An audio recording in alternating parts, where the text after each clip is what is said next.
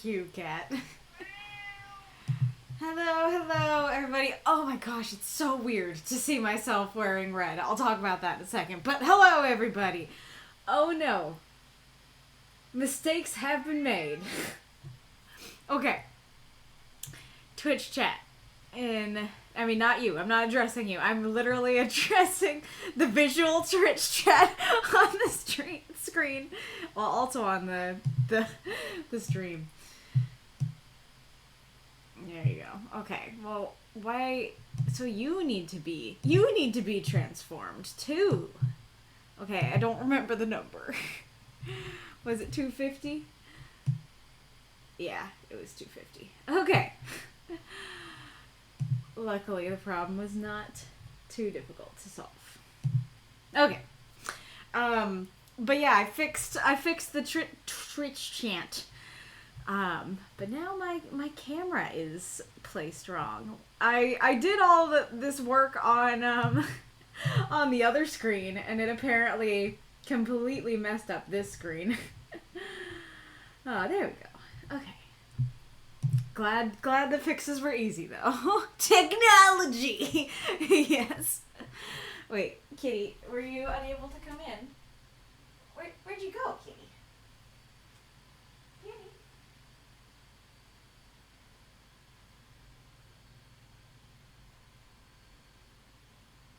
Well, I went out to get a different cat, and I went out to get a cat, and a different cat is now following me. Come on, Bo. Come on, Bobo. Come here. There's the kitty. Okay, he's going in his little box. Okay, let's actually welcome people. Alright, hello, Ghoulish. Death said, thank you for the cheer and for the 7 months. Hello, Aerith, Palmathemus, Norman Gray, thank you also for the cheer. Thank you for the 11 months, Ghoulish, and for the big booming cheer, the big cheer boom. Thank you for the 10 months, Marks. Thank you for the other cheer, Dad said. And the other cheer, Dad said. Hello, Documancer. Hello, Magistrate Ironlung.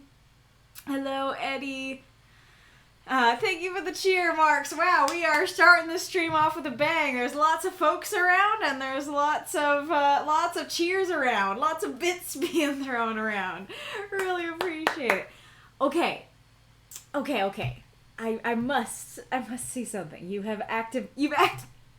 activated my trap card. I don't even know what that means. I just know that's a thing.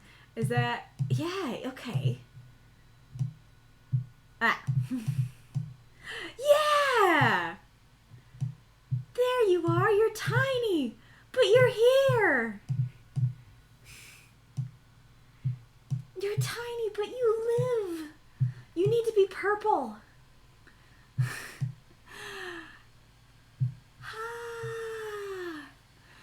I mean, I know it's from Yu-Gi-Oh, but I don't know what a trap card actually is. So I noticed that on I've been working on some of the past streams, doing the timestamps for them, and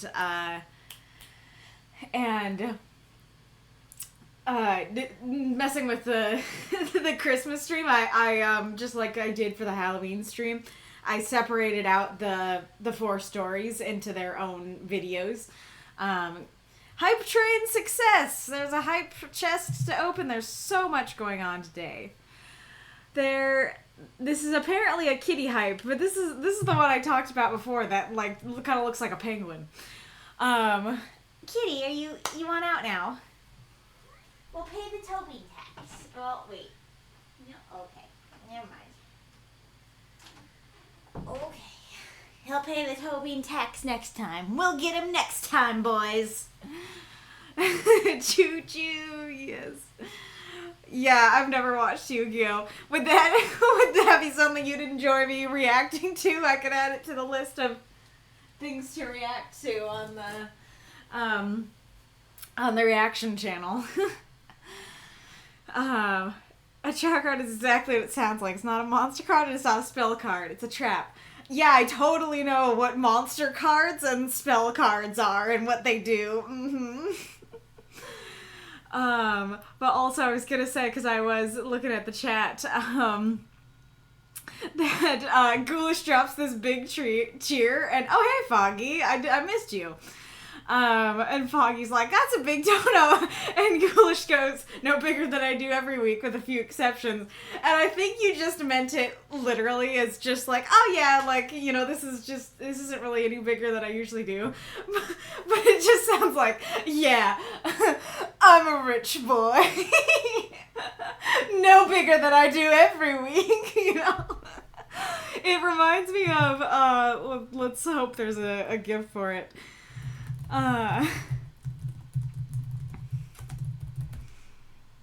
Yes. Okay, I could probably put it on screen, but the thing from Gravity Falls, what am I? Oops.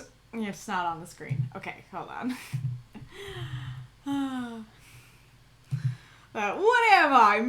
Made of money? Tap, tap. I love that joke in Gravity Falls for some... I don't know why exactly, but that's one of my favorite jokes in Gravity Falls. Oh, it's nothing. What am I, made of money? But I very much appreciate it. I'm making jokes, but, like, in all seriousness, I very much appreciate your nice, beefy donos. They warm my heart. I don't know how I was going to finish that sentence, but I appreciate them. Looks like Marks won't be here for the whole stream. Gotcha. Eddie explained it here. Trap card is a spell that you can only activate after you pass your turn to the opponent at least once. Huh, interesting. And it has some requirements for activation, hence you just activated my trap card. Gotcha. It's available for free on YouTube on their official channel, unless that's only outside the US. Interesting. Ghoulish, definitely not a rich boy. Well, then it's even more appreciated that you give your bits to me. Okay, we have a new gift to show the world. Wolf walking in with his donuts. Oh, I love that. That's from Code Geass, right? Or is that something else? Looks similar style. No, that's also Yu-Gi-Oh. Gotcha. Okay, let me check again to see if there's a cat out there. There is a cat out there. It's the other one this time.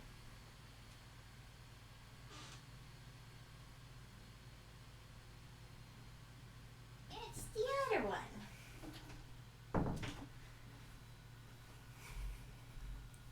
It's Seto Kaiba from Yu-Gi-Oh! Gotcha.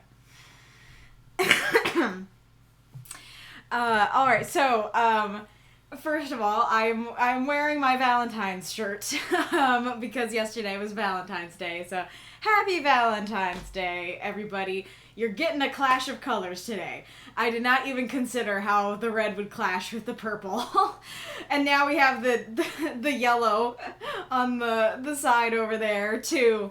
So, I guess Valentine's stream is color clash stream. It's funny because... Okay, now the other one wants it. Hello, hello. Welcome. It's funny because I have, like, I have a Christmas shirt, I have some Halloween shirts, and I have this Valentine's shirt. I also have a St. Patrick's shirt, actually. And then I have, like, Christmas and Halloween PJs. The Christmas and Halloween PJs I wear year-round. The Christmas shirts, I don't wear year-round. The Valentine's shirt, I pretty much only wear this day. The St. Patrick's shirt, I pretty much only wear on St. Patrick's Day. But the Halloween shirts, I wear all the time. But yeah, I pretty much never wear red. So, like, even, like, I forget I'm wearing this, and then I look in the mirror or, you know, in this, and I'm like, what are you wearing? You know? what is this color? I've never seen it before. So the other thing I want to say is, I believe, and you can tell me if something's still wrong, but I believe I fixed the Twitch chat. Aside from that little hiccup, that with it being on this screen as well, I fixed the Twitch chat. It was very dumb. So I had to make it tiny and square. Well, I had to like cut it in half and make it square to fit into that chat box that I was given, right? And like, yes, technically I could, like the rectangle one that is around the stream chat right now, I technically could just turn that on its side and use that, and if you guys would prefer that, let me know. But all the ones that say chat box on them that are for the Twitch chat are square. And so I had to crop it and make it wider and stuff like that to fit it in, and I didn't realize that what I'd done is it's like a rectangle, right? And now I made an oval. It's like a rectangle. And I grabbed the top half, but it was the bottom half that I needed. And so that's why the messages were off, is because they had to get to the top to be seen. But now, hopefully, this should work. It should be at the bottom now, so they should be coming up at the proper times. St. Patrick's is your birthday? How awesome! Happy early birthday, I guess. Yeah, I mostly wear black and blue. Black, blue, and gray. I have a lot of gray. I have, like, one purple shirt. That's my Halloween shirt. Yeah, I'd have to look in my closet to know for sure, but those are the main colors. So what you're saying is the chat box is for squares? Square as in, like, the proper person kind of thing? Except Penny, whistle in your general direction. Is this a reference I don't understand? Or is this a reference to you not being a rich boy? Alright. Okay. Oh yeah, and the other technical thing. So I had noticed while I was, doing timestamps. I think it was in the Christmas stream. Might have been something else. But doing timestamps and messing with the Christmas stream to grab the stories, I noticed that there were little bubbles at the bottom of the screen, and I know what those bubbles are. They're for the Encore bar, and so I was like, why we got bubbles? Because I bought this, right? Because I was all excited that there's like a mothy-shaped Encore bar. And then I tried to send it to OBS, and it wouldn't show up. It wouldn't be there. And, like, it's so weird, because I literally told it to fit to screen, and then I just made it smaller and put it down there.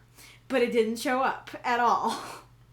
And so I don't know what the deal was. If it was, like, outside the square, like, I don't know. But yeah, so the bubbles saved us. The bubbles told us that it did exist, and we could actually put it on the screen. I will have to make it purple at a later time. But I'm so happy that it's here, because I really didn't know how to fix it. Here's Cat. I won't show for too long. But there he is. That's the pukey boy. That's the pukey one. Okay. I have dillied and dallied enough. If you are new here, welcome. I just lost the train of my perfectly practiced thing. Where do I go from here? If you are new here, here's how it works. Wow, amazing. Just not saying here's how it works ruined me. Every week we have a prompt that is submitted by supporters and supporters and voted for. I sound like the Swedish chef. Voted on by everyone.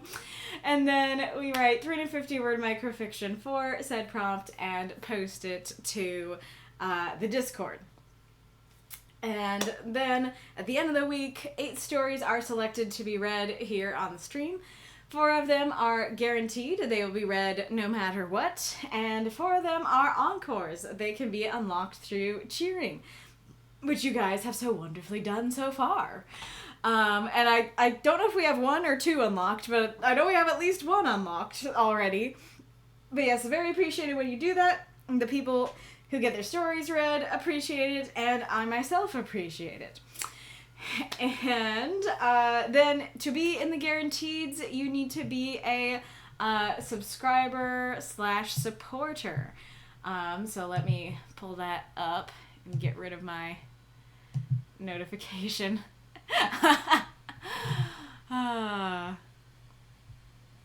Okay, so if you go to the server shop, then this should come up. We have the $3 a month tier, which is the bookworm tier. That gives you access to the secret supporter chat. You can submit prompts, and you can submit 2 submissions each week instead of just 1. Then we have the $5 a month tier, which gives you access to all those things, and then when you are selected, you will be in the guaranteed section, and you can submit 3 stories instead of just 1. And then we have the transformed one, that is the $10 tier. You get access to all those things, and then you can submit 4 submissions. You can submit 7-word prompts instead of just 5-word prompts. And the first prompt that you submit will automatically go to the final poll, provided there are no issues with it. And then you can have a universe tag if you want. You need to DM me. If you do, that's what those like overly familiar love and hex corrupted desire things are. I also just realized I should add a perk to Cocoon that you can submit 6-word prompts. So like normal and bookworm would be 5-word prompts, and then Cocoon 6, and then transformed 7. I don't know why. I literally only thought of that just now. But anywho.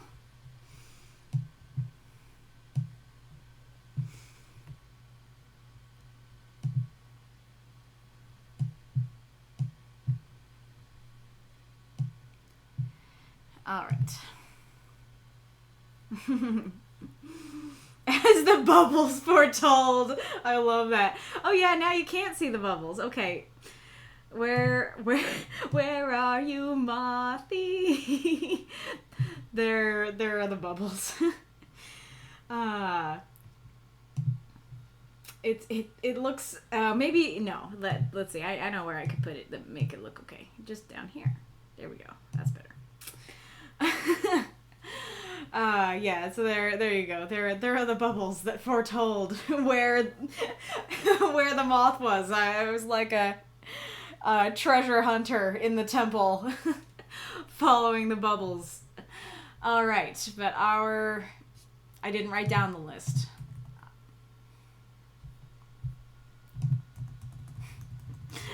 I told it to tab, and I don't know what it was doing. It went somewhere else. Okay.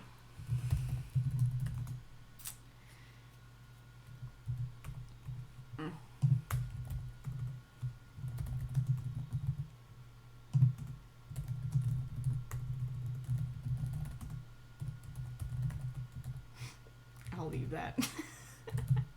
That's funny.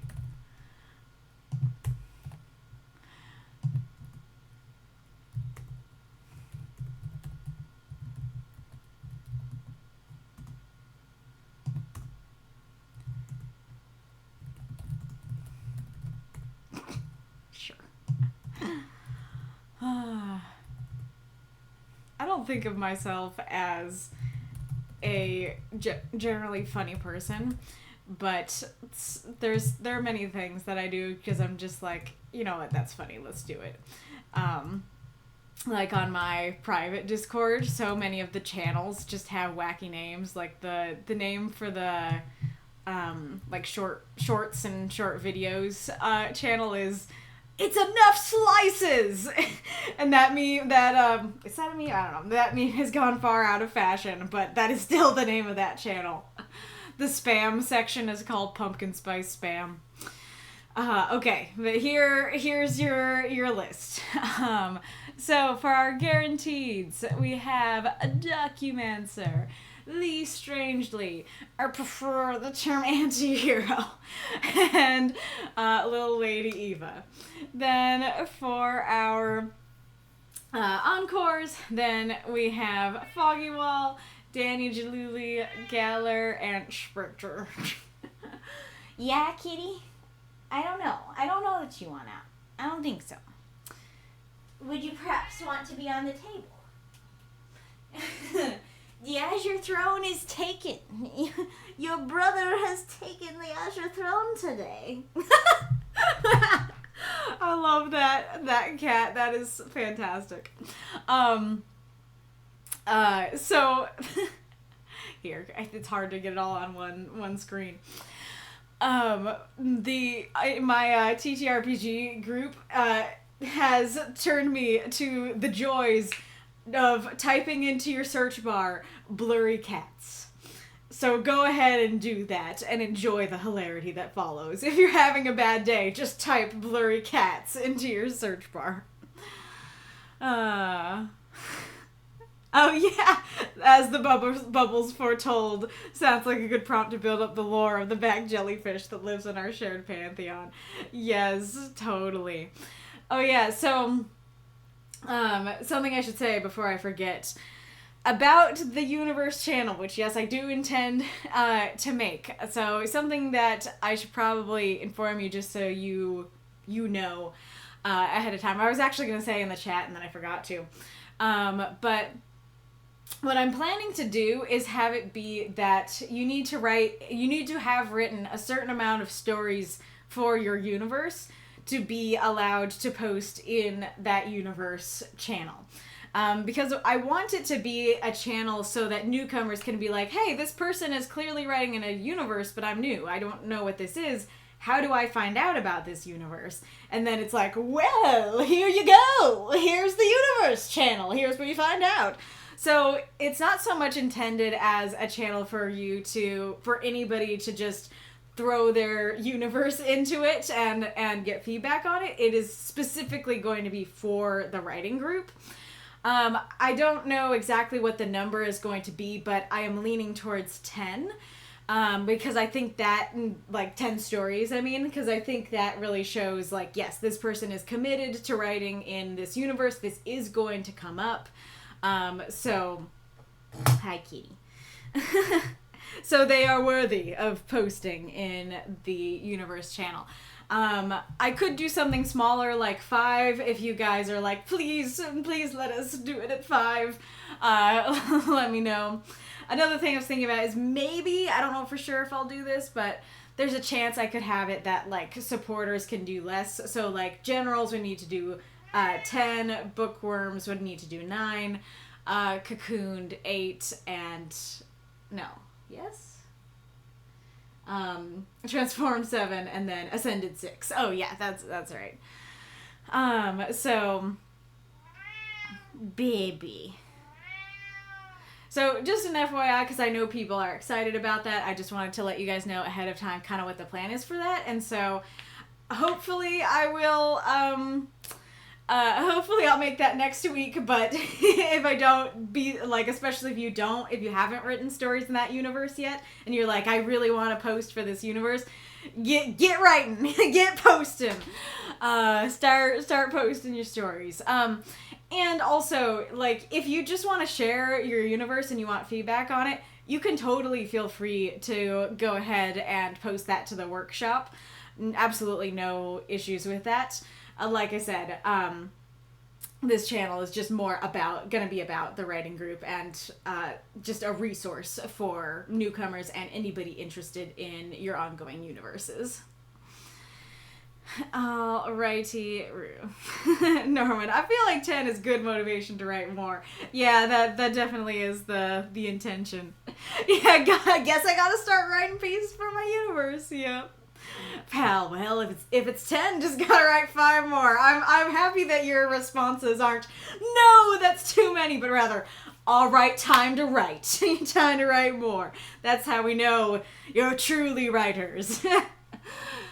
Alrighty, room. I think Death said got it. Yeah. But I could zoom out a little. But, anywho, let us begin with Documancer.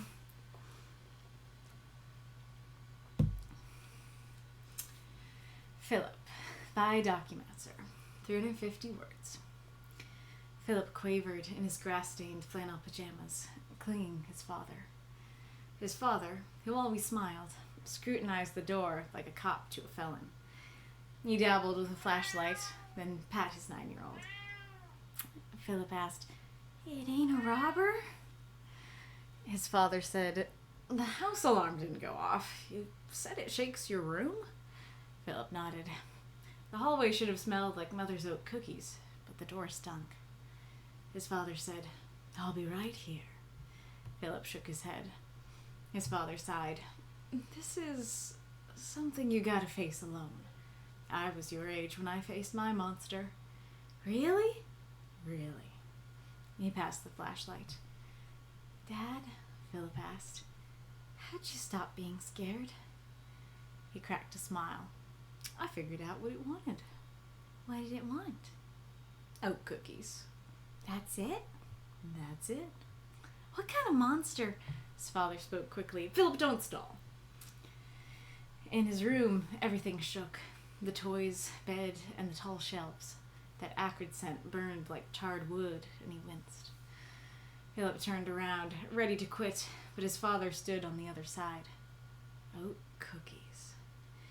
He bent down, crawled towards his bed while cradling the flashlight, and clicked it. The creature was ebony, like blobby ink. A head, fat tummy, and 4 oozy limbs like a big dog. The shaking stopped. "Why are you under my bed?" It pointed up at the flashlight. Phillip turned the light off. The blob shivered. He pressed the button again. It stopped shivering. On. Nothing. Off. Shiver. On. "Oh!" Phillip arose quickly and darted for his closet. "I stopped using this weeks ago. Where is it? Ah!" He waddled to a power socket by his bed, plugged in a nightlight, then picked up the flashlight and shut it off. His nose didn't burn anymore. His father cracked open the door. "Everything okay?" Phillip grinned. "He's scared, like me. Can we leave him milk?" "I'll warm up the stove. You warm up your bed." "'Kay. Dad?" "Yeah?" "What was your monster?" "Falling in love." "Why?" He smiled. "I didn't want to disappoint her." "Who was she?" "Your mother."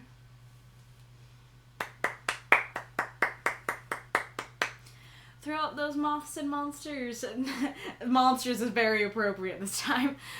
Cheer for this story if you loved it. Oh yeah, so the Encore bar isn't on this screen. Are you... Yeah, the bubbles. Look. Can you see them at the very bottom of the screen? Right by the stream chat? Yeah, so I can't show it to you because you don't see this. Well, maybe I could. Actually, yeah. Let's do it. I'll show it to you like that. I don't know how easy this is to see, actually. It's OBSception. But see, this is the box. The red thing. Like, that's usually what the thing is. Like, let's see if I can do it for it. So, like, here's purple moon frame, right? Like, it's smaller than the red box, right? You have the red box and you have the frame, which is smaller than it. But then this thing is... Wait, what? Okay, maybe this is incorrect. Alright, hold on. Maybe I got it wrong after all. I might have thought the wrong thing, because it says Streamlabs, right, on the side, so I thought that was the thing. But maybe that's not the thing. Okay, wait. No, okay. Alright. Nope, I was totally wrong. Okay.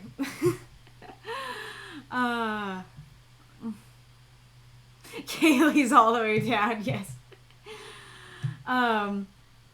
Okay, so yeah, it is in the box. It's just tiny.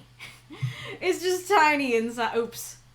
It's small again. Yeah, so this is how it was. And I don't know why I had it like this. I must have just not known what it was.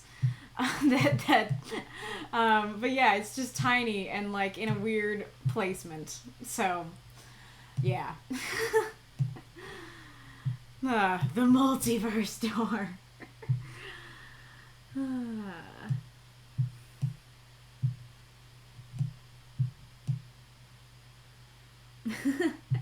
Do we want bubbles inside the actual story or not?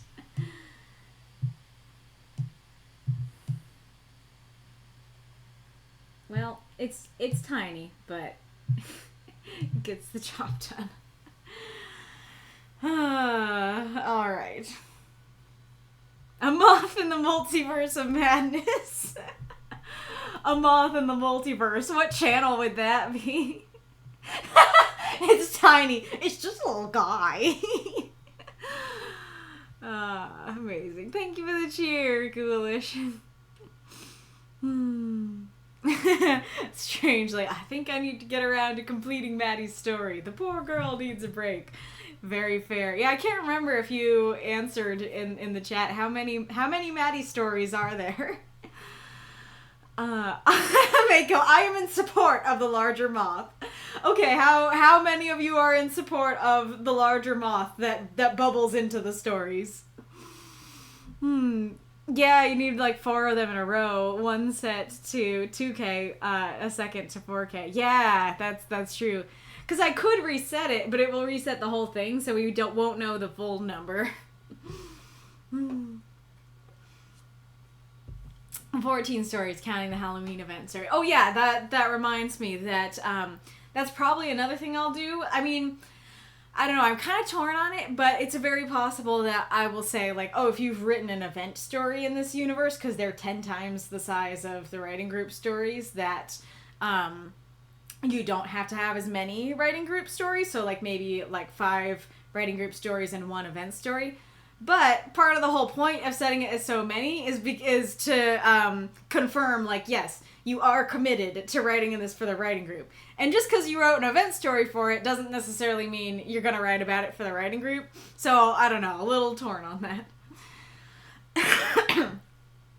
Okay, Mark says larger moth for the win. And Ghoulish says large moth. So, I think that's enough votes for me.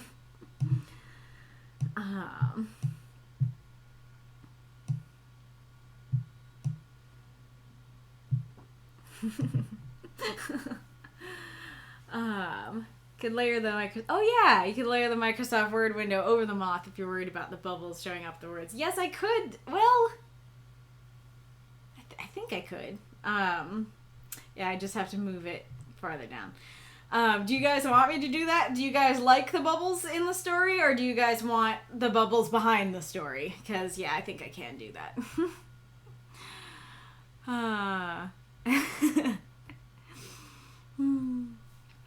Actually, only have 2 series that qualify then, Califrac and Salation Apron. Word and Gen is at 9, and the rest are all lower than that. Gotcha.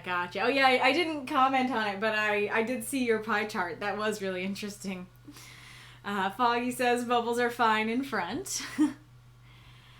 And Eddie says they don't seem distracting. All right, we have 2 votes for the bubbles. I think I forgot one of the funny titles, but I feel like this title has to... I have Elden Ring on the brain, and now I'm just thinking, the fallen bubbles tell a story. Well, no, it would be the opposite of falling. The rising bubbles tell a story.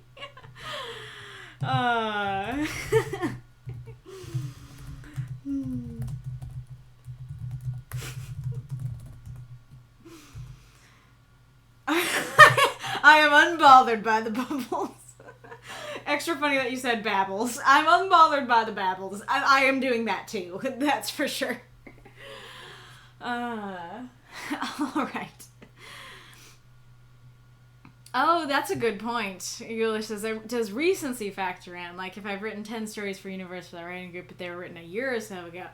Yeah, I was thinking that it would just be like overall, but that's a really good point that somebody who wrote 10, but all 2 years ago, well, that doesn't really promise that they're going to be writing more now, and that's kind of the point of this, so that might be a good thing to factor in. Babbling of the bubbles, yes. Okay. I'm gonna look away from the chat for a hot minute so we can actually talk about the story. I realized I actually did not look at Documancer's note until now. But Documancer's note says, toastiness medium. 1, does the story flow make sense? 2, does Phillip's behavior match his age? 3, do the oat cookies make sense? They're meant to be an allusion to his fear monster. 4, in this world, fear manifests into monsters, and they won't leave you alone until you come to a truce with your monster/fear. But the way I built the story, is it believable enough? That's an important thing. We'll be talking about that. 5, my attempt to the challenge was a love between father and son. Is the father-son love strong enough to be noticeable in the story? 6, tell me your thoughts on Phillip's mother. Do you think Phillip's father married his fear/fear monster, or does she not occur to you at all since she's only briefly mentioned? Alright. As always, we will get to those at the end / in the midst. But let's talk about the story. I think this is a really cute and wonderful little tale, Documancer. I'm curious, because you're the one who submitted this prompt, so I'm kind of curious if you actually had this story written already, and then you were like, all right, go, Phillip, you know? But this was really good, very, for the most part, very well put together. I enjoyed it a lot. The setting is very fun. It's interesting because things like grass stained here, on the one hand, I want to praise it because it's like, oh yeah, that's like more evocative. That creates this image of this kid who is playing out in the grass and the dirt, even in his PJs, and you know, they can't wash out. But at the same time, there's also a critique there of like, well, him playing outside isn't relevant, and so should that be mentioned? I don't know. I like the image of the cop and the felon that the dad's kind of playing along and like, what secrets you hiding, door? You know, kind of thing. How come Phillip is Southern for one line? Because I could be wrong because I'm not around kids that much, but I don't feel like it's kid talk to say ain't. I feel like that's very much an accent thing. And so it seems weird that his first line is, it ain't a robber, and then the rest of the story he doesn't talk like that. I like his father like talking about the house alarm, both like from a realistic standpoint of like, hey, there actually could be something wrong, but hey, the house alarm didn't go off. And also maybe playing with his son and being like, well, hey, there's something amiss here, but the house alarm didn't go off, you know.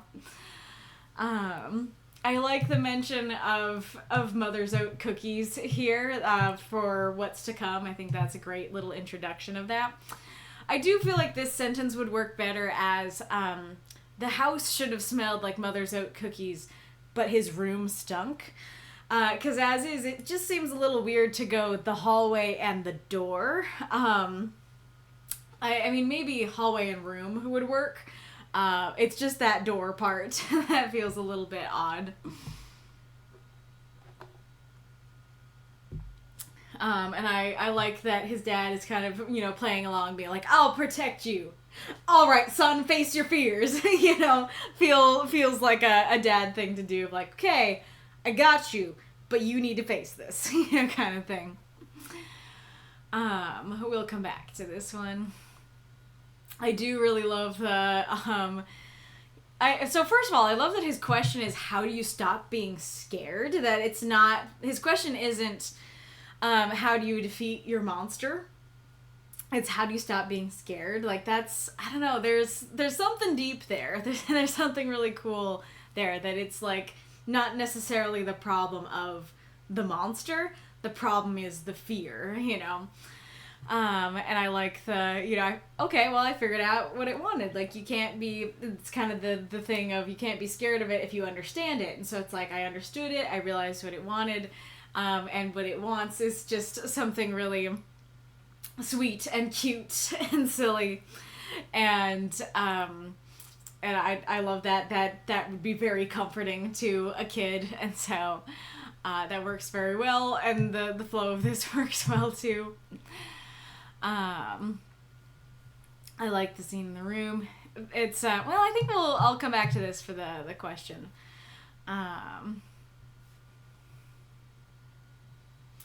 I like the image of this blobby little monster. I think that's cute. One kind of nitpicky critique I have for this sentence is a head. Dogs can have heads. A fat tummy. Dogs can have fat tummies. And 4 oozy limbs. Well, no dogs I've met have had oozy limbs. They have 4 of them, but they ain't oozy. And so it does seem a little weird to say like a big dog, because I feel like it's either, hey, it's dog-like, but it's an oozy dog. It's a monstrous oozy dog. Or it's like, it's a monster that looks like a dog. And I feel like this phrasing, at least to me, reads more like, hey, it's a monster that looks like a dog. And I'm like, one of those adjectives isn't dog-like. I'm trying to think how you could rephrase that.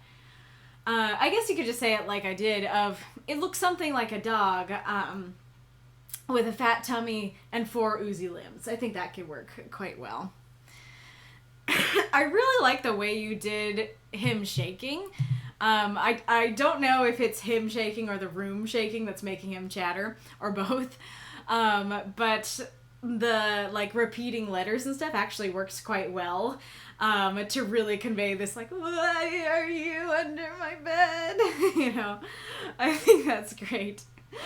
I'm not going to look at it fully, but I just saw Phillip, 9-year-old cowboy, and I love that. Oh, why does that feel like a TV show title? Phillip, 9-year-old cowboy. Incredible. I love the fact that the monster's just scared in the dark, just like Phillip once was. This one's nitpicky, but I like that you mentioned, hey, like, I stopped using this. Like, oh, hey, the monster didn't bother me before because I had the nightlight, but once I stopped, now it's bothering me. I do feel like weeks feels like long, because if the monster has been there the whole time, before he stopped using the nightlight, and it took a full, at least 2 weeks, at least plural weeks, for the monster to get scared, that doesn't really feel like how fear works. I feel like fear works as, like, on the day and the moment that it shuts off. So I think having Phillip say, I stopped using this yesterday, would make a lot more sense. Waddled is a fantastic verb. Pretty much anywhere that you might use waddled, it's always fantastic. I love the he's scared like me. That's great. Hello, Bella. Can we leave him milk? Feels like it needs a transition, because I think I get it, that it's just like, hey, like, he's just a little scared little guy. and can we just, like, give him a little treat, a little something? And I guess there's kind of an element of, like, is this creature human or is this creature animal? Because it looks like an animal and it doesn't ever talk, but it points, and it understands him like a human. And so it there's a little bit of a disconnect of kind of, can we leave him milk maybe like you would do an animal, but it's a person. But there's also an element where having warm milk helps you go to sleep. So maybe it does work, even if it is human. I think it's just, I'm trying to think how you could do it, he's scared like me. We gotta help him. Can we give him something? And, like, maybe the dad is like, I could warm up some more milk for him, or something like that. I'm not sure. I also feel like, you warm up your bed feels like an awkward phrasing to me, because usually what saying something like, I'll warm up the bed means is like you're gonna go to the bed and warm it up for your partner to either you know, perfectly non-scandalously just go to sleep, or B, do scandalous things to each other. And so it feels rather awkward to say, like, okay, like, I'll warm up the stove for your milk, you go warm up the bed. And because if I were Phillip, I'd be like, Dad, I don't want the monster to sleep with me. Like, I am more okay with it now. I'm okay with its existence now. I'm not scared of it anymore, but I would not like to crawl into bed with it. Gosh, what did I return to? Yeah, I'm talking about the phrasing of I'll warm up the stove, you warm up the bed, and that you warm up the bed just seems weird to me, because I think what the dad means is just like, hey, it's beddy time, so like go to bed. Go into bed. Like, you know, I'll read you a bedtime story, but, you know, just get huddled up in bed and snuggle. But that particular phrasing, especially when they're talking about, like, the monster and giving the monster things, feels like, you warm up the bed for your monster. It's like, I would actually not like to do that, Dad. Bobo. It's toe bean tax time. It's toe bean tax time. If you're gonna do that. Oh, it's a kitty. Yeah, she's so cute.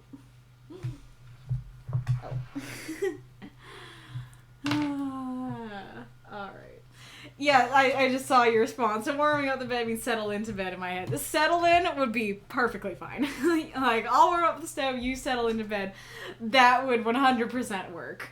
It's just that you usually warm the bed up, warm something up for someone else. Whoa, what happened? I love the K. The K is so kiddish. That's perfect.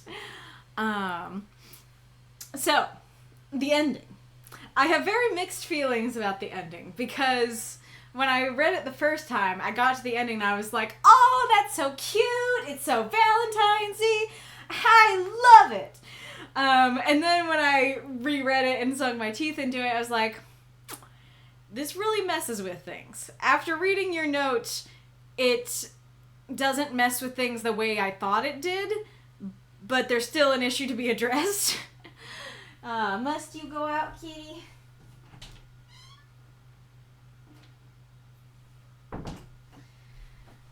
So let me first explain how I thought it messed with things before I read your note.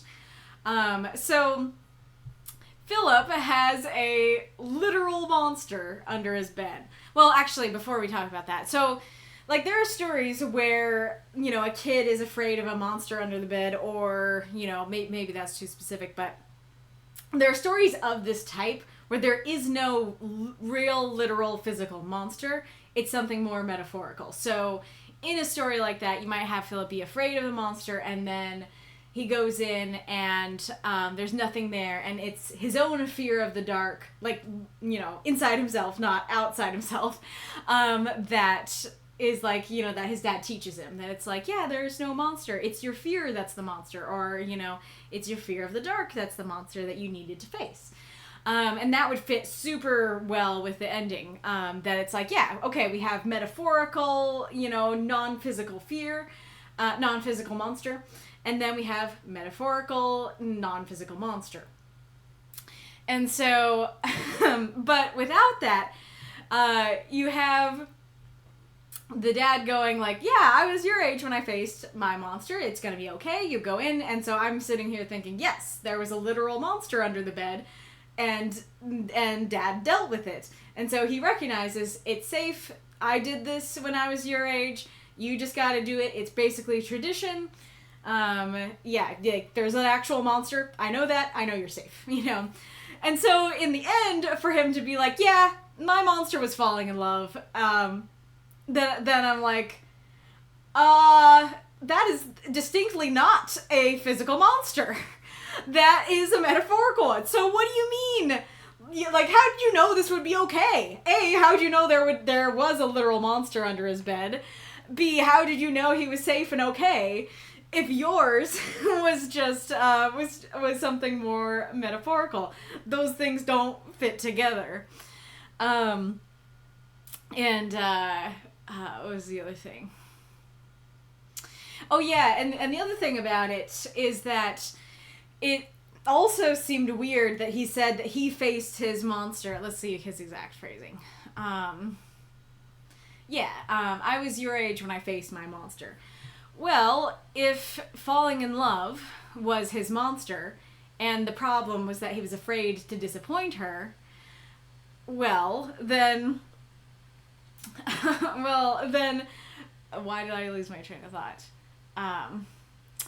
Then that's a adult thing. Like, that is not a 9-year-old thought. That is not a 9-year-old battle to face of, like, I am in love with this other 9-year-old, but I'm just terrified of disappointing her. Like, that is, at youngest, a teenage struggle. But generally is an adult struggle. And so for it to be like, yeah, I was 9 when I faced my fear of disappointing your mom and being so deeply in love with her.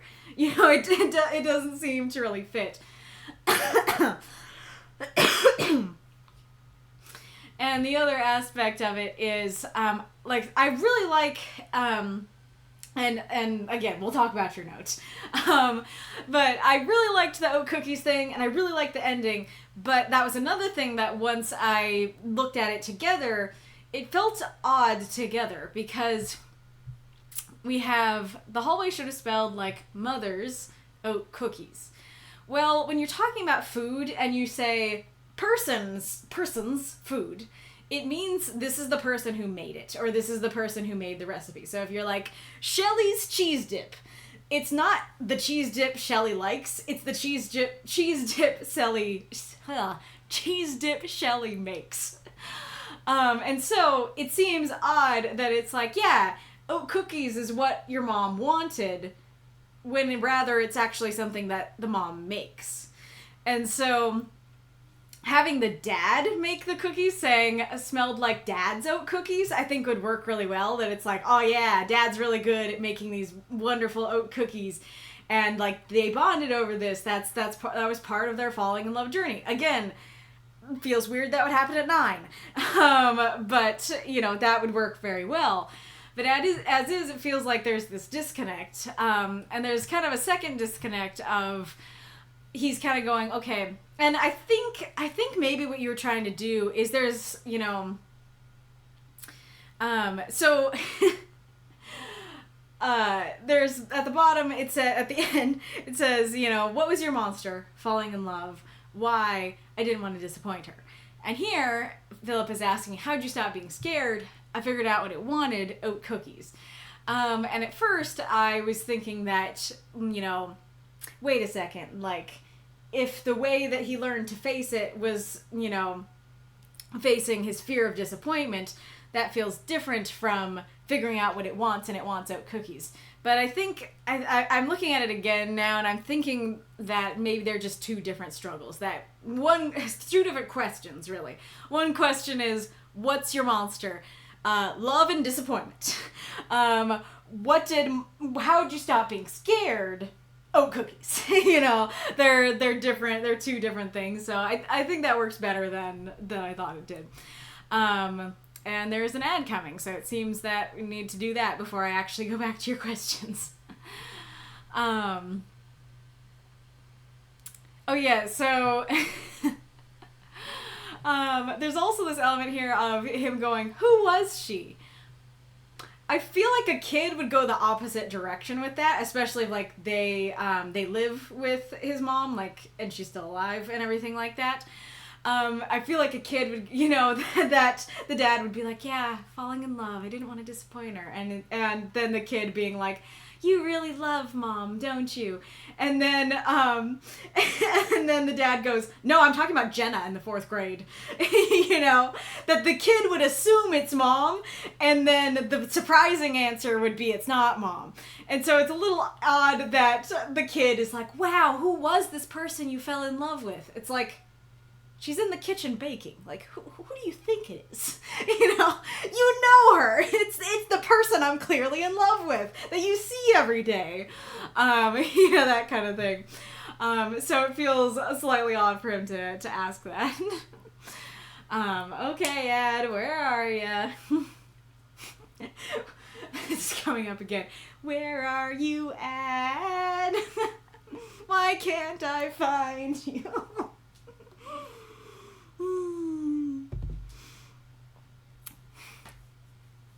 I hear Shelley also sells seashells by the seashore. Yes, exactly. I inadvertently made myself a tongue twister by putting together cheese and Shelley. There we go. Okay. Well, I was all excited because we had a new... Oops. This Twitch chat... Oh, no, that one's fine. Okay. Because we had a new resident on the Azure throne.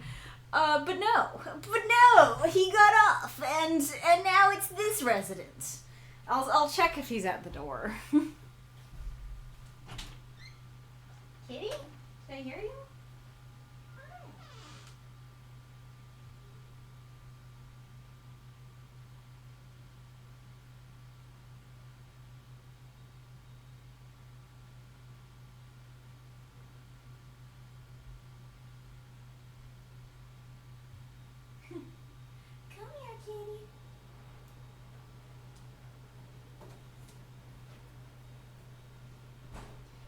Kitty, come here.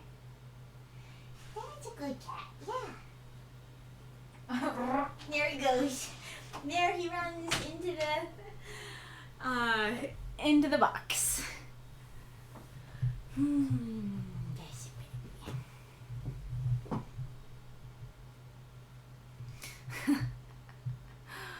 a More Yu-Gi-Oh stuff. We now return to what did I just hear?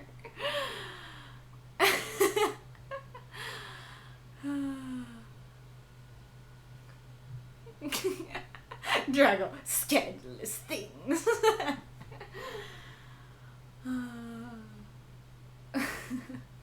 Bubblicious floating spheres. Why does that sound dirty? Maybe just because I read something about scandalous.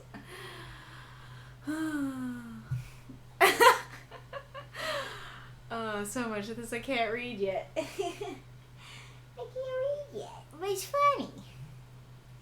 Right, kitty kitty? Not enough time to do a story. You're precious. You're precious, kitty.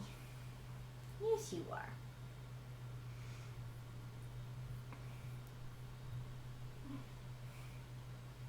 I just noticed that your name is Wolfsbane Cuddly Werewolf. Love it.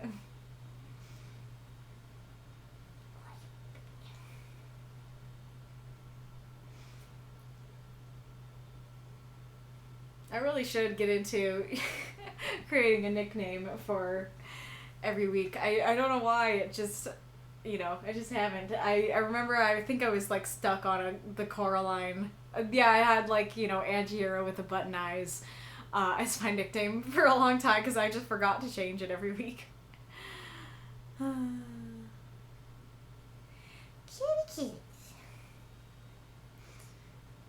Oh, so precious. Okay. Okay. Alright. Bo, you're really cute. He came out of the box.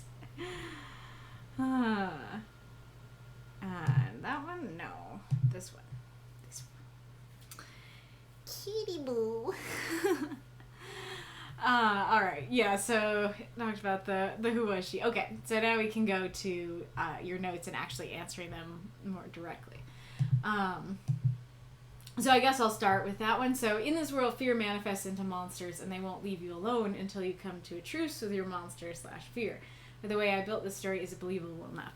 So the thing is, that's a great idea, and I love it. it is not clear in the story. So all the things that I just talked about, all the things where I was like, wait, but he has a literal physical monster, and his monster is metaphorical. His monster is falling in love.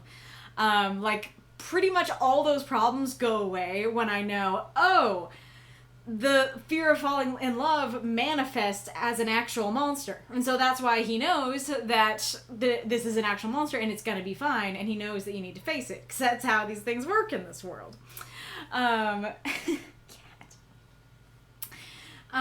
So, like, yeah, that makes everything make sense. But nowhere is that stated or honestly even really hinted at in the story. I don't know, because it is one of those world-building things that could feel very awkward to just kind of be like, FYI, hey, yo, in my world, this happens. You know, that doesn't really work. So you'd have to find a way that to slip it in there more subtly. I'll see if I think for a second, if I can think of something.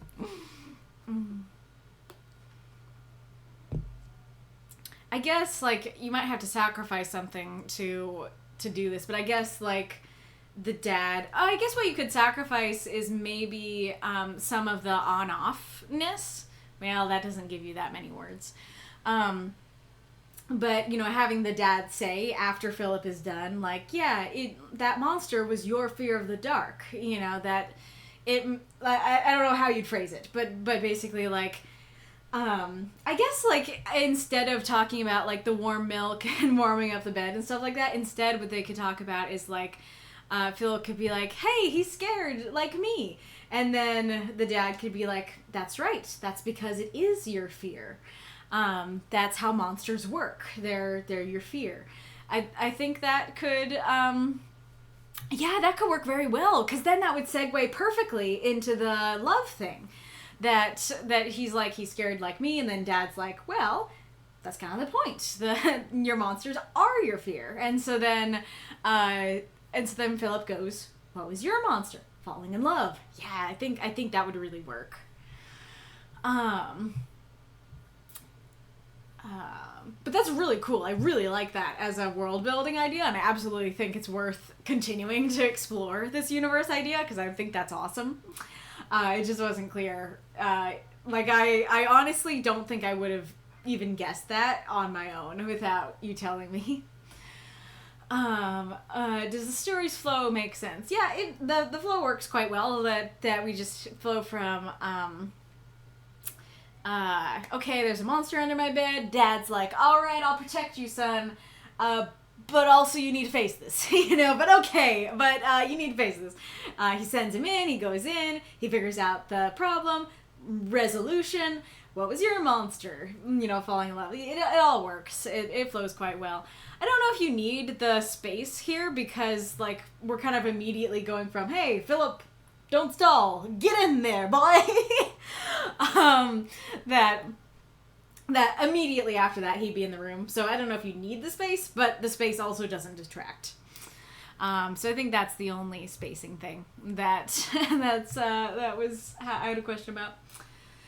Does Philip's behavior match his age? Only strange things were the ain't and him asking who she was. But other than that, yeah, he seemed like a 9-year-old to me. Again, I'm not around a 9-year-old that often, but I didn't question his 9-year-old status. So, do the oat cookies make sense? They're meant to be an allusion to his fear monster. This second part here, that I don't understand, because as I understood the oat cookies, like, it's his dad, it's basically like how I ended up reading it is, okay, I figured out what it wanted. It wanted something simple, something that I could give it, and something that's cute and human. And so the oat cookies to me became this symbol of, oh, hey, it's not that scary. It's not going to be as scary as you think it is. And so then when he repeats it here, that's kind of how I took it, that he's going, oat cookies, like, it's not something to fear. You don't need to be afraid of it. It just wants something along the lines of oat cookies. You know, Dad's monster wanted oat cookies. Mine probably wants something just as simple. And so it read to me as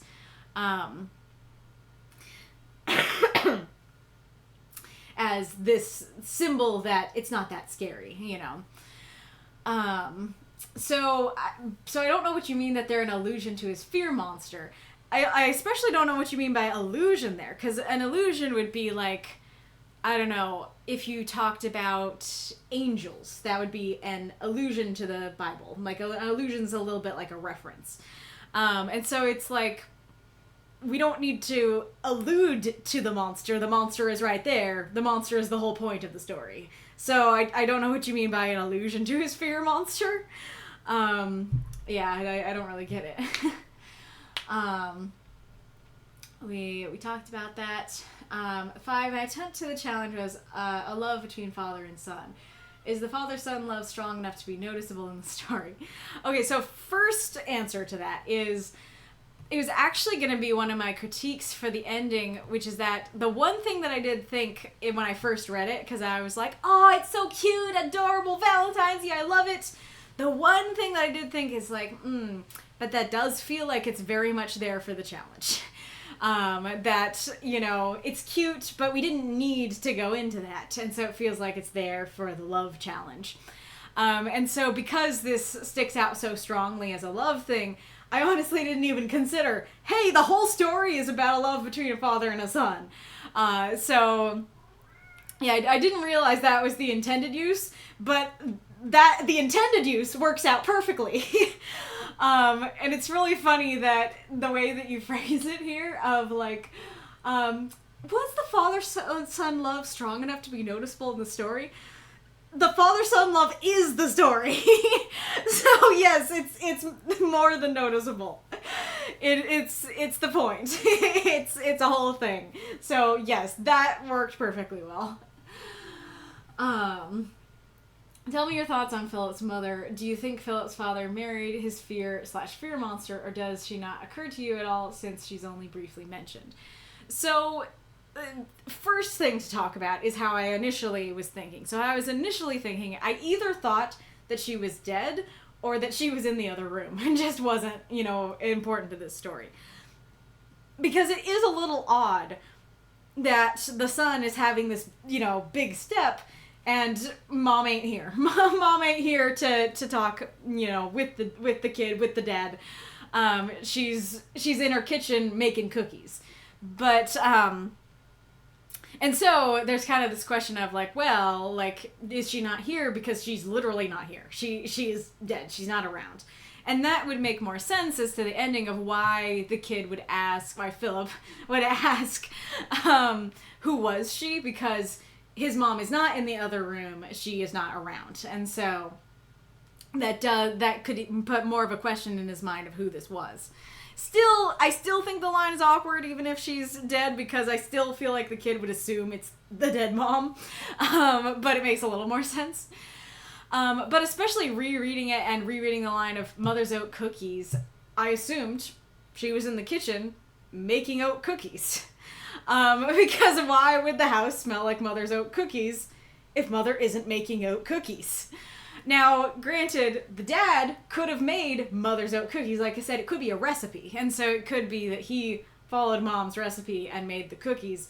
But if that was the intention, like, I feel like that's a little bit awkward. I feel like that this line very much leans towards Mom's in the kitchen making cookies. So, yeah. Really? Must I? You gave up the throne, kitty. You're the one who did that.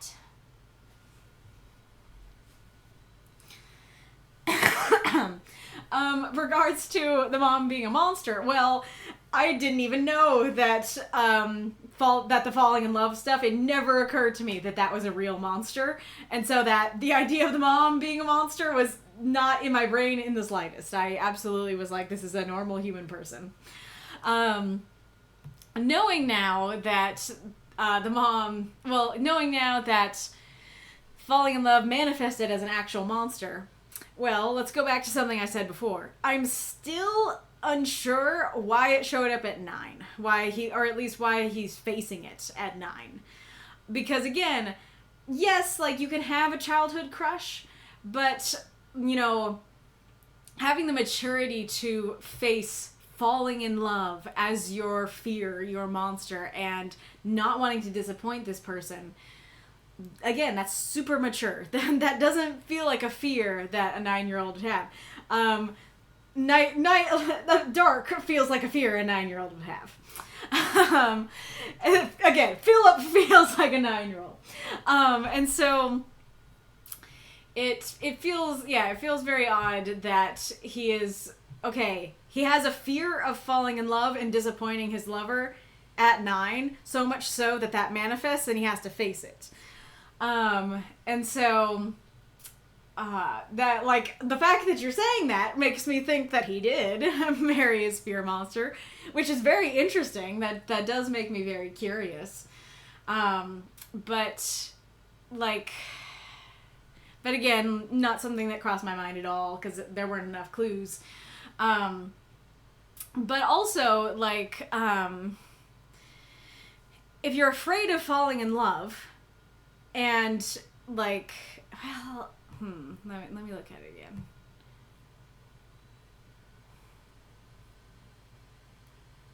Yeah, the monster is falling in love. So the monster isn't, like, that isn't really computing that the monster is the mother, because it seems like I'm in love with this person. That is inciting fears and feelings in me. And then I go back home, and now there's a fear monster under my bed because I have these feelings, you know? And so it doesn't really read to me as, you know, mom is the monster. I fell in love with the monster. Because that's very cyclical, right? Like, how could the monster exist if mom is the monster and falling in love with mom is what created the monster? How does that work? That's a circle. The monster can't exist until he's afraid of falling in love. And I presume that I guess he could be afraid of falling in love just in general, but that feels even less likely to something a 9-year-old would be thinking and facing. Because sure, you absolutely, especially like in adult years, can be like, yeah, I've fallen in love before. It kind of sucked. I got my heart broken. I am now terrified of falling in love. Like that makes perfect sense. That makes perfect sense. But I don't think a 9-year-old is gonna be like, oh, I don't know, man. I'm afraid that one day I'll fall in love. You know, again, like, maybe a 9-year-old might think that. They might be like, oh gosh, like, I see mom and dad kissing. That freaks me out a little bit. I'm a little scared of that. It doesn't feel like that's such a big deal that would be your fear monster. Your fear monster at 9 underneath the bed that you need to face, you know? So I think all of that would work if he is either a teenager or an adult. But the question of the mother being the monster, that is a more complicated thing, because that feels cyclical. I like it. I like that idea that he married his monster. I think that's really cute, and really interesting. But the answer to your question is there were not enough clues for me to even think about those ideas. So I guess the answer, I mean, it's not that she doesn't occur to me. I was going to say, I guess the answer is she doesn't occur to me because she briefly mentioned. She does occur to me, but in human terms. The other thing that I forgot to say, but I think could lead to very interesting discussion, is why is Phillip's name the title? Because I realized, like, I saw the title of your story in the forum, and something about it was just very intriguing to me. But it was it wasn't something that I went and read ahead of time, but I was like, I'm excited to read that on Friday, you know? And so as I read all the eligible stories on Friday, if you don't know. But I was like, ooh, like that title, something about it gets me. And I think it's because we don't generally have stories that are the name of a character. But this also made me realize why we don't generally have titles that are in the name of the character. And it's kind of hard to describe, but there is a specific reason that, like, a story might have the title of a character. All the examples I could think of are not actually movies I've watched. But, like, the first one that came to mind was Lucy. It's, like, this movie with Scarlett Johansson. Is that her name?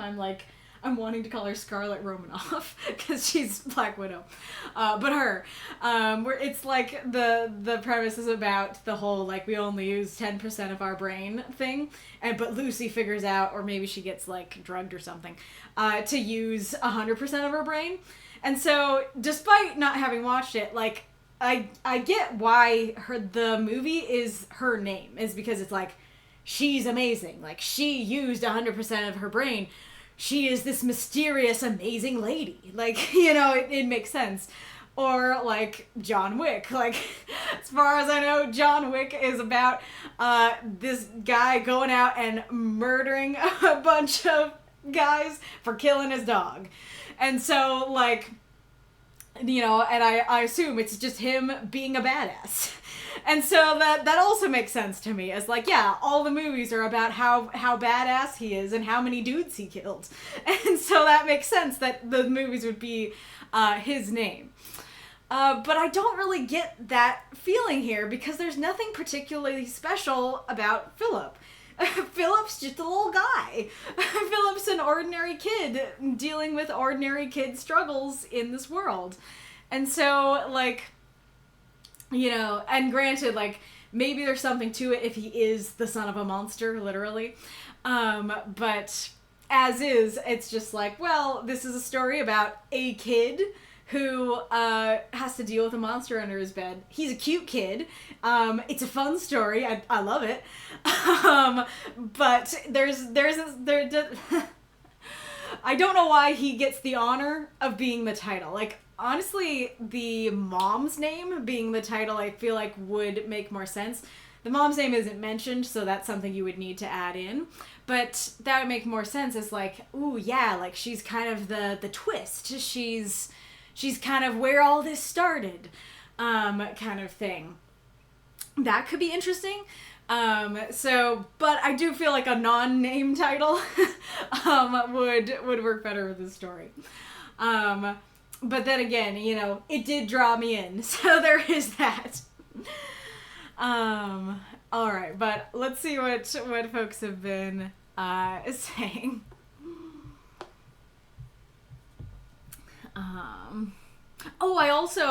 It took me a bit, but when I realized that the room shaking is because the monster is shivering, that's so cute. I love that.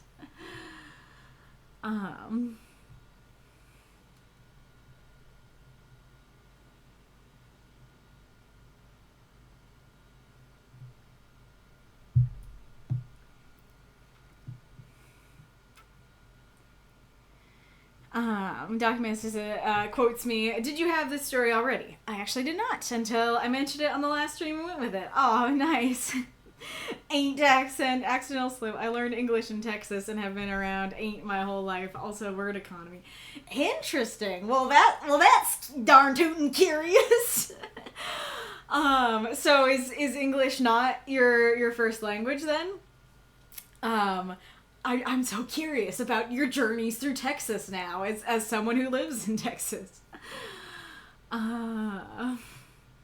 For oozy limbs, it's an oozy dog, a creature that walks on four limbs. I was trying too hard to add images. Fair. Yeah, I think just, like I said, just saying, it looked like a dog, but, you know, some version of, it looked like a dog, but an oozy dog, I think would work better. Shaking, definitely both a combination of shaking the bed and the shaking from fear. I'm not sure what I asked about that, but fair. Oh, I was talking about the him stammering, that it's both. Gotcha. Weeks ago, in this universe, fears take a little time to ferment and grow into a problem and manifest before it starts shaking. Gotcha.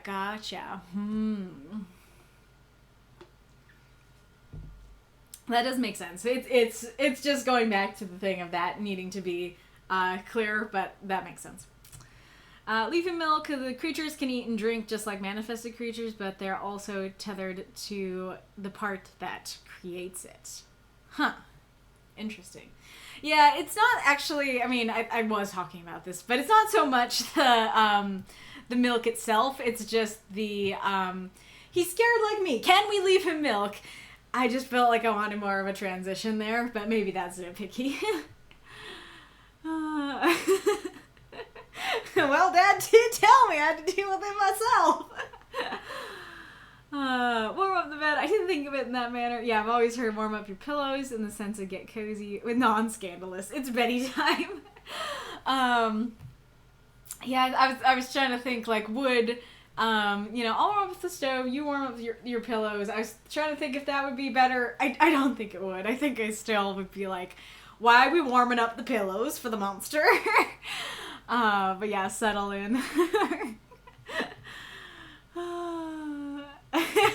Magistrate, well, I wouldn't want it in my bed with oozy limbs. Yeah, does it leave ooze in places? Look, we don't oozy limb shame in this community. Incredible. It didn't go through my head at all, and I'm a pretty dirty jokes kind of kid. Fair enough. Kid on the brain. I thought it worked fine. The reason I brought up question 6. Okay, what was question 6?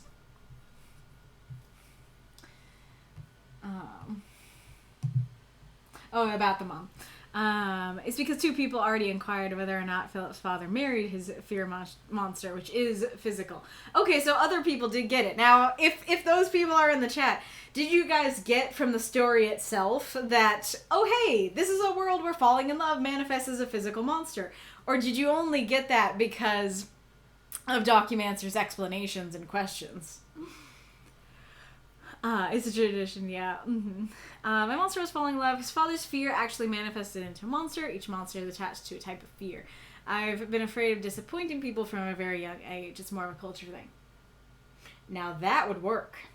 If you had the dad's monster be fear of disappointing people, or if that's the way that you described it, yeah. So like, I mean. Yes, sure, like, that sounds kind of mature of, like, being afraid of disappointing people, but like you said, absolutely, a little kid can totally be afraid of, why am I saying this so happily? It's a sad thing, but a little kid can totally be afraid of disappointing people. And so that actually works better, that it's like, the fear was disappointing people, and falling in love, factored in at some point, but wasn't the original fear. 'Cause saying, like, what was your monster? Monsters are fears manifest in the world. My monster was falling in love. It seems like it's the falling in love. That's the monster. That's the thing he had since he was 9. Rather than, what was your monster? Fear of disappointing people. You could even completely reverse it and go, what was your monster? My fear of disappointing people. Why? Well, I was falling in love, or something like that. I think that could work.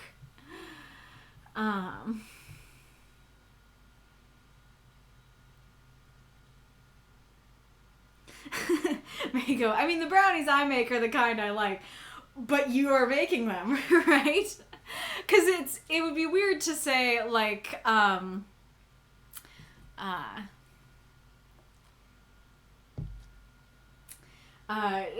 be like, that, well, I mean, it's just what I said. If, say, the dad liked, the mom likes cookies. She doesn't make them, but she likes them. You wouldn't call them mom's cookies, and if, like, I guess there's an element of, like, okay, sure, let me gather my thoughts.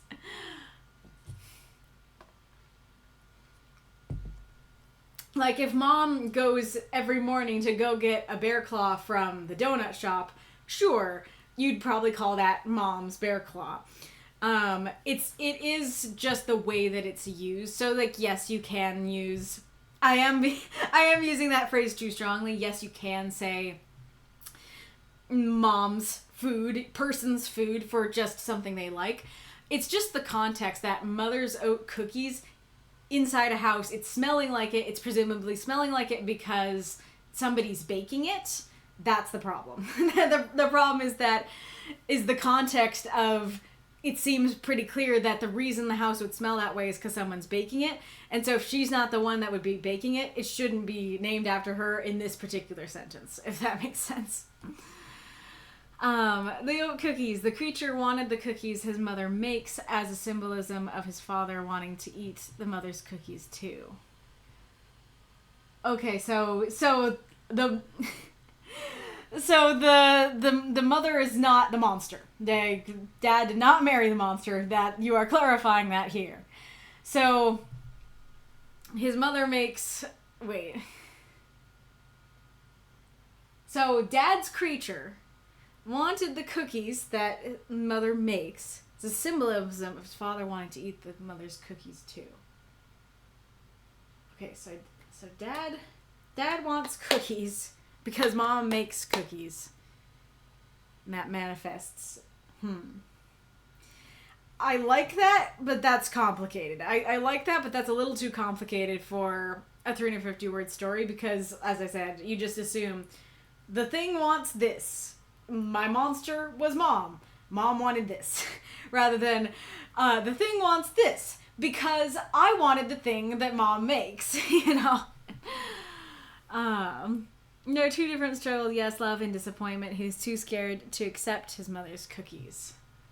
Yeah, I really like this. Like, all your ideas here I really like. And I like that idea of, like, she, like, I don't know, maybe she comes to school every day with these oat cookies and, like, either he really wants to share them with her, but he's too scared to ask to sit with her, or she keeps offering them and he's like, bye, you know, he gets too scared and runs away or something like that.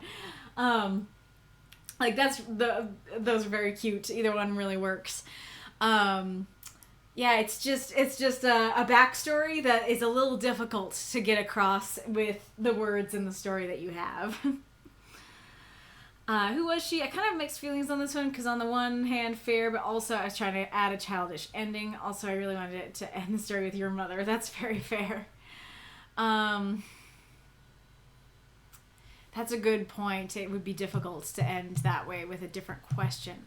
What is a question that would sound more like something the kid of the mother and father would say, but isn't who was she?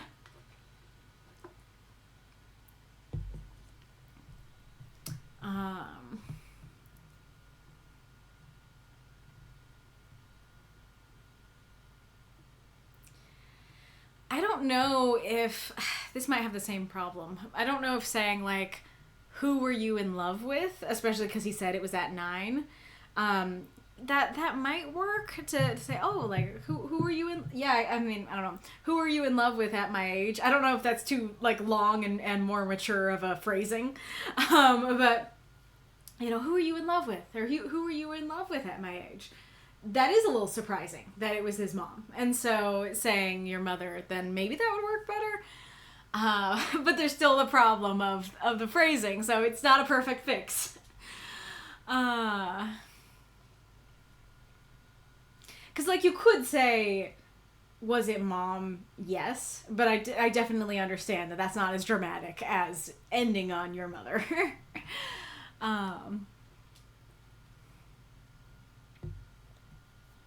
Oh, I guess... Well, this might mess with things too much, but if it was, what was your monster? My fear of disappointment. Who were you afraid of disappointing? Your mother. That could work. That would take out the entire falling in love line. I don't know if that's a benefit or a detraction. I feel like it's a little bit of both. But that would totally work. Of, like, who are you afraid of disappointing? Your mother. That would work quite well. Accepting the cookies is accepting her love. Gotcha. Yeah, does that only happen once or with all fears? Very good question. I was trying to walk it through Philip's perspective as a way to show how it works. That was the world building. Yeah, that does make sense. Well, so the thing is that, like, I really like it being in Philip's perspective. I think it does work of, like, walking us through it. Like, the beginning all makes sense. It's just that idea of, oh, your fears manifest into monsters, that's not clear. It's not clear that, so, like, having the dad say, I was your age when I faced my monster, like, does read like, hey, this is a tradition. This is something everybody does. But that doesn't necessarily go, like, your fear equals monster. It just says that monsters are a thing in this world and every little boy and girl has to face theirs. But that could just be, like, it could just be that there's, I don't know, there's a world of monsters and each monster gets assigned to a child, like a guardian angel. I think there's, like, a Tumblr post about that. And then they, like, and so, yeah, you must, you know, find your monster. It can be like that. Like, nothing about what's said here equates fear becomes monster, if that makes sense. And that's the point. Monsters are your fear. I think could work. I was trying not to be too telly. That's very fair. Yeah, I get that. I get that fear. The fear of being too telly. Oh no!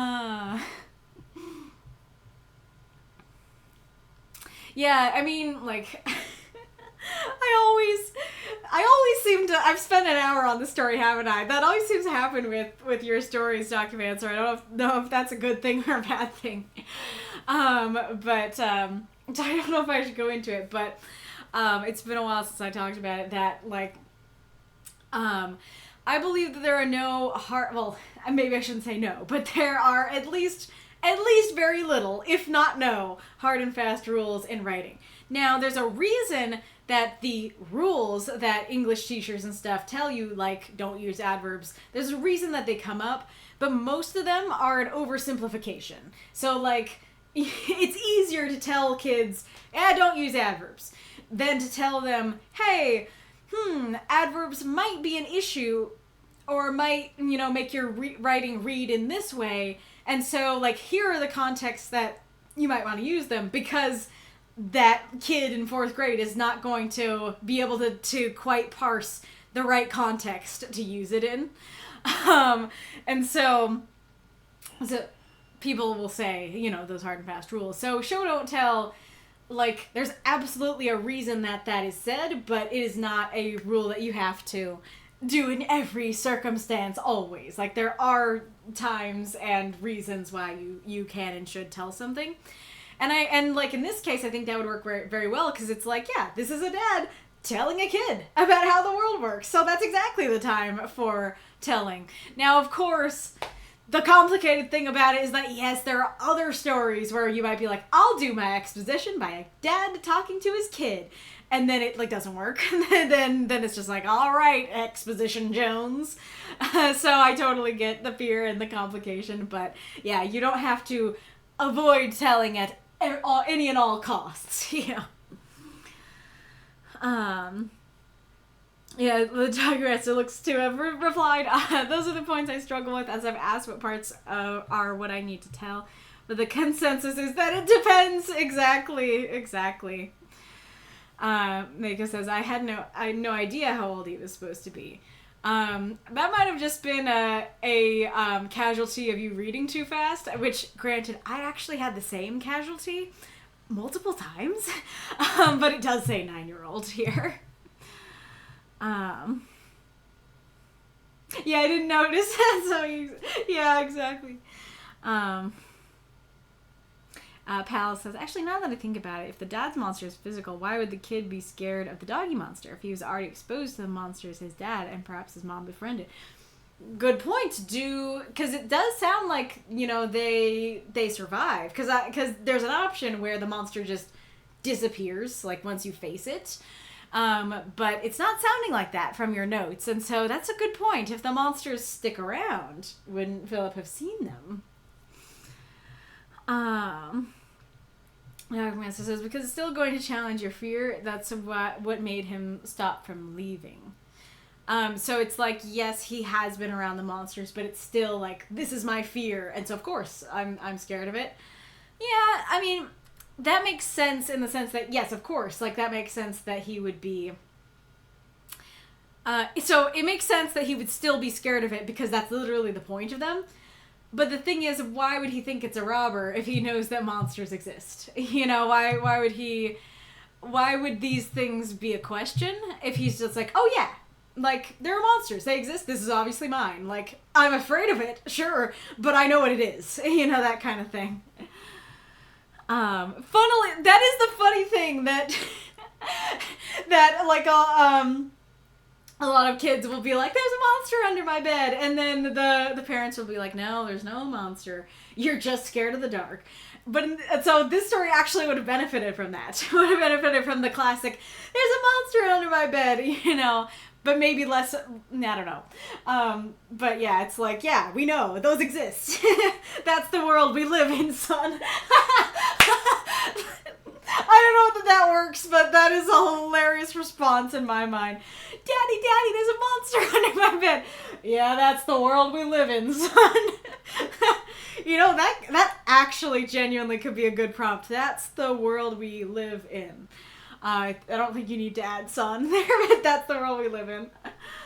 The mother was in the other room making cookies to celebrate with the kid the next day. Aha! Original? Well, maybe not original. The original thought was death. Second thought was correct.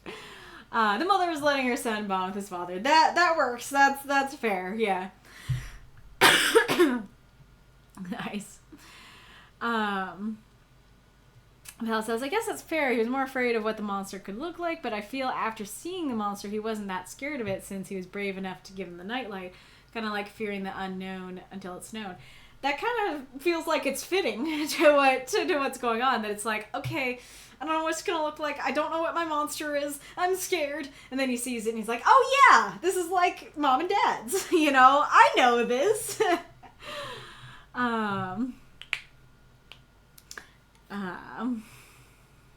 Yeah, so Documancer says, the only reason I brought it up is because two people came to the conclusion in the reviews. That wasn't my intent at all. That's fair. Just trying to get a general consensus. Mm-hmm.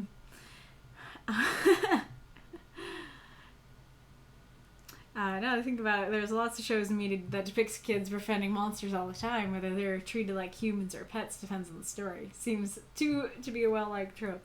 I don't know. You have to tell me about that, because I feel like, yes, I've heard stories of, you know, cute stories about the monster under the bed, but I don't see a lot of like, aha, the monster under my bed is now my companion. I haven't seen a lot of those. Oh, Pokemon. Okay, that makes sense. Why is the title Phillip? I was originally going to do 3 stories in this universe. I was going to go over each of their fears. Ooh. Okay, that works. that would totally work then. Yeah, that's unfortunate that you weren't able to do that then.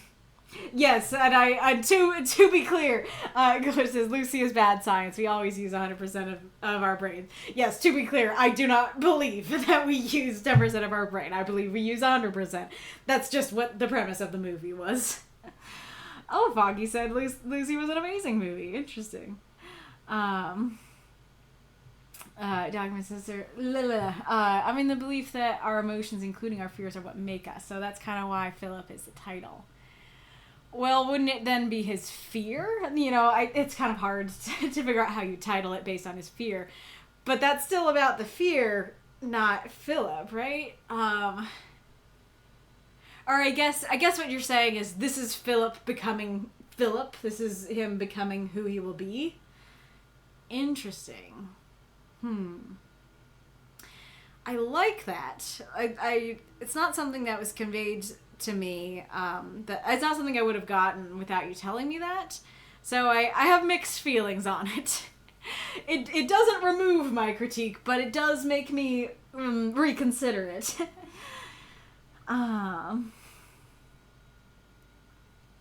Val says, I personally like the simple title because it got us to know this story is about Phillip facing his monster. Gotcha. Yes, the room is shaking because the monster is shaking. Next on Cartoon Network, Phillip in Monster Town. That doesn't sound like that movie. It's a different movie. Okay, what's Lucy then? What's Lucy? And what's the movie I'm thinking about? Thinking of about the 10% of your brain thing. English is my first language, but I've learned English and Spanish next to each other. I only lived in Texas for part of my childhood life. Gotcha. Doesn't leave ooze. Haven't decided, but I'm leaning towards a no. Gotcha. Interesting. He says Lucy was a movie where she unlocks all mental capacity, ends up becoming thought, her consciousness unable to maintain physical form. Interesting. Doc says, fear of disappointment. I think I can tweak that to make it work better. Very, very fair. And falling in love was a factor of it. And then the answer to, does it only happen once or any fear? Documancer says, it depends on the core fear, but yes, it only happens once. Well, that's very curious then, that Phillip's core fear, like of his entire life, is fear of the dark. Now this is making me rethink all the questions about age. A simple who could survive? Well, I would still have the same critique. If you just said who at the end, like, I didn't want to disappoint her. Who? Maybe that does work better, because who was she is like, who is this strange lady you were in love with? And, I didn't want to disappoint her. Who? Might work a bit better. There is still a little bit of that issue still of, like, what do you mean who? Like, who do you think he fell in love with? Who are you disappointing could potentially work. Mm-hmm.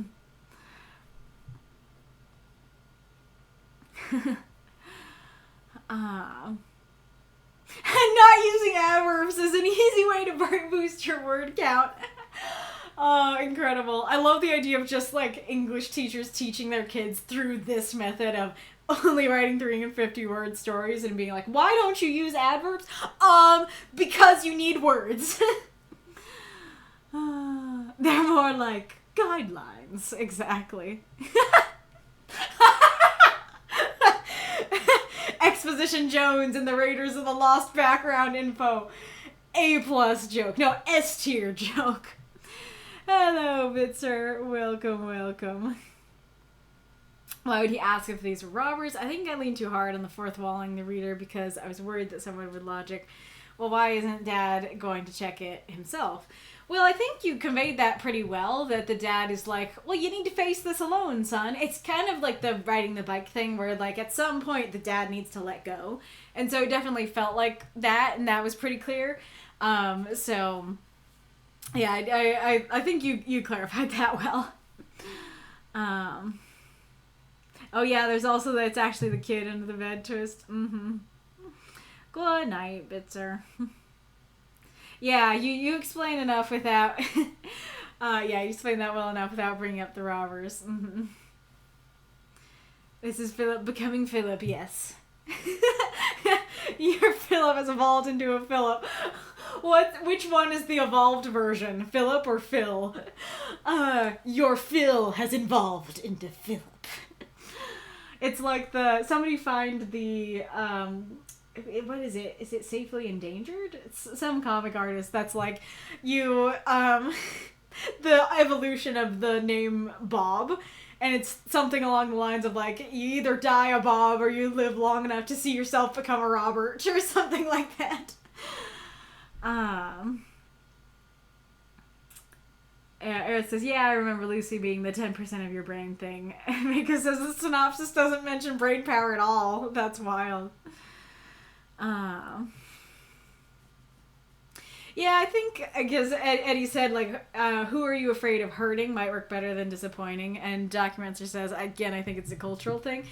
I mean, we could talk more about it in the chat, but I feel like I disagree, because, like I said, I feel like that's very universal, that a kid could totally, just universally, in any culture, be afraid of disappointing their parents. Now, granted, maybe in other cultures, like, there is a certain level of strictness that parents might have that other cultures won't have, and so that would create this fear of disappointment stronger.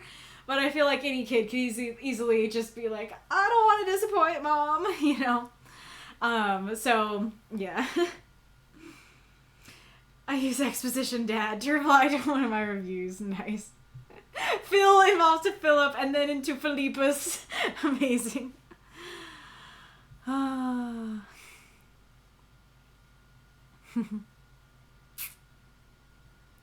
What we got in the in the not so in private chat.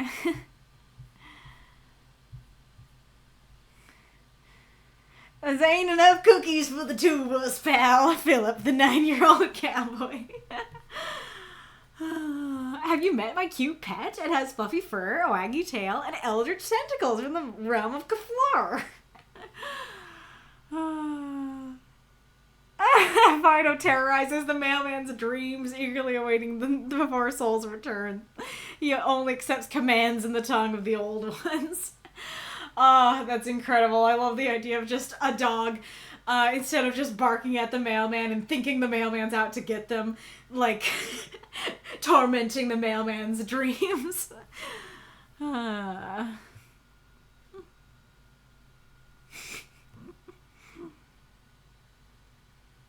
Wolf says, I have never been told to warm the bed in either context. Oh, that's fair. And he said, I used to make nicknames for every prompt, but eventually started missing them and decided to go with joke nicknames based on gags from the stream. Very fair. What's the eyes blue one now? Now I'm curious. Wolf says, I've seen your face and your eyes are actually blue. Well, now I'm curious how you guys saw each other.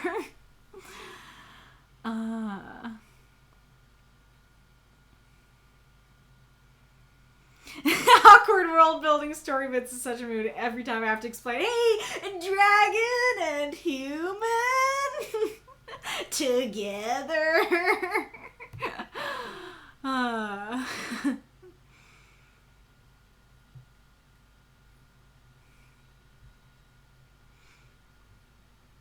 We're talking about Yu-Gi-Oh! More.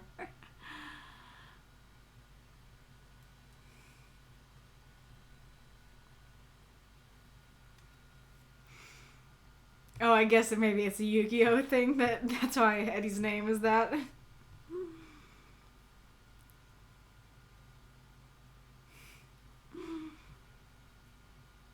So much Yu-Gi-Oh!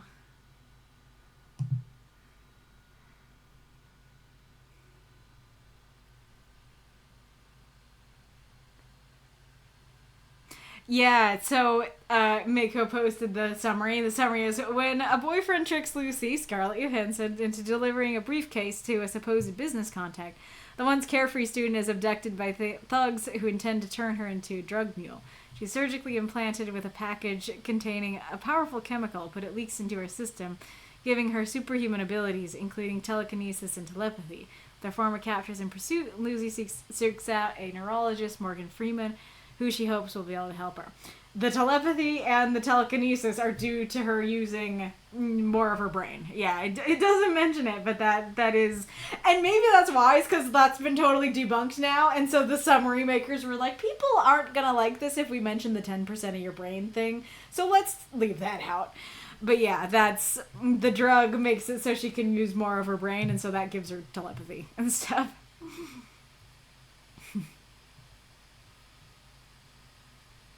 I'm looking into the pit of chaos known as the Discord chat. I'm looking into the void. The void says Yu-Gi-Oh!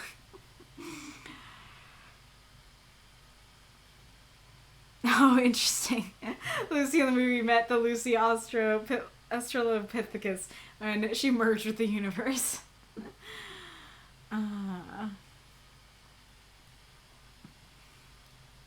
Yes, there you go. That is the evolution of Bob thing. Okay, I'll actually put that on the screen.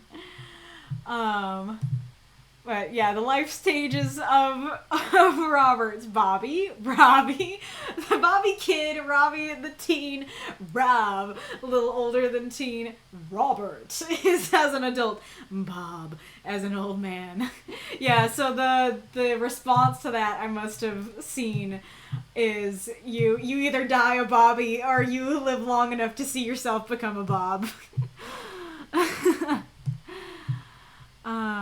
Or no, maybe it was like you die a Robert, or you live long enough to see yourself become a Bob. Cyanide and Happiness. That's the comic artist.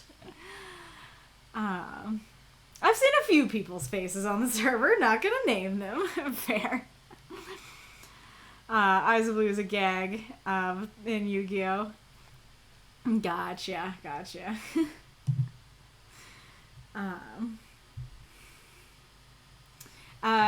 Level of strictness, yes, exactly. It's not like I'm saying it's only a cultural thing, but it's fair to address it. Yeah, that's very fair. I appreciate all the feedback. It helps me figure out which points I need to expand on and which one needs to be cut. That's the hardest part for me. My brain, everything is important. That is very much a mood. When I was in school and like teachers would be like, okay, your assignment is to read this book. You need to annotate it so we know that you read it. And then I hated annotating because everything was important to me. And so basically I would just like hand it back and it would just be like all highlighted, It's all yellow. But yes, we've been talking about the story for too long, but it's been a very enjoyable conversation. I greatly enjoyed your story. I think you you did your own prompt very successfully. I liked the story. You're welcome. All right, we're on to Lee Strangely's story. Heart.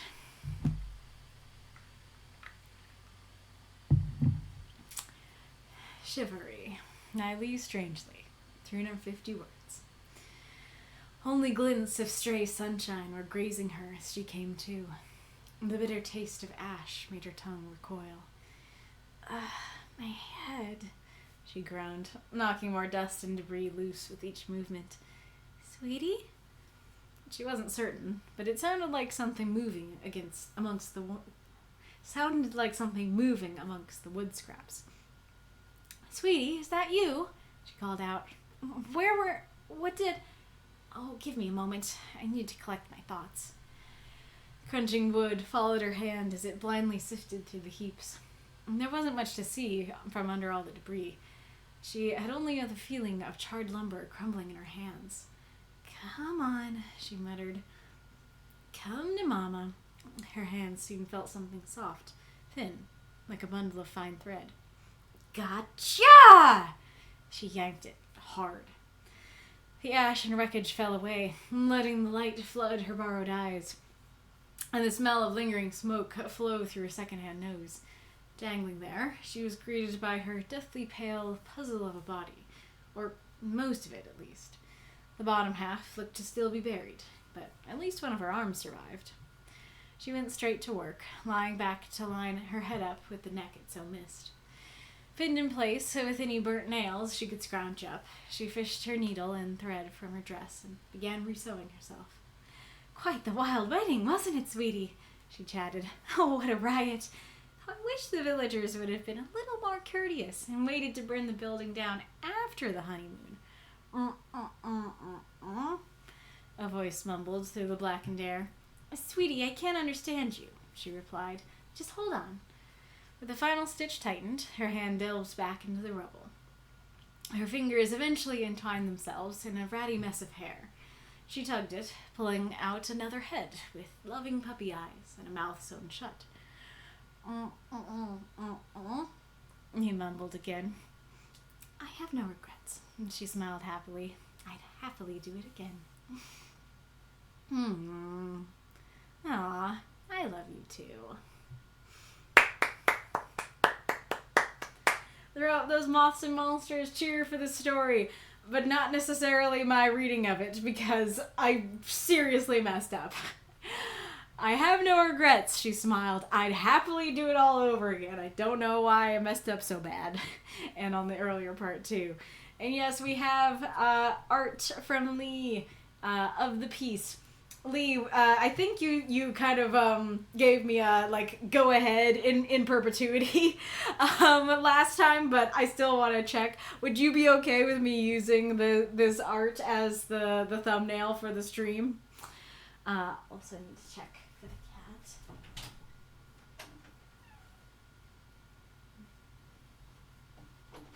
cat. No cat, but good smells.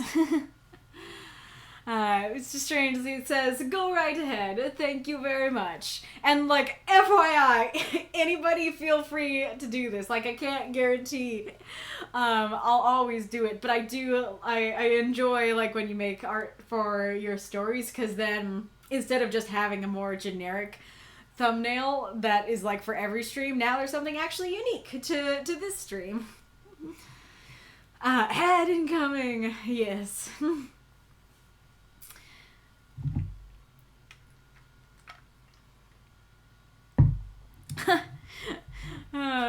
He was talking about there's a card that's the maiden with the, well, I guess I can read it for the ad. The Eyes of Blue thing being a gag. It's a series of Yu-Gi-Oh cards tied to the Blue Eyes White Dragon, the main card used by Seto Kaiba, who we shared in the chat earlier at the start of the stream. Maiden with Eyes of Blue, Master with Eyes of Blue. Gotcha. And then shoutouts to the Maiden with Eyes of Blue not having blue eyes in the anime. Oh, what are you talking about? Those look blue to me. They're dark blue, but they look plenty blue.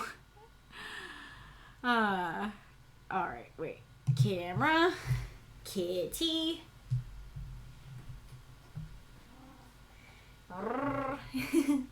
You sound like the sweetie from the story, going brrrr. Mumbling. I think it depends on the shot. Sometimes it's fully black. In the actual card, it's a very light blue. Oh, gotcha.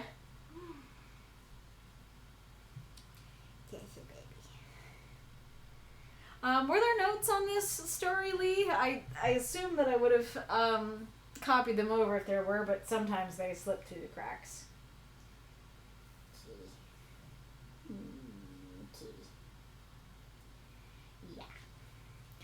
Yeah, it's a cat. Look at those feetsies. Look at his faces. Look at this kitty. Oh, yeah.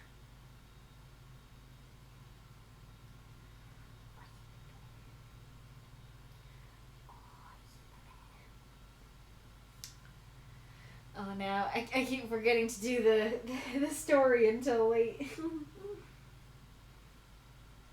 Oh, there we go. Thank you. Whoever left that. I think it was Eddie.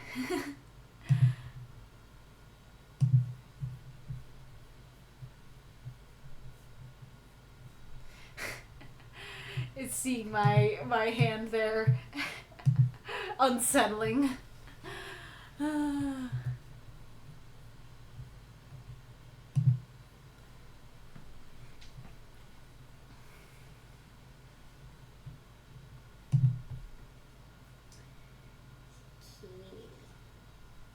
There's a kitty. It's a kitty with the eyes of blue. I got two very blue-eyed kitties.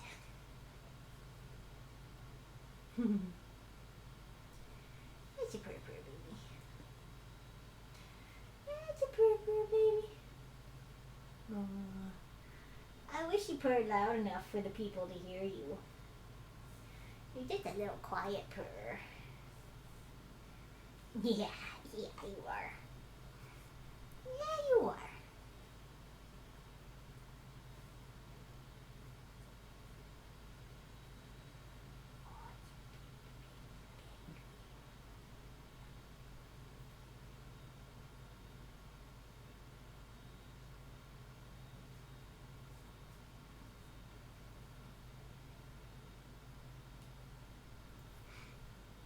Alright, is the ad over? Is it all done?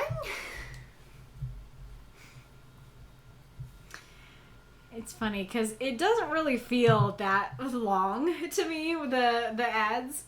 But I bet you that you guys in the midst of the ads are like, when will it end? Release me from this hell. Because that is a lot of ads, and anyone who is willing to stay through those ads to continue the stream, I really appreciate it. Alright, so Lee's notes. In case of confusion, Shivaree is in reference to a particular wedding tradition in certain communities, where the bride and groom will be hunted down, paraded around town, dunked in water, and any variety of other random pranks to humiliate them a little. What specifically is done to the couple depends on the community. 2, I know it's all a fluff piece, lighthearted and wholesome, but it doesn't quite change the fact that it took a lot of cutting down, and I can't shake the feeling that everything might read as choppy as it feels for me. Am I overreacting, or is it justified? Medium toast will do, critique all you want, but compliments will be appreciated. Very fair.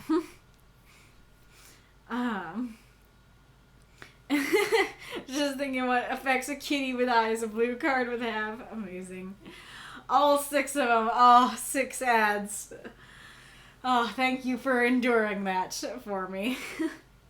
Yeah, I guess that's the time to go to the bathroom or get a snack or whatever you need to do. That is enough time to do that.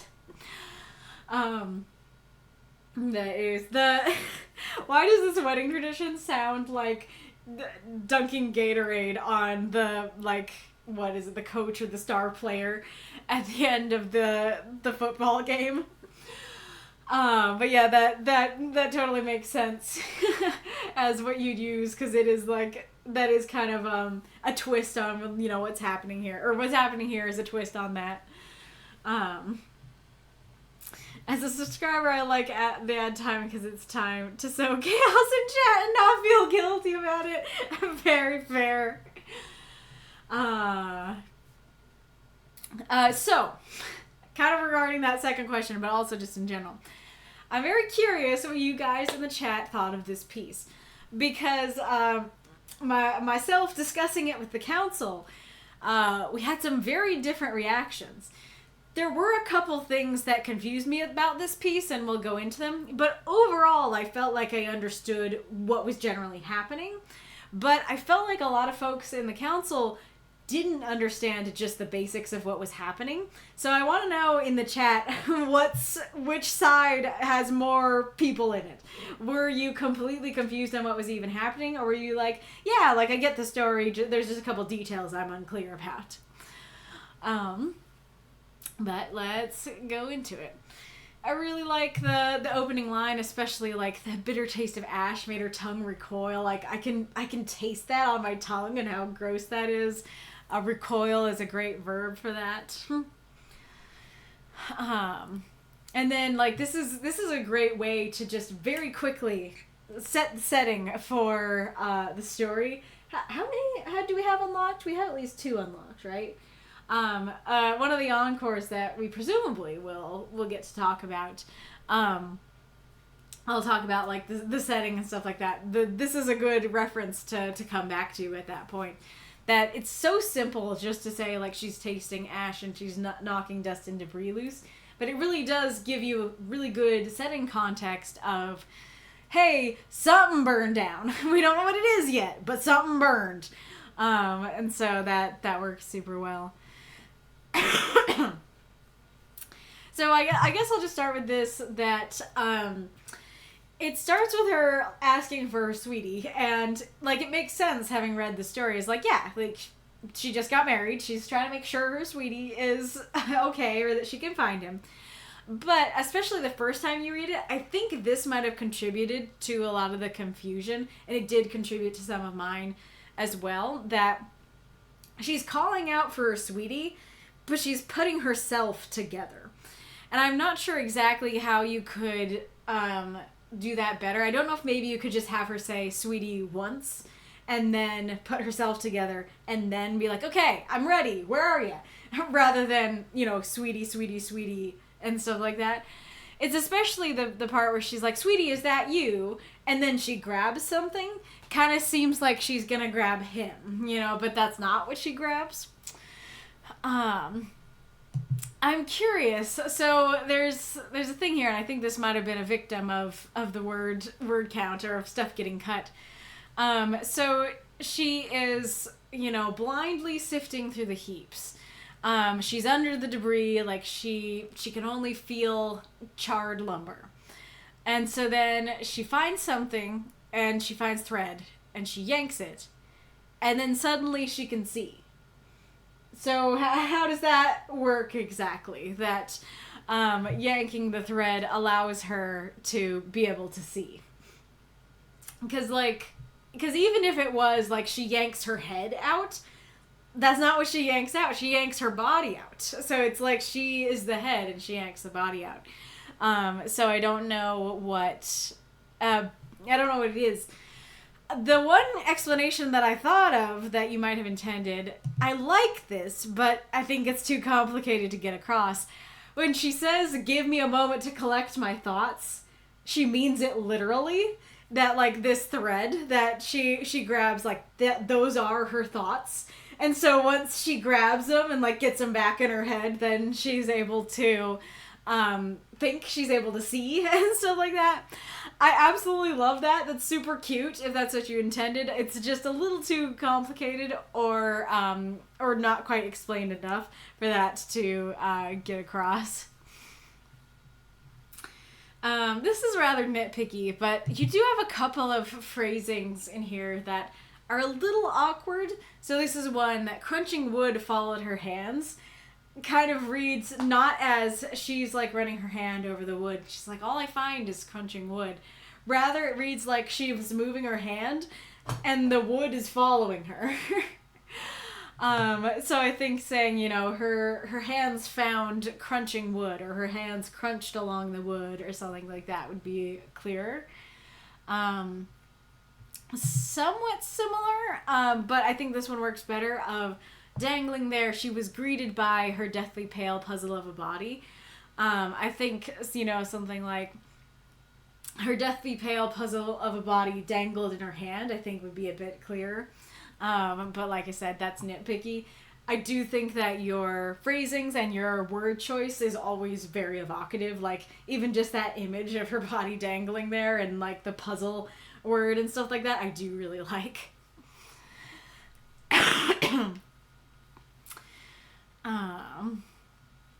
There is a lot of personality in the come to mama, gotcha! I like that. I think that's fun. I'm not sure. I do feel like setting up, she tugged on it, but it was stuck, so she yanked it hard would help. As is the gotcha, as cool and fun as it is, does come out of nowhere. And so I think giving us a reason for why she had to yank it hard would be important. I didn't actually decide to change it, but I do think that this should be in the same paragraph. It could also be before the gotcha. Oh yeah, so the one thing besides the sweetie thing that confused me personally more than anything as I read the story is this borrowed eyes and secondhand nose thing. Because when I read that, I was like, oh, so she's possessing somebody. So she is somewhere outside the scene, but she's borrowing somebody else's eyes. Like, her sweetie got into some trouble, and so she is, possessing the body or putting herself in the eyes of somebody who was there while this wreckage happened. I get it now that they're Frankenstein's monster-esque creatures, and so, you're saying borrowed as in this used to belong to a dead person, and secondhand as in this used to belong to a dead person. I do like that, but I do think that now that, even though these stitched-up parts used to be part of dead people, they're hers now. So I wouldn't call them borrowed or maybe secondhand might still work. But I wouldn't call them borrowed, because it's the eyes aren't being lent to you. You aren't possessing somebody. They're just yours. They're just your own eyes. They just happened to not originally be from you. kind of thing. So this is interesting because this is something that your art actually was very helpful for.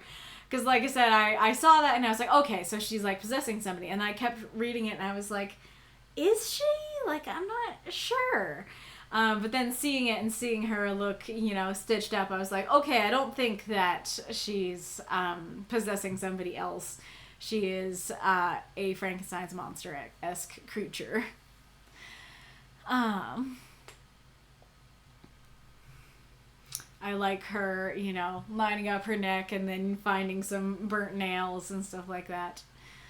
And I like her, there's all this ash and horror around. The villagers came to attack them. It was a terrible time. And she's like, wow, that was a wild wedding. And she's staying positive and chipper. Like, that's so cute. I love that.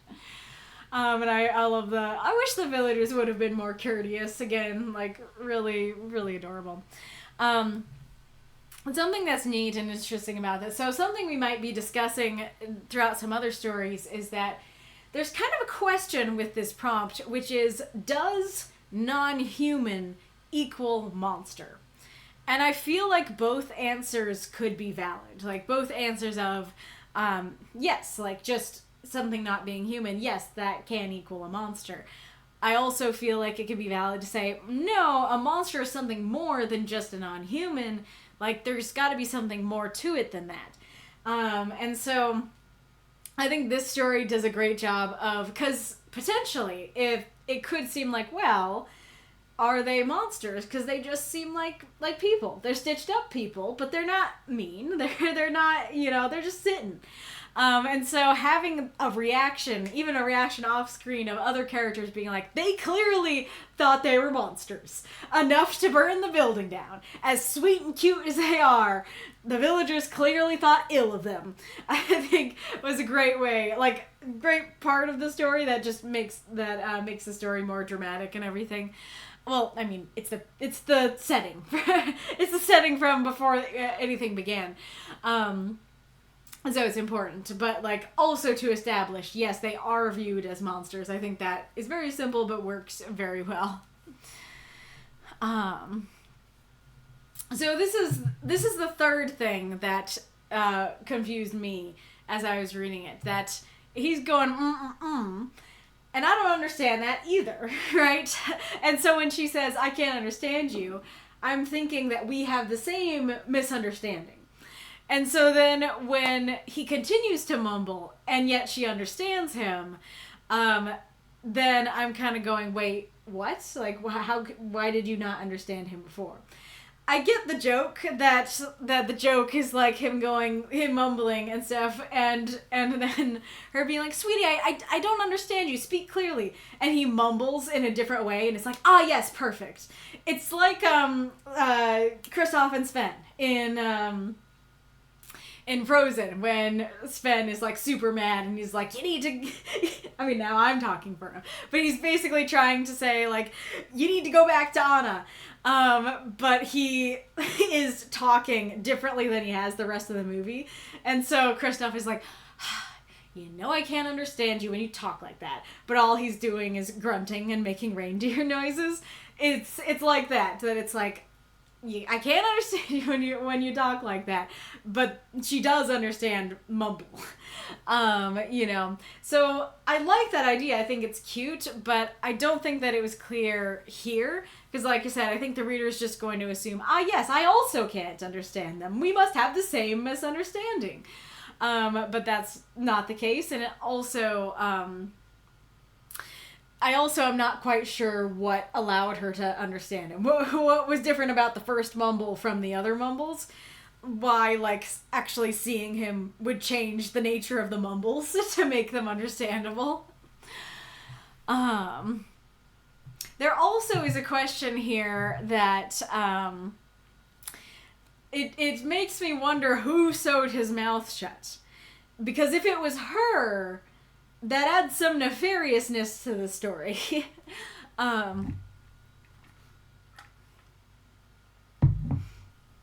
Because, like, if somebody else did it and she's just like, they just have to live with it now, then that works perfectly fine. But if she did it, it's like, oh, like, homie is being forced into this relationship, or he is, you know, he might have puppy dog eyes, but I think those puppy dog eyes are Stockholm syndrome. You know, that it's like, she wanted a beloved, you know, a beloved monster, and she wasn't taking no for an answer or something like that. And because part of the reason it seems like it might be her is because clearly she can sew, so clearly she can unsew if she wanted to. And so it seems like she doesn't want to.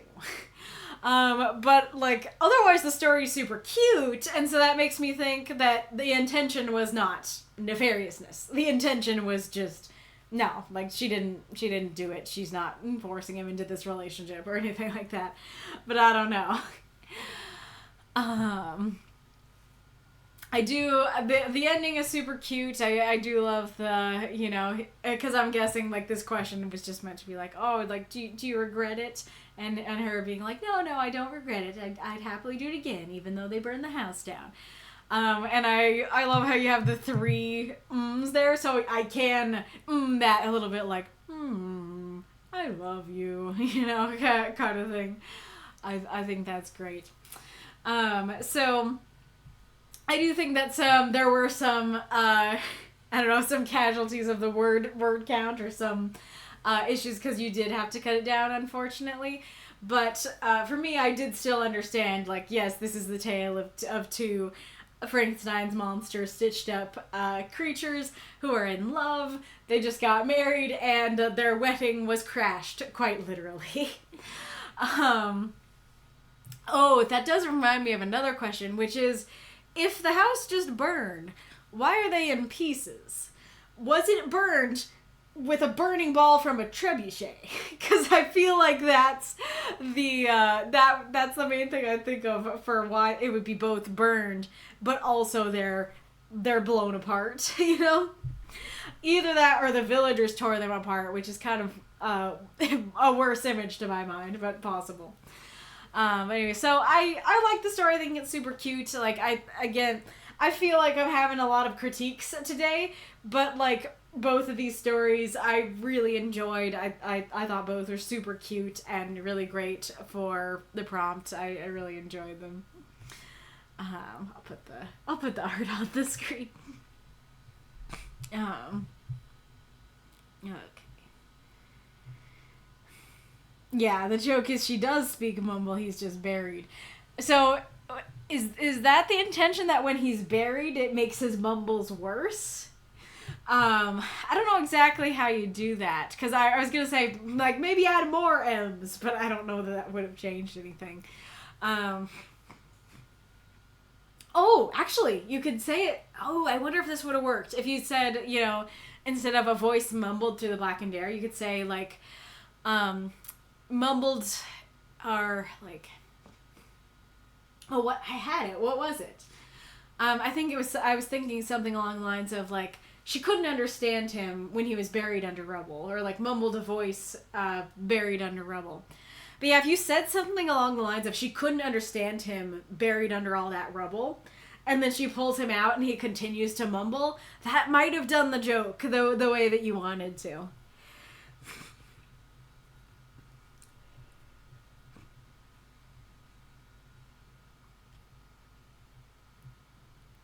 Documancer says, I was able to follow the story. There were just some details that were unclear. Gotcha.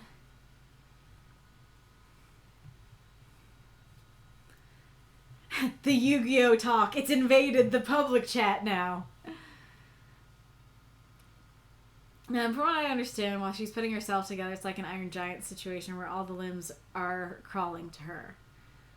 Well, then why would she need to pull her body up then if it's all crawling to her? It's strangely, her head was half buried in the rubble and her headless body pulled it out by the hair. Collecting thoughts bit was a gag in relation to that. Okay, that does make sense, but that's hard to describe because when you say, like, you know, me, this is where I am, then and like this is a body where the head is detached, the head is you, you know, like I'm not remembering the specific scenarios, but I'm sure I've seen stories where like a character's like Coco. In Coco, one of the characters is just like a head that they hold for part of the story. So I understand now that like she is like looking at the she is both at the same time, and so she as the head is like looking at nothing and looking at the debris, but she as the body is like looking around and is well, not looking, but you know, trying to find her head. Yeah, okay. I wonder if is there another saying that has head in it instead of thoughts that you could have used, you know, like, oh, I seem to have lost my head. Yeah, like, give me a moment. I seem to have lost my head. That might have worked. There's still, like, in the descriptions, I still am kind of assuming that the head and the body are attached, and so that's part of the confusion. But that might have worked better. Then Documancer says, I feel like pull myself together would have been more effective. Yeah, that could have worked as well. Would have been less of a cute gag, but definitely would have been clearer. It's just strange. They wrote everything with the idea of the two being sort of like cartoonish Frankenstein's monster types being functionally immortal. Yeah, that makes sense for sure. Second hand. Oh, I love that. Die, monster! How rude! Die, monster! You don't belong in this world! Yes, Eddie said it! Alright, fine, I am under level for the stage, you backseat gamer. Documancer says, it might also depend on why the mouth was sewn. Yeah, that's a good point. Maybe there was something wrong with his mouth, and so she did sew it, but she sewed it to help him. That's a dark twist. She just interprets his mumbles however she wants. Yeah, that's a really good point. I didn't even think about that. Strangely, if the house burned, why are they in pieces? Rough night? There. Maybe she sewed his mouth shut because his tongue kept falling out, so she sewed it shut to keep his tongue in and allow him to mumble talk. Yeah, that could be that, like, he couldn't talk at all without his tongue, but if his mouth was sewn shut, he could mumble talk. Clear my head of the rubble. That could work. Documancer, why would she need to pull it up? Even Hogarth kept one of the pieces, and that piece still struggled to get through physical matter. I don't know who Hogarth is. Mr. Strange, the sewn mouth was done for jokes and as a neat distinguishing feature of the groom. I thought of it being part of his design from the start. Gotcha. The story is super cute. I greatly enjoyed it. And it was so wonderful to see you post again, Lee. I'm glad I got to read it. My nose is doing things, so give me a moment to clear my nose, and I'll be back.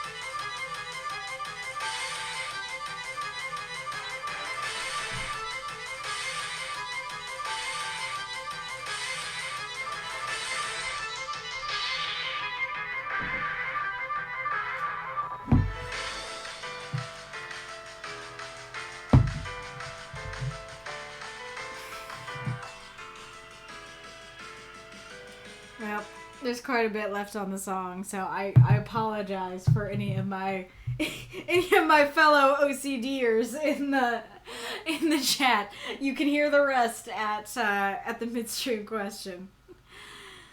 I've done battle with the nose monster. Yeah, very lively, very boss monster seeming. I was thinking it's time to duel when the music hit. Kaylie leaves, anime battle commences. Yeah, it was the soundtrack to me battling my nose. Street Fighter and Cuphead World. Yeah, this is still the Heartbound soundtrack. That song is called Forest Shadows. And there are a lot of Shadows songs. The Shadow songs might be all boss songs. I don't know. I haven't played it yet. Alright. Thank you so much for submitting, Lee. Let us go on to me. Alrighty. I faded out at the right time. It wasn't too bad a place to stop. That's good. Okie dokie.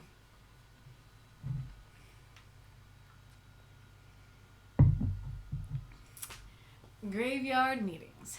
Hallowed Things universe. I prefer the term antihero / Kaylie. Florence entered the graveyard, hearing unfamiliar voices. But rather than new residents, 3 teenage boys cackled around a gargoyle and a piece of paper. One simpered melodramatically, "My stony heart melts into flesh at your voice." 2. "Your eyes sparkle like a freshly polished headstone." 3. "Who writes like this?" Water dripped from the gargoyle's eye. It wasn't raining. Covering his face with his scarf, Florence approached. "Can I help you?" "Only if you'll be our Valentine, schnookums." "You must be here for this." One of them waved the paper. "What novel did you and your beloved," he checked the letter, "Fred, crawl out of, leaving notes for each other in statues?" "Fred's not my boyfriend, but he is my friend, so you should tell your friend to head back to Pemberley. Or better yet, back to kindergarten to learn how to spell. Right after I tell yours to go home." Florence leaned over, speaking to the others. "Graveyards are no place for first graders at night." "Why?" the leader snorted. "Because there are ghosts around?" "They won't bother you." He lowered his scarf, revealing fangs. "But a vampire does haunt the place." Before they could doubt him, he darted forward, sinking his teeth into one's neck. The others screamed and ran. Once sure they were committed, he released the leader, who took off, stumbling, clutching at the wound. "Tell your parents your girlfriend is kinky," Florence called as they climbed the fence. "At least they'll believe that." Once they were gone, he muttered, "They're idiots. You know that?" The drip became a trickle down the gargoyle's face. Florence picked up the note, but a stony hand snatched it. "Teenagers are mean," Florence added. "It's in the job description. I'm sure Cicely would love your letter." "No, they're right." The gargoyle crossed his arms, pivoting away. "It's terrible." "Well, if you don't like it anymore, how about I help you write a new one?" "How could you help?"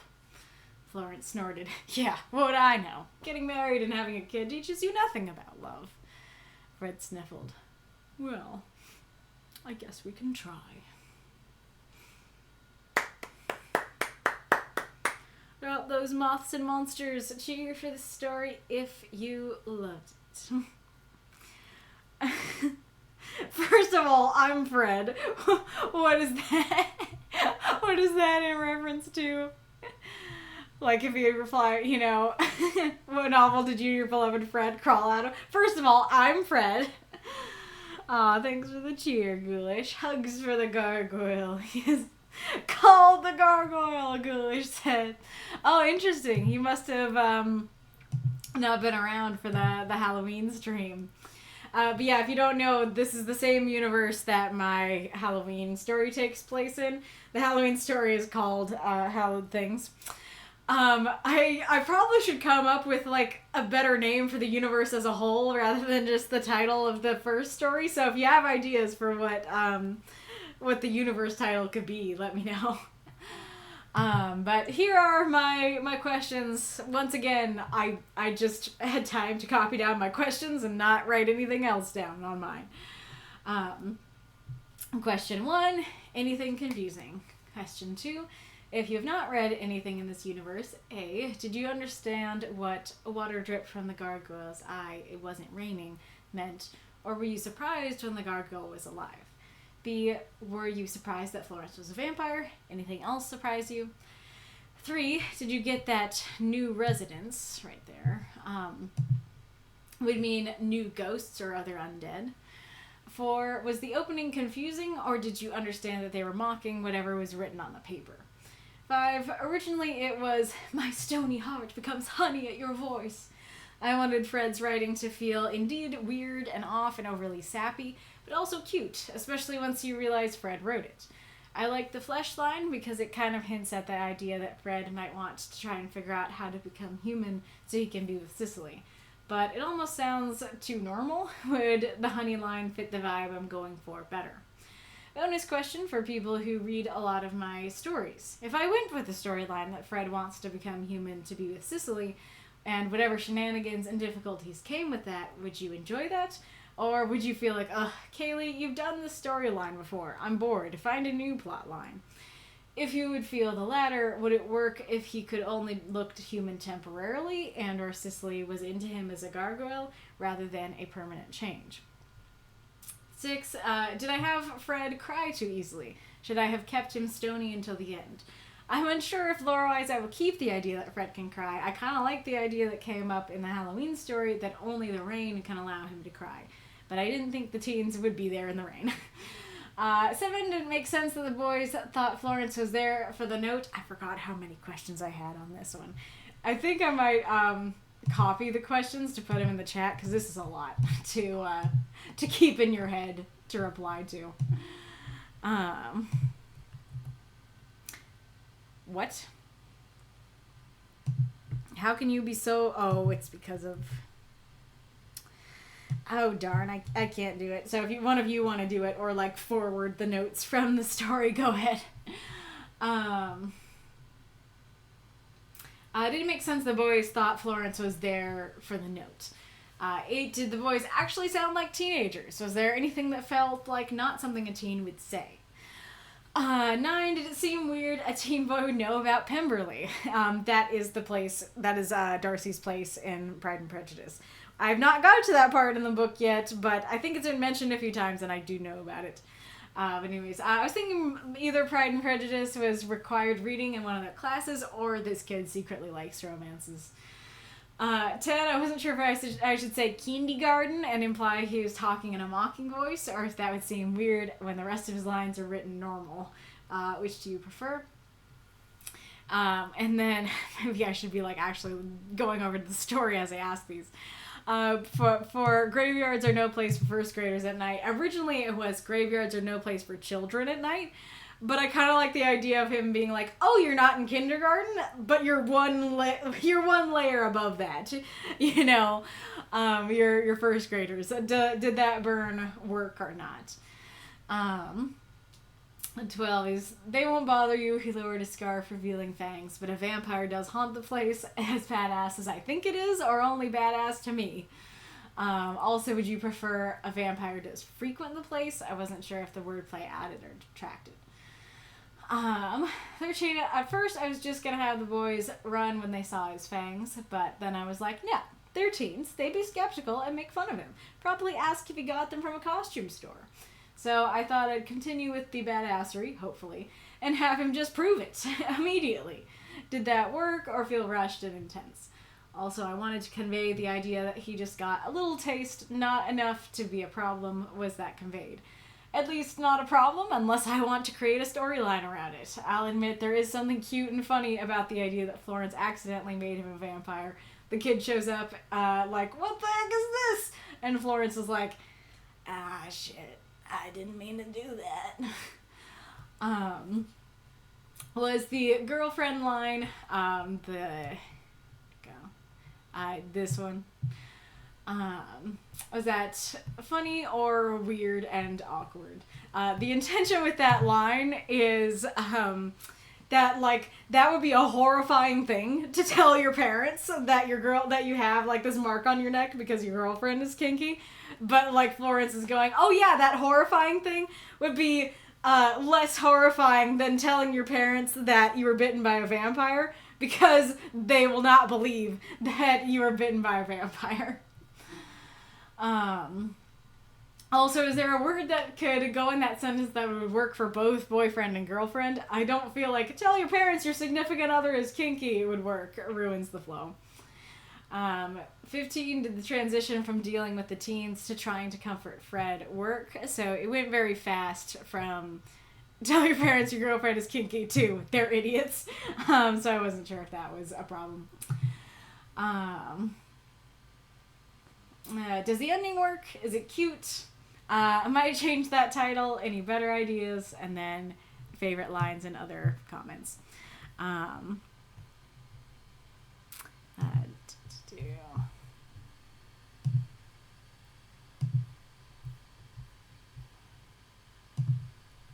So there you go. There in the Discord chat is the link to the questions if you're having trouble keeping track of everything I asked. It's been a while. I forgot. That's fair. That says, why not name it after the inaugural story? A lot of series are like that. Yeah, that's fair. Like, if you guys like that, I can just keep it as Hallowed Things universe, or just Hallowed Things. Gilooley says, I like the honey line better. The stone heart to flesh is a bit cliche. But as you say that, I'm like, oh, but cliche is good, though. Cliche is kind of the vibe. But then again, Fred's a gargoyle in a graveyard. Would he know cliches? I was about to say, okay, well, maybe he wouldn't know cliches, so therefore he would use something else. And then I'm going, well, he wouldn't know cliches, so he would use it. Mr. Strange says, if you can't think of a title, especially one reasonable length, just call it character name stories. That's what I tend to do. I did used to do that. It used to be like Victor's story, Savion's story, but like I got annoyed with it after a while. I was like, oh, it's not like pretty and cool and creative enough. And it also didn't convey that they're all the same universe, just different stories in the universe. Teenage boys that hang out in graveyards might know Pride and Prejudice. Generally, teenage boys don't like Pride and Prejudice. Very fair. Very fair. Yeah, Documancer, would he know a cliche was cliche? Exactly. Foggy says, I really enjoyed the story. I'm glad to hear that, Foggy. Ghoulish says, I think my overall thoughts are, I relate to Fred. Protect Fred. Mika, exactly. He just thunk they were his original thoughts. He just think he thunk original thoughts. That's very fair. But I'm glad that I got to read this story on the stream. I was honestly quite proud of it. I like writing in the Hallowed Things universe. You maybe wouldn't know it from the fact that I don't write it every week, but I do enjoy writing about them, and I think I do a much, and you guys can clarify if you think I'm wrong, but I think I do a much better job of making these stories stand alone than my other universe stories. And granted, maybe that's because this universe is new and it hasn't gotten enough time to become complicated yet. It hasn't percolated in its own juices of world building and become complicated. But also because it's just a very simple premise overall. It's just like, a vampire and who has a wife and kid who he wants to be with, a gargoyle who has I was gonna say girlfriend, but she's not his girlfriend. A lady who he wants to be with romantically, and then in the original, it was a ghost who had a son she wanted to be with, but she she kind of disappeared. she kind of, that was kind of the end of her journey. But yeah, so it's like very simple, and so I feel like it's a lot easier to understand these stories of mine and enjoy them as they are than my usual universe, for better or for worse. Oh yeah, and I was happy that I got to actually use the word Valentine. I don't think anybody else used that, and that was very much my intention with this story. The Savion story this week was also kind of inspired by Valentine's Day. But then I was like, wait, I have another universe full of monsters, and those monsters have lots of feels. And then I was like, oh, like, what if Fred wrote Cicely a Valentine's Day, card, letter. And so I was happy about that. Though, I do have a question of if this line even works. Because I don't know if it's weird to be like, yeah, that guy, he's probably here for this letter. And they're teasing him by going, like, only if you'll be our Valentine, schnookums. I don't know if that works or if it's weird. Oh, do I hear a kitty? Hi. That's a beautiful kitty. That's a beautiful little meow meow. Let me show your beauty to the chatty. The chatty for the catty. Oh, you baby. You're a little bit stinky. You're a little bit stinky. Oh, hey, baby. Ah! Don't step on the actual keys. He says ew 3. He says ew 3 about my story. Well, that's rude, Bo. That's rude. I say ew 3 to you throwing up before the stream.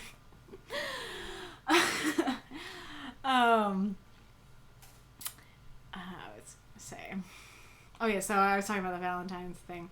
Oh yeah, so the scarf thing. I couldn't decide what I wanted him to like pull up, and like I was like, okay, he needs to hide his fangs somehow. And originally I was thinking a mask, and I was like, well, yeah, some people do still wear masks after COVID, but I don't feel like it's ubiquitous enough for that not to be weird. For him to arrive in a graveyard and be like, mask up, people. The second thought was like a coat, like having a long collar and putting that up, but I don't know, that just felt too noir, too angsty. And then I was like, oh, maybe it's winter. It's Valentine's, it's February, maybe it's winter. Maybe he's like wearing a scarf to try to blend in or something. But I don't know if a different covering tool would be better. Heat, why are you on? I don't want you on. I don't want you, Heat.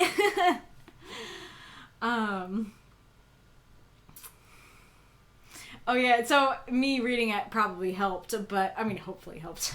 But did this work of him basically going like, what novel did you and your beloved Fred, crawl out of?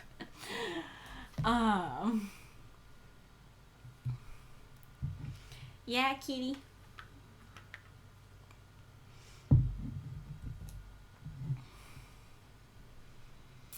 Yep, asked a lot of questions about all of that already.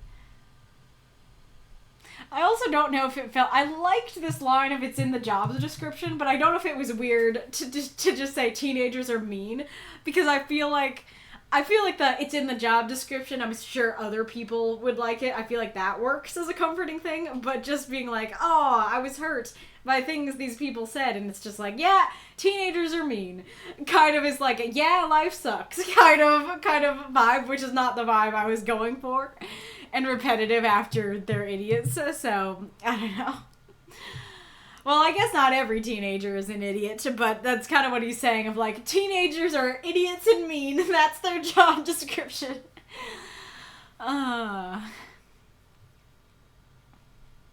And then was this cute and funny? Like, I went back and forth on how to phrase that, and I don't know that if that did what I wanted it to do. But I actually originally had this line as just like, what would you know about love? And he's like, yeah, sure, I'd know nothing. But as I thought, I was like, no, like, even if Fred is just feeling mopey and is like, oh, what would you know? Yeah, he knows that Florence was married, and so I feel like he just wouldn't say that. And so I switched it to just a more general, like, how could you help? That he is still just feeling mopey and being like, nobody can help me. I'm the worst. And he's like, I know a thing or two about love, you know. Another option that might have been funnier, but would have been worse for the challenge, is, like, how could you help? I have an English degree. I don't know that that's what I was originally intending, but maybe I'll have to make that true to canon now, even though I didn't use that line.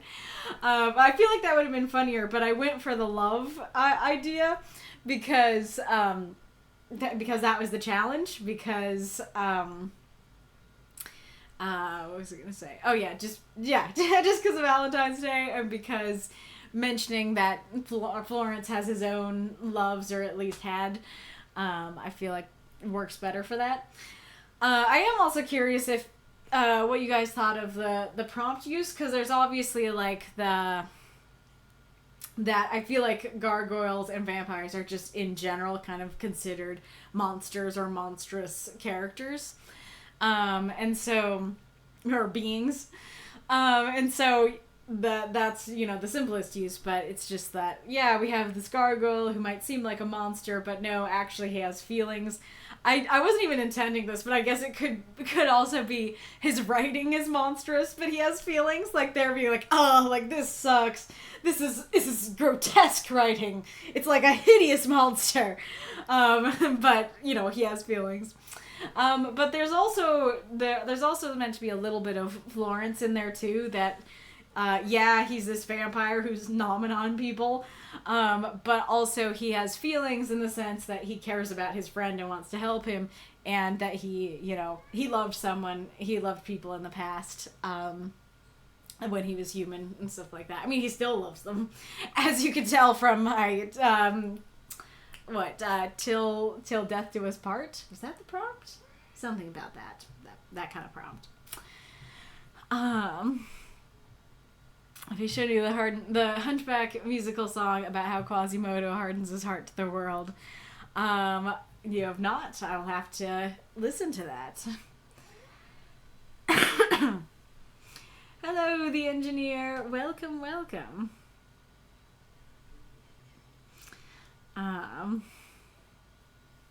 Someone reminded me of the High School Sucks series. I don't think I've heard of that. Oh no, teenage angst has wounded me.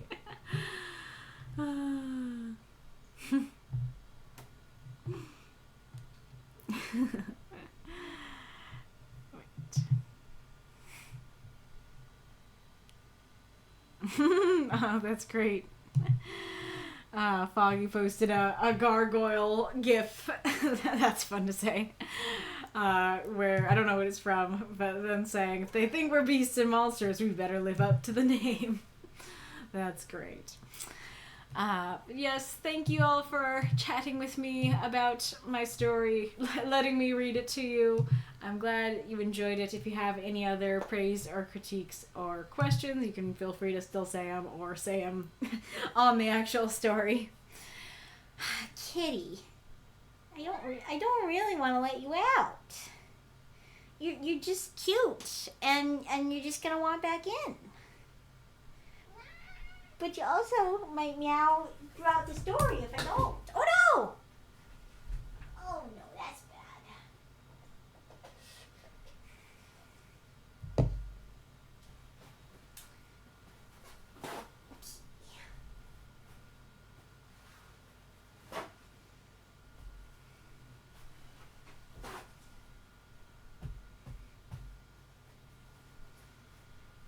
Oh, what?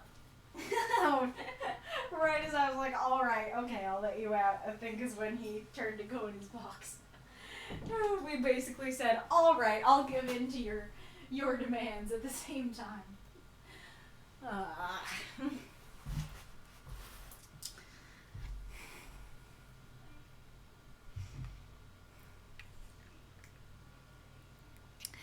I don't know that song.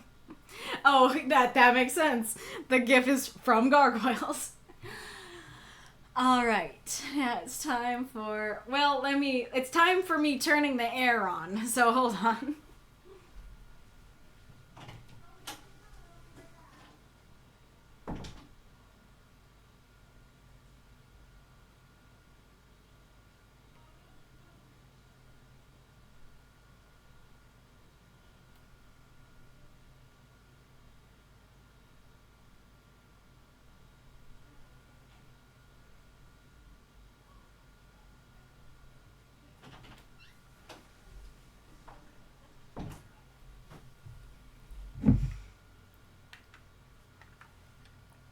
All right, now it's time for the next story. Unfair Accusation by Lilladyeva, 328 words. Abigail lay awake in bed in the dark, listening to the sounds coming from under her bed. They were not loud, just grunts and shuffles, but she knew there was a monster under there. She held her breath and listened to what sounded like deep and steady breathing. She wanted to run to her parents' room, but that would require putting her feet on the floor, right within range of the foul beast. She was sure it would grab her ankles and pull her under the bed and crunch her bones. This was not the first time she had heard it. She had told her dad before, and he had dutifully looked under the bed and in her closet. And then he had sat her down and told her there was no such thing as monsters. However, that was ridiculous. She could hear it breathing. Deep, slow, lumbering breaths. It was just her imagination, her dad had said, and she tried to believe him. Abigail closed her eyes. "It's not real. It's not real," she repeated to herself, just like he had told her. "Well, that's hardly fair," came a rumbling voice from under the bed. Abigail froze, trying not to breathe. "I'm just as real as you are," it continued. "It's not fair to question another being's existence." She screamed and launched herself out of bed, landing as far away from the grabbing hands under the bed as possible. Her hands found the doorknob and she fumbled it open, her socked feet sliding on the wooden floor, her heart pounding in her chest as she exploded out of the room. Dad, Dad, Dad, there's a monster under my bed!" she shouted, running down the hallway. Under the bed, the creature bristled. "Now that was hardly necessary. I'm just trying to get some sleep. A person has to sleep somewhere. It's not like she goes down here anyway. There's tons of dust. That girl should learn some manners." Throw up those moths and monsters. Cheer for this story if you loved it. I thought this was a wonderful little tale. It's great to see your name again. It's been a while since I've seen your name. So I like the story a lot. I think it works with the prompt very well. Very very similar to Documancers in that way. I think that this first paragraph is great. Like, I can really imagine the horror of just like hearing something breathing in your room. I can almost, like, maybe I'm just now combining Documancer's story with yours, but I can almost imagine the breathing, like, expanding the room or moving her bed or something like that. And then I really like your detail about how, like, okay, she wanted to run to her parents' room, but that would require her putting her feet on the floor right within range of the foul beast. It reminds me a lot of, it's been a while since I watched it, but it reminds me of the Doctor Who episode Listen, that kind of has that idea of, like, every culture is afraid of some creature under the bed that will grab your ankles, you know, that kind of thing. And so, ad incoming. Thank you for the cheer, Ghoulish. Yeah, so I like that she's thinking about it, grabbing her ankles. That feels like a very relatable fear. And I think it's funnily enough, as, like, kiddish as all this is, that idea of, like, she wanted to run to her parents' room, but that would require putting her feet on the floor, feels relatable in an adult way, in the sense that I feel like there's a lot of times where we might fear something and we're like, oh man, like, this this thing is scary, you know. I want to do this thing to mitigate the fear. But there's some reason that you're afraid of that thing too. Or you're afraid to go out and do that thing. Like, I mean, I guess for me it would be something like, I have a symptom and I want to look it up. You know, looking it up would be like running to the parents' room. But the internet might tell me it's something worse. You know, might not give me comfort at all. And so it's like, I want to do this and get comfort, but actually I might get ankle grabbed while I'm trying to get comforted. I might run into something while I'm trying to find comfort. So, you know, I feel like that is both a very kiddish thing and a very relatable thing just in adult life. I think I saw an ad incoming. Google just says, not quite crunch time for bits, but you might want to use them either now or after the break. Very true. I mean, I assume after the break you're meaning like right after, but it sounds like either you want to use them now or you want to use them later. And it's like, those are the options. WebMD search. Why am I coughing? WebMD. It could be simple influenza or lung cancer. That is how WebMD answers pretty much always are. It's true. Let me check if the other cat is back.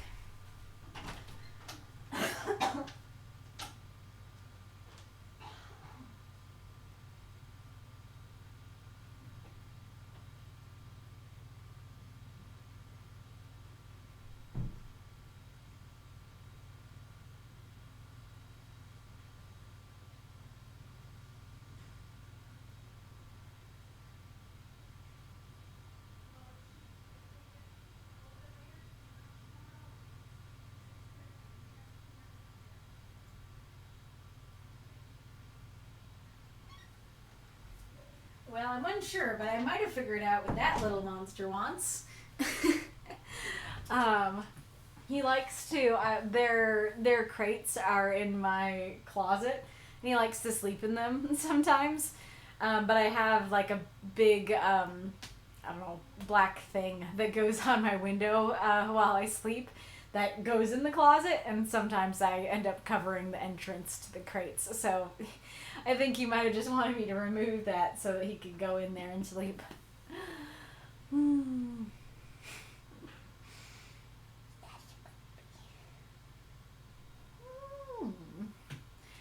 That's a baby.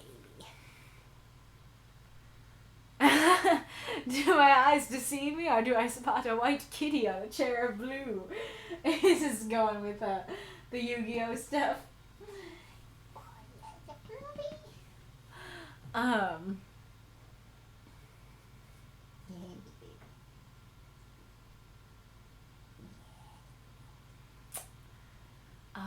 Oh yeah, so I guess we could talk about this because it's not completely related to the story.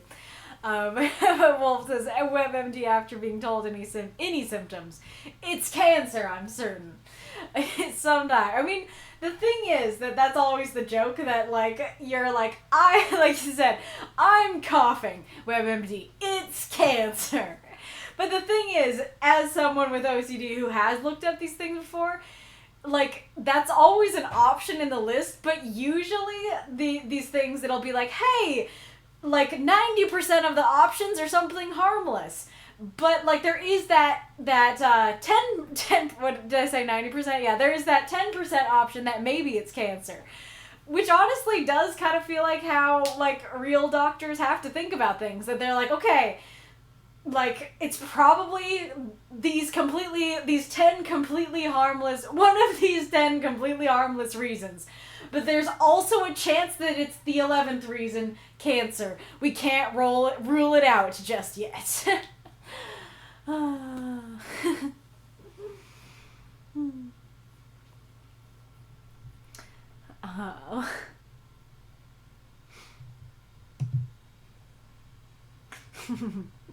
All the jokes about that in the chat. Wait.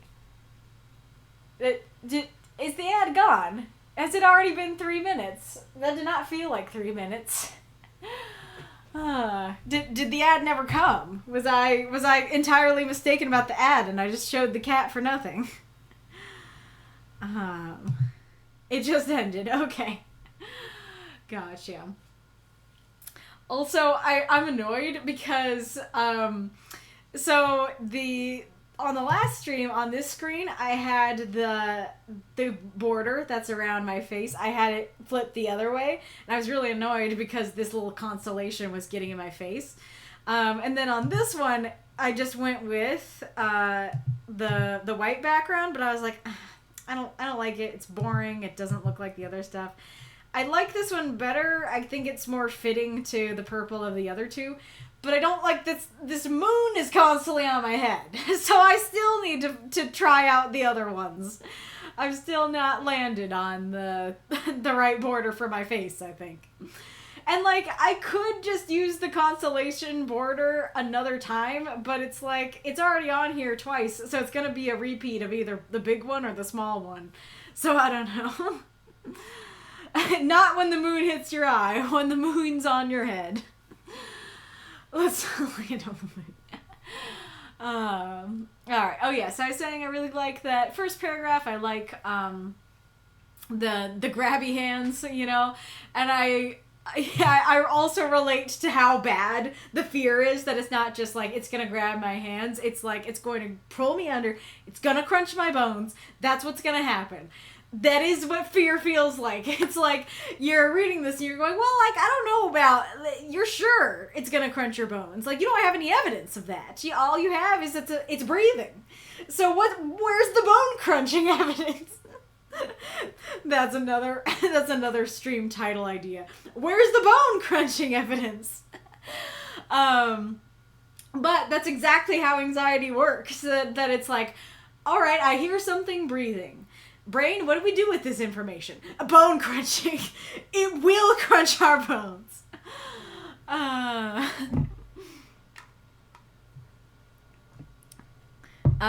This feels like a meme of, like, you know, okay, but the evidence we have is we hear something breathing. What do we do with that? And then one guy is like, oh, maybe it's friendly, you know?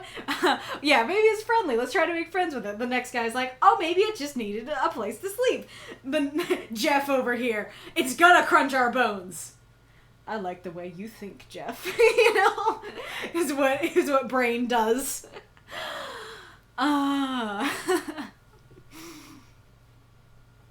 I like all the info about, you know, okay, this wasn't the first time she heard it. She told her dad before. I really like the phrasing of, he dutifully looked under the bed and in her closet. That it's like, yes, he was the good, dutiful father. He didn't just dismiss it. He was like, all right, I'm going to check. That's great. I love that.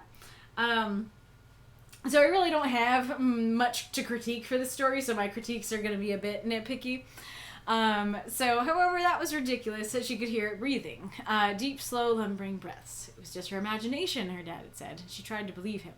Abigail closed her eyes. It's not real. It's not real, she repeated to herself, just like he had told her.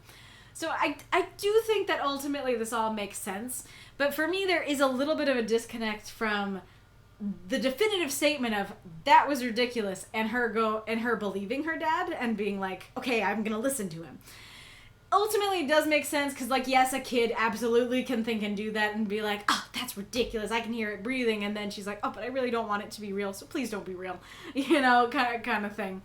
But I do think having her just the whole time be kind of listening to her dad or doubting, I guess just removing that line and being like, he sat her down and told her there was no such thing as monsters. It was just her imagination, he had said, and she tried to believe him. Abigail closed her eyes. It's not real. It's not real. I think that would work better for me. Just keep it with the dad, because there's kind of two camps of, like, either she's like, no, Dad, you're so wrong. It's totally real. I can absolutely hear it breathing. Or there's the camp of, I want to believe my dad, and so I'm gonna listen to him and I'm gonna do what he told me to do. And those feel like opposite paths to go on. And so I guess because it's her first response, I'm reading like, yes, this is the path we're going on. I don't believe Dad. It's totally real. But then we veer into the other path of, wait, I do believe Dad. And like I said, it's not entirely unrealistic. It's just that for me, that did trip me up for a split second. And so I think it would be better to just do the dad stuff alone. And I do like that of her, like, trying to tell herself it's not real, you know. And then, of course, the monster's response is very fun and cute of like, that's hardly fair. I don't question your existence. I love that. I do like her launching herself out of the way of the grabby hands, because I bet you that the monster has no intentions of grabbing her ankles. But again, that's how fear works. She's just like, all right, like before I didn't get out of bed to go to my parents because I was scared of the grabby hands. Now I need to go, so I'm just gonna launch. I'm gonna yeet myself away from the grabby hands, even though, like, it's probably fine, and there probably are no grabby hands, or there are hands, but they will not be grabbing. Thing. Holy lag skip! Did everybody get a lag skip as I was just saying yeet, saying to yeet herself over the grabby hands? But anyway, so I like that. I think that worked quite well. Exploded is a fantastic verb. I love that so much. So honestly, my biggest critique for this story is quite simply this line. It's very clear from the earlier paragraph that her dad knows about the monster. They've talked about this. They've checked. He's told her it's not real. Like, you know, they have discussed. And so it feels odd for her to be like, Dad, there's a monster under my bed. When it's like, yeah, we've established this. I think saying, like, Dad, the monster's back would work better. But I think what would work best is, it's really real. And you could even add some humor into that if you go, Dad, it's really real. The monster said so. Or, you know, it's real. It said so.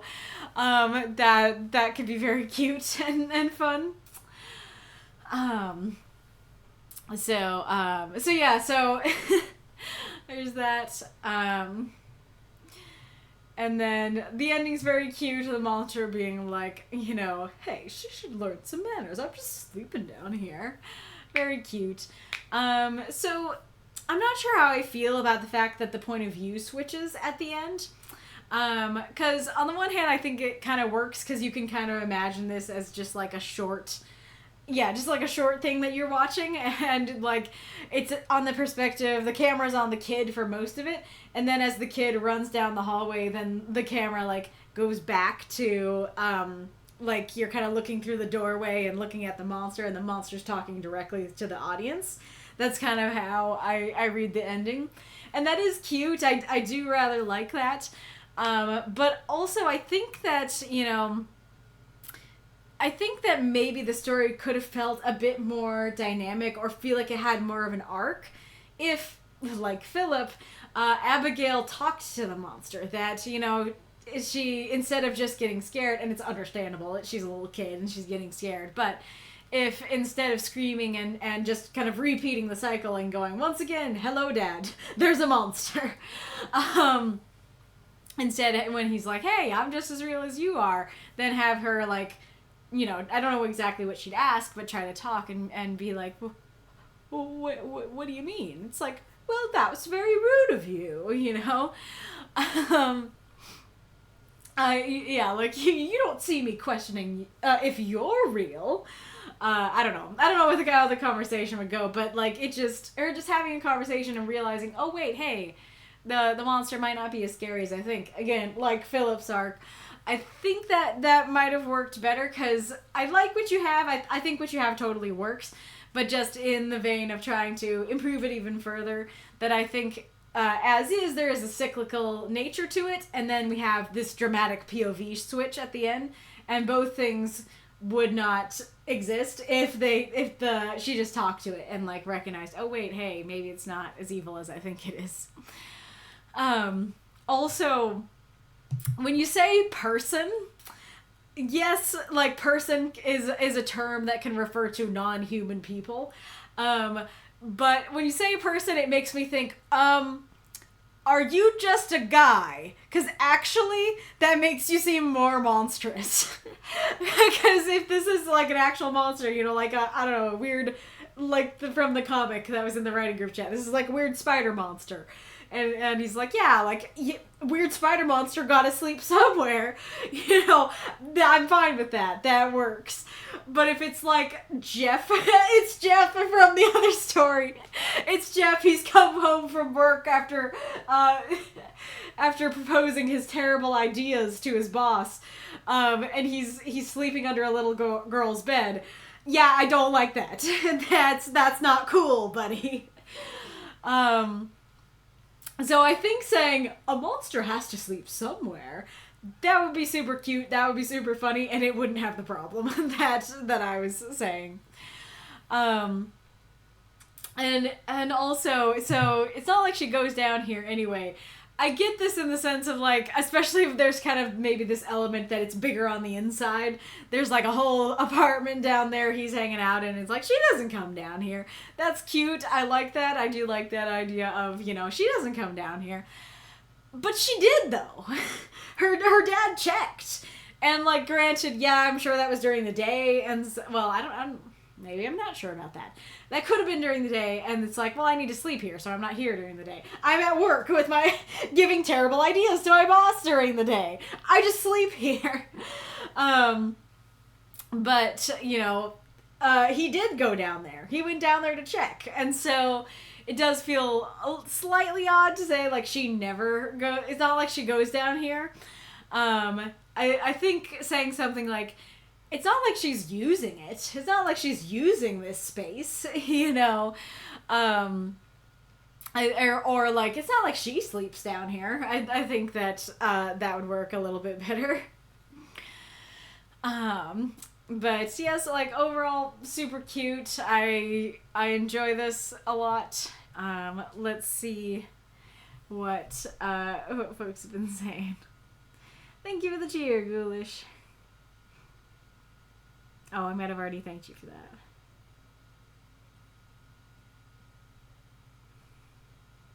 Not for nothing. Cat quota met.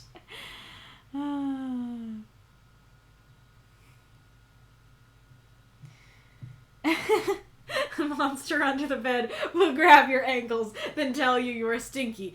Alright, what ideas you got? We've got a monster breathing under our bed. Befriend it? Why do I sound like Dora?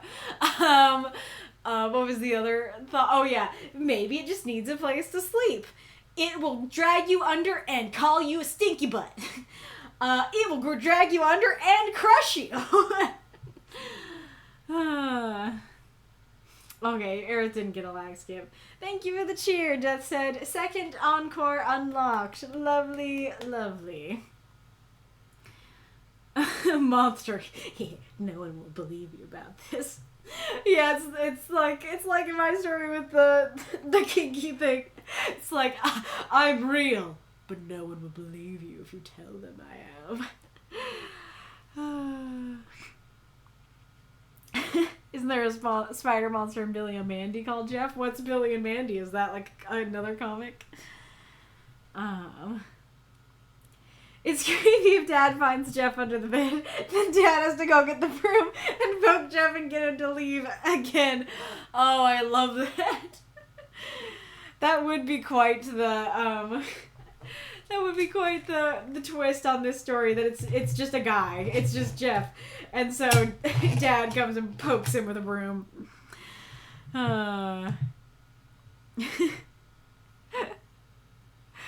I just see a little gif with a spider monster with somebody poking it with a stick and going, I want you to be dead! And Mako says, this is Adiyr Victor in the shadow. Pretty much.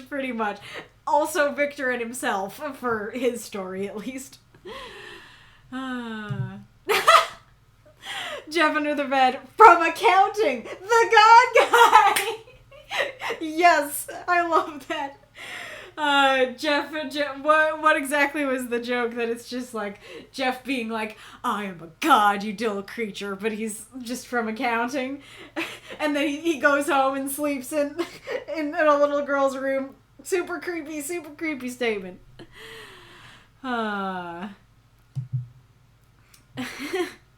Jeff and his dad, Billy. Oh, believe me, it goes deeper. Well, that's odd. All right. Okay. But yeah, great story, great comeback. Lilladyeva. Greatly enjoyed this one. All right, I think I did write something down this time. I did. Yeah. Okay. Very simple.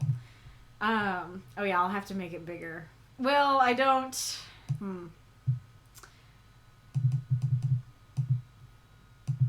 But the question is, do you watch more movies / TV shows / YouTube than you read? Do you feel that influences your writing? My dad made a very interesting point that he was saying that he feels like, I get this is kind of a little bit of a kids these days kind of thing. But, you know, he feels like a lot of young people today are watching stuff more than they're reading stuff. And so, that might, that like there's a lot of descriptions in these stories and more modern stories written that he's noticed that are more like just describing something the way that you might see it in a movie rather than trying to describe it in a more poetic way that you would in a book, if that makes sense. That is just like, this thing is here, it looks like this, rather than you know, the this of the this, you know, that you'd have of in a book. I'm trying to think because I didn't come up with like a direct example, but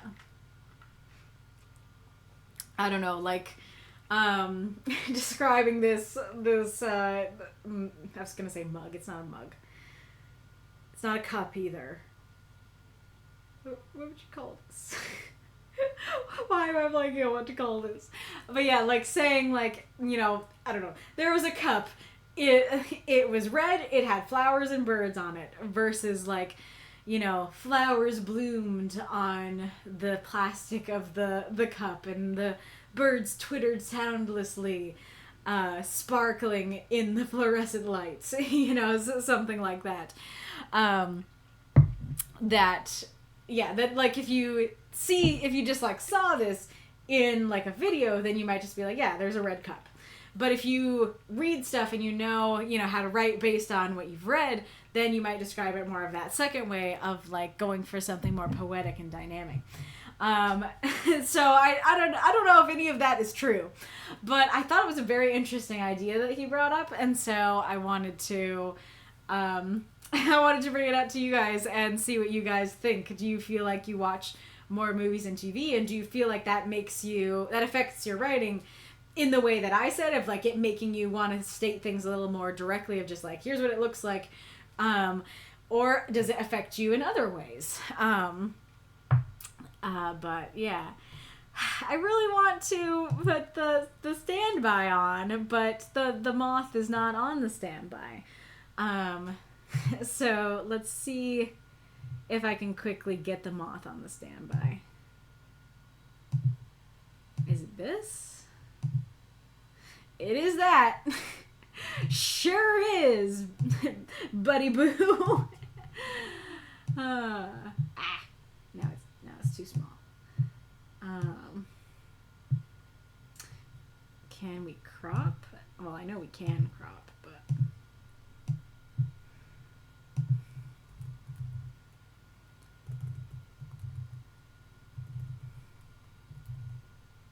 yeah. Well, maybe we can crop even more than that, actually. What does this do? Yeah, I like that. Okay.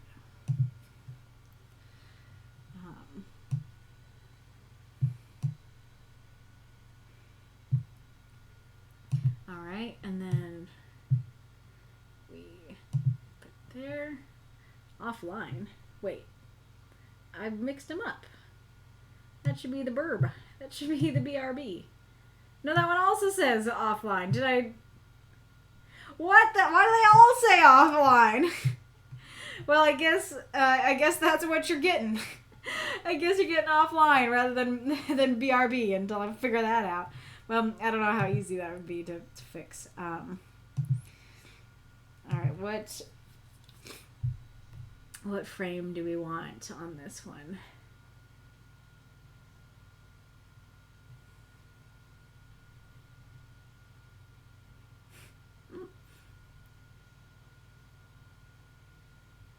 Maybe we can do the purple moon frame on this instead, especially if I end up not using it for me.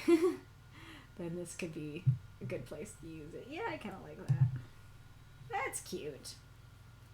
Can you read it? I see when you're like, how would you describe this? A water bottle? Drinking receptacle?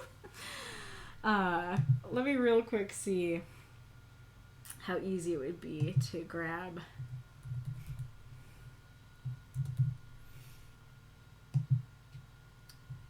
Okay.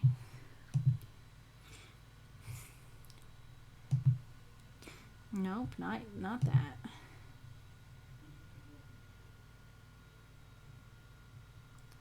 What do I call it? Do I call it panels? Apparently not. Screens. I call it screen version 456. That does not tell me which one is BRB. Why is this constantly coming up on this stream? Maybe this is what the title should be. Where are you, BRB? Why can't I find you?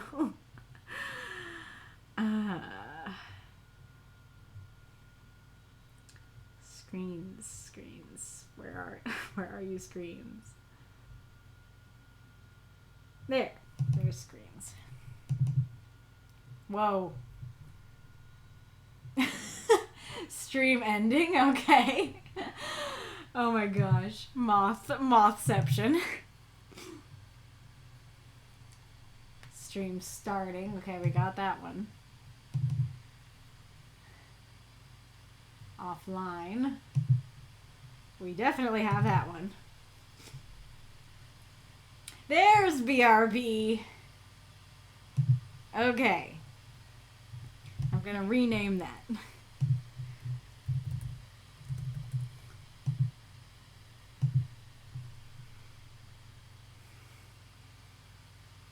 If it will load. Okay. It will not let me.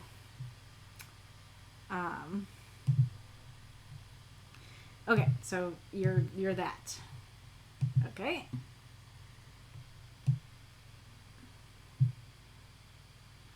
Wait.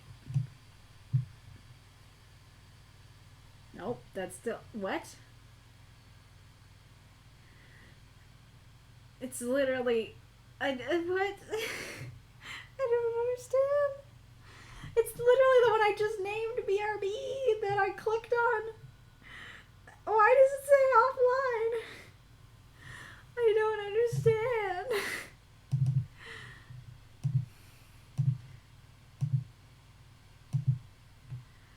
Don't know what's happening. Okay, everything. What?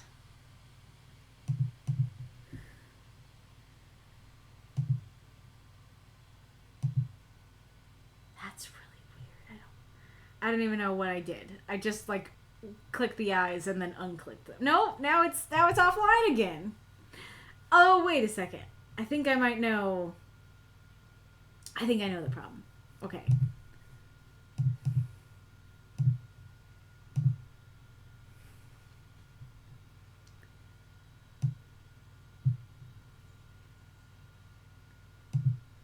Okay. There we go. Why did that take so long? Okay.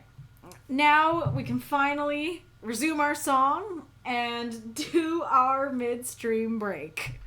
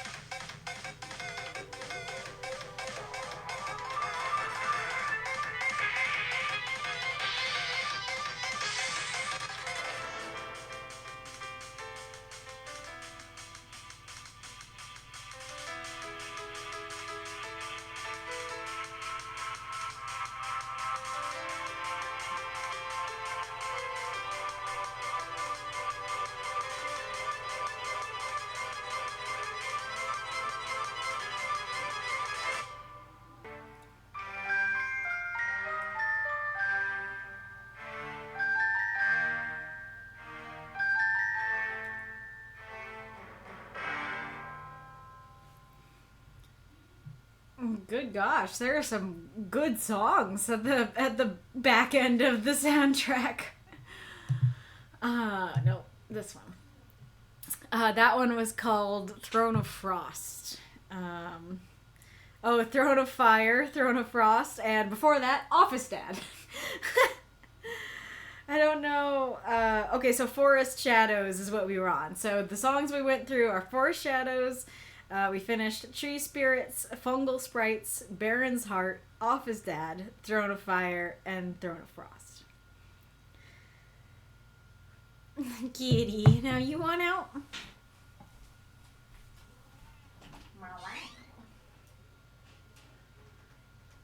A cat. I opened the door for her. She walked closer and then walked past the door.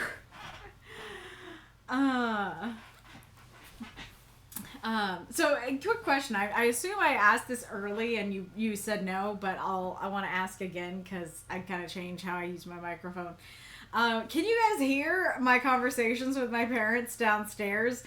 I'm assuming that you can't, because I would guess that you guys would say something. I would hope you'd say something and be like, Kaylie, we can hear you. But I have to check, because lately I've just been... I would put my mic down during the midstream question. I would turn the volume down. But so often I'd forget to turn it back up again. And so I was like... I'll just leave it on high, but that creates more likelihood that you can actually hear us talking. Okay, Foggy says nope, Era says no, cannot hear your dialogue with your parents. Fair.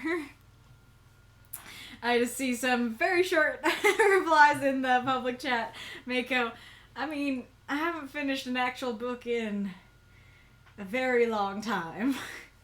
I feel like that ellipses was like you looking wistfully off into the distance. It's been a long time. That is fair. I hear nothing. Well, I think you hear something.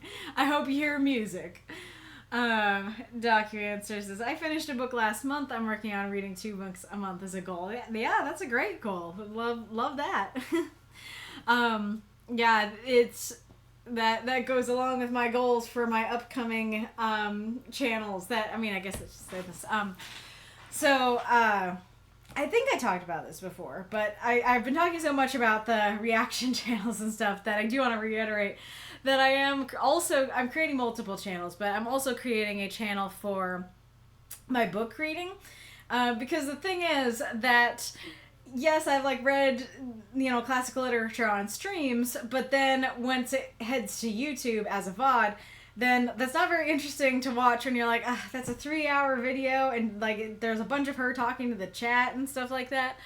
And so what I'm doing is editing the videos, and what I plan to do is have it be a chapter per video.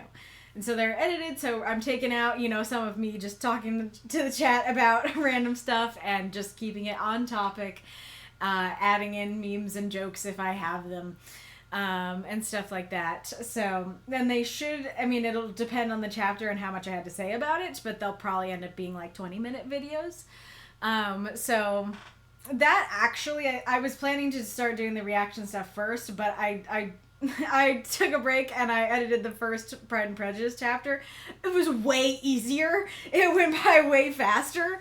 So those actually will probably get posted before the reaction videos. Don't quote me on it, but that's what's most likely. So because I'm working on starting that new channel, I'm thinking about how can I make this book club stuff work? How do I make it so that we can discuss, non-public domain books? And so I feel like I might be adding to your regimen, but I will have a much slower timeline, I'm sure, than you.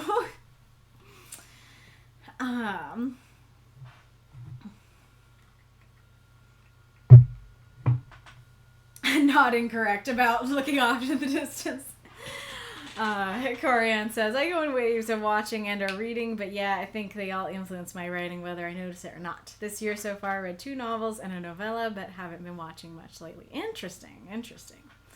All right, let's see what these long responses in the, whoa, there's a lot of long responses in the not so private chat. I just see, I did not see that before I left. I just see, but Vampire Santa freaks me out a lot more. Context? Doc says, yes, actually, a lot of media influences me as a writer, TV, movies, video games, etc., storyteller, and creator. I'm reading books, but at a slower rate. I was just telling my boyfriend that I have to be in a mood to read because I have to determine a few things. Am I reading as a reader or am I reading as a writer? If I'm reading as a writer, what am I going to focus on and annotate? I don't need any of this mental prep unless I'm going to review a movie. Interesting. So, like, you annotate your books and annotate them differently based on what, based on if you're like, okay, I'm annotating this for my writer self versus I'm just annotating this for my reader self. That's very curious. And he says, I watch a hell of a lot of YouTube. It's usually on my side monitor while playing video games and often also there during work if I can get away with it. I have a long movie/TV watch list, but I have yet to fully catch up with it. I tend to forget to stop what I'm doing and watch something. Hooray, AST Hyperfocus. But I have trouble reading more often, and the very same reason I've yet to catch up with my TV movie watch list. Seriously, by the time I realize I haven't stopped to read, it's midnight, and my brain is just, oh, right, yeah, you do need to sleep. Forgot about that. Here, have all the effects of your sleeping meds at once. Have a good night. I'm just imagining you, like, walking into a room and going, wait, I need to read. And then your brain is just like, all right, time to have all the effects of your sleeping meds. And then you just, like, collapse onto the floor. And you bet what I watch influences what I write. You just need to watch Dragon Ball Z Abridged to see the origin of a lot of my humor with the Greek gods. For example, no stolen jokes, but generally the same vibe of humor. Meanwhile, my noir comedy stories with Dick Seymour are 100% influenced by the game Narrate, from Whose Line Is It Anyway? Where Colin Mockery and Ryan Stiles would improv a comedic noir scene to some slow, dark jazz soundtrack. Amazing. As I'm sure as I get more into the habit of watching movies somewhat regularly, they will influence what I write as well, particularly going into more serious stories, as I tend to be drawn towards thriller movies. Also, some of my character ideas literally started off as me looking at existing non-written media and going, that has potential, but was very poorly written. I want to write something better that uses that core idea as a start.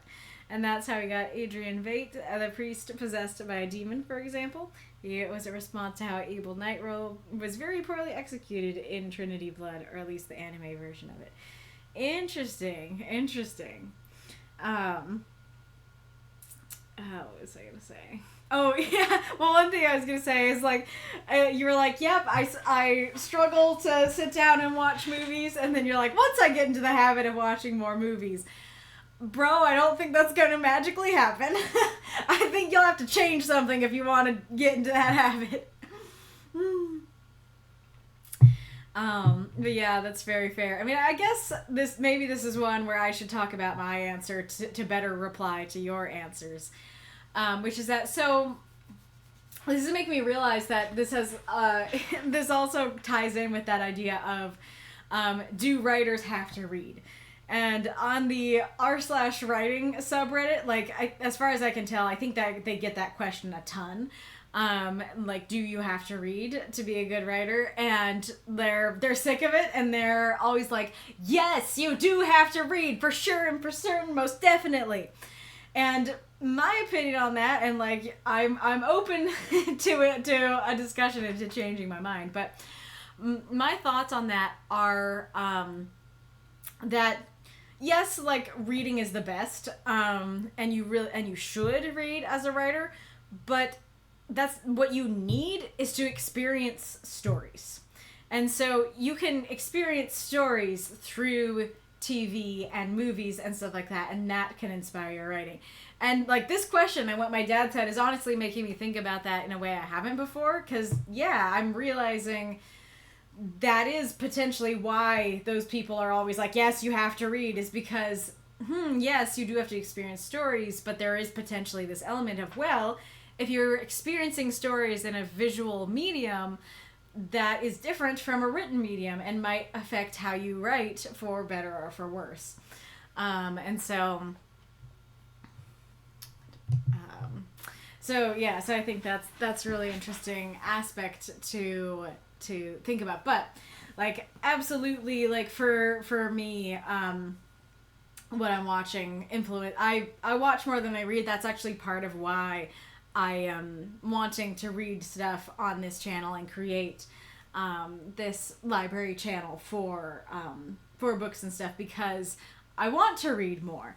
And it's reading aloud to people. That's one of the few ways that I'm able to read more to people, that I'm able to read more in general. I don't know exactly what it is, but that just like motivates me more to read. And so, yeah, if I'm having a book club where I'm like, okay, read a chapter this week or a chapter this month. I of course, as a slow reader, I'm going to put the time limits as something manageable to me, because as I said, I'm a very slow reader, and so like in school I was drowning in reading. I was able to keep up with the assignments, but it was very hard, and like I had very little free time. So I'm not repeating my school. I would make the deadlines more manageable. But if I do that sort of thing, then that'll allow me to read more. But all that to say, do you want out, kitty?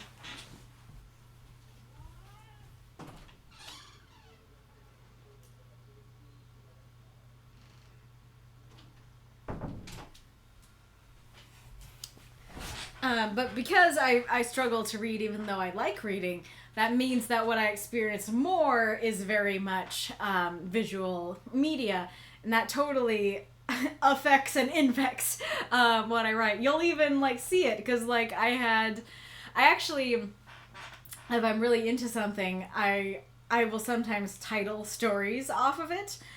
So I did that with Arcane. I named one of my stories after Heimerdinger's song. Actually, that entire story was inspired by Heimerdinger's song. Not necessarily like any specific lyrics from it, if I recall. It was just like the vibes of it. The vibes, I just had an idea, and the vibes of that song just like made me go like, yeah, I think I know what to do with this idea now. Made something click. I had another one that was titled "There's No Prize to Perfection," which is another quote from Arcane. So like, and oh man, it's too bad I wasn't going through my older stories more recently, because like this is something that comes up. But I remember like going through my old stories, I will recall like, oh yeah, I was watching this thing as I wrote, like, you know, at the time I was writing this, you know, I will recognize something that was influenced by something I was watching. And I wish I had another specific example besides Arcane, but like, yeah, it totally influences what I'm writing and the vibes I'm going for, and the plots that I might be interested in at the time, because I'm just like absorbed in this thing that has those types of plots and vibes and stuff like that. So like, and I don't know for sure, I don't know objectively, I don't feel like the fact that I watch more than I read affects my writing negatively, but I think part of like my dad's point is that people who like learn to write based off of visual mediums might struggle to describe things, or struggle to write better than people who learn to write through reading. And like I mean, I would probably say that I learned to write through reading, partially due to the fact that I was assigned so much reading in school, and so the time I was learning to write was the same time where I was reading the most. But I don't know for sure. But well, and I'm having so many thoughts. So like, I feel like me watching more than I read doesn't influence my writing in a negative way. I don't know for sure. I mean, I guess that would be the other thing, is like, if I do successfully set up the, the book club idea and everything like that, does my writing get better because I'm reading more? That would definitely be a question. But I think that the reason that why it wouldn't influence me in a negative way is because I've learned how to write, because I already know how to write. And so I'm not, I'm not new to this. I'm not learning through visual medium. I learn in other ways. And so I have a baseline of like, okay, like I can describe the birds and the flowers and not just say it's a red cup,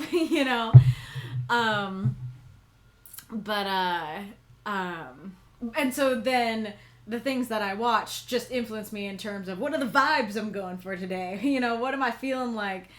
And even that doesn't feel like it's describing well. But the other thing is that I'm thinking about is that one of the things that really influenced my writing is listening to the Gravity Falls commentaries. So I didn't even realize it was limited edition when I got it, but there was like this limited run, at least I think it was. Now I'm like, was it even limited? But I if I have that memory, it probably was. There's like this limited run DVDs of Gravity Falls, and it just happened to land exactly when I wanted to buy the DVDs, and so I was like, oh hey, there's the DVDs on Amazon, I'll get them. And I didn't realize it was this special thing that in 2020 Alex Hirsch, and he has guests on there sometimes too, did commentaries on all of the episodes, and they're fantastic, and they really teach you things.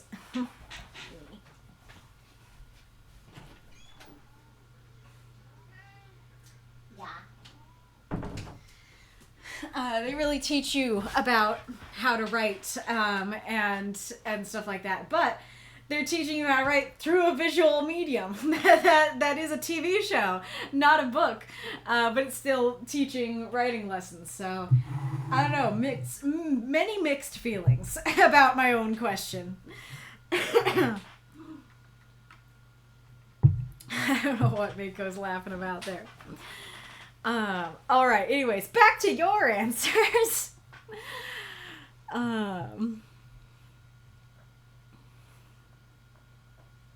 But yeah, so that, like, I totally relate to, like, hey, I love Dragon Ball, like, I'm speaking for Eddie, but, like, I love Dragon Ball Z Abridged, and so that humor now influences how I write humor. Yeah, like, that totally makes sense.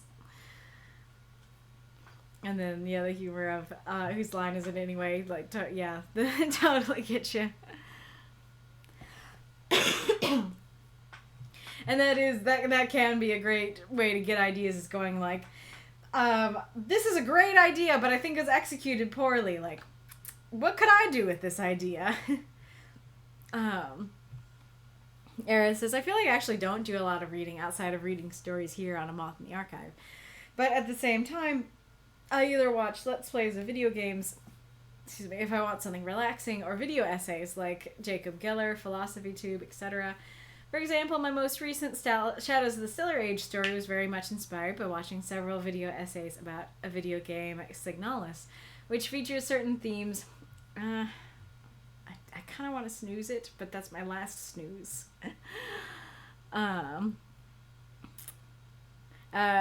Which features certain themes that I worked into my own setting and stories, as in the construction of biological androids, subsequent commodification of people, the questions about what does it mean to be a person, and more broadly, what is real or authentic. A video game deals with these issues, even though it isn't traditional reading. The video essays explore interpretation and themes of those games. While reading certainly improves one's skill as a writer, I feel like writing in other forms of media can explore ideas just as well as written fiction, and can in turn give fuel to our own creative endeavors. For me, I'm an idea person. That's what drives my writing. That's really neat. That's really cool. And yeah, like I didn't mention that, but video games is another option of something that is more visual. It's a little different because it's also interactive. But yeah, that's another type of story that you can get inspiration from. So again, like, yeah, those are totally the themes that you've been writing about. So that's really cool.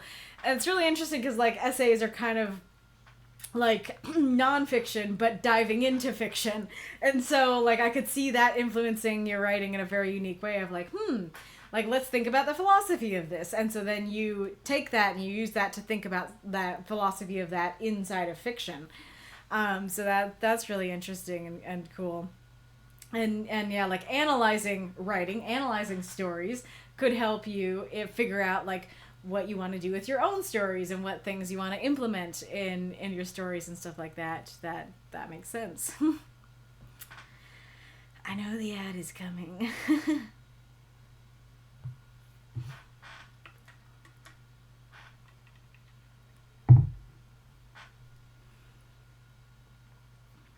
But yeah, the other forms of media can explore ideas just as well as fiction. So that's kind of what I was saying about you need to experience stories. I mean, that's kind of what I'm talking about, replying. But yeah, there are other forms of media, other forms of fiction, other forms of writing that are worthy of being explored than just exclusively books. Oh, you did snooze it. Gotcha. The decision was made for me. Wolf says, I'm in a weird medium area where I watch more YouTube. The YouTube I watch is often storytime clips of VTubers telling stories about ludicrous things that happen to them in real life. It ends up being more like an audiobook or fiction podcast type experience than anything. This ends up coming into my writing through minimizing unnecessary description. That's why I encourage people to draw influence from multiple places and to especially pay attention to how they tell stories. I'm going to post the first episode of the Magnus Archives. See if you can see how they used an exclusively audio medium to unnerve and strike fear. Oh yeah, I was about to ask, is that the anglerfish one? And there it is in the title. Yes, that's the anglerfish one. I have not I've not listened to all of the Magnus Archives, but I've listened to some of them and definitely enjoyed them, and they do a great job of telling horror stories through purely audio medium. And yeah, that's a really interesting point about like hearing real people tell real life stories could help you figure out how you want to tell your fictional stories, especially in like a condensed medium, because that's what they're doing too. Massa says, sadly, yes, I haven't been reading as much as I really should, although the writing group does give me a bit of extra opportunity to read stuff. I do watch an awful lot of YouTube, and I have a bit of movie watching bend going on. Actually, would watching movies with subtitles count as reading? I'm kidding, but I've been watching a few French movies lately.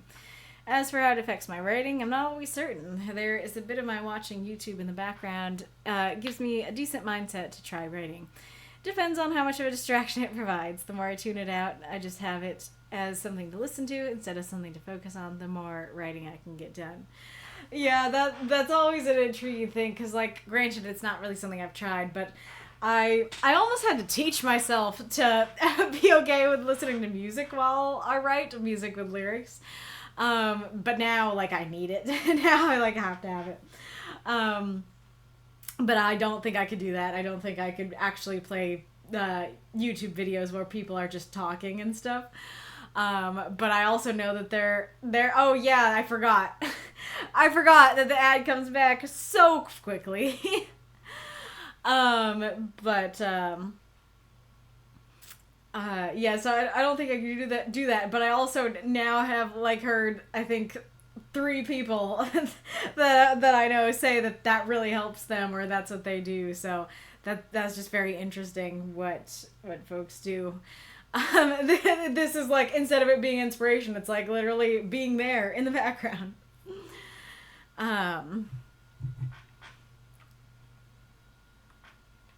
Oh yeah, and continuing my own answer, I watch a crap ton of YouTube. Very little of it is writing related.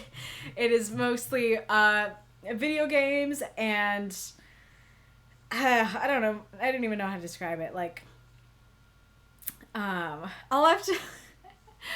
I don't have my I don't think I have my iPad up here, but that would be what my homepage would show.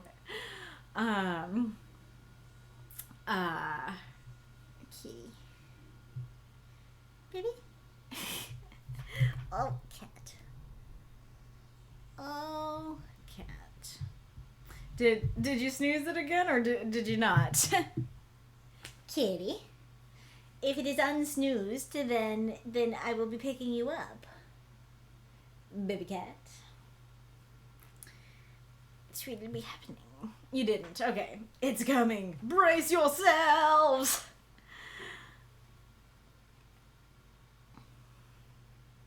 There it is. You know what I just realized? The art style, or maybe it's just this particular background, but Spooky Chips's art style, it's very Hollow Knight-esque. I wanna take away the display capture. So pretty. I love it so much. But yeah, this is totally like Hollow Knight, isn't it? Kitty cat. I am making good on my promise to pick you up.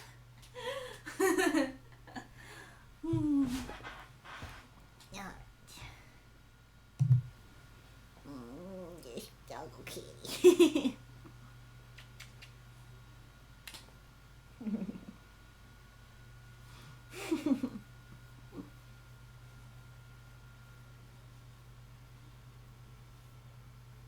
Yo, super. This is snuggle cat.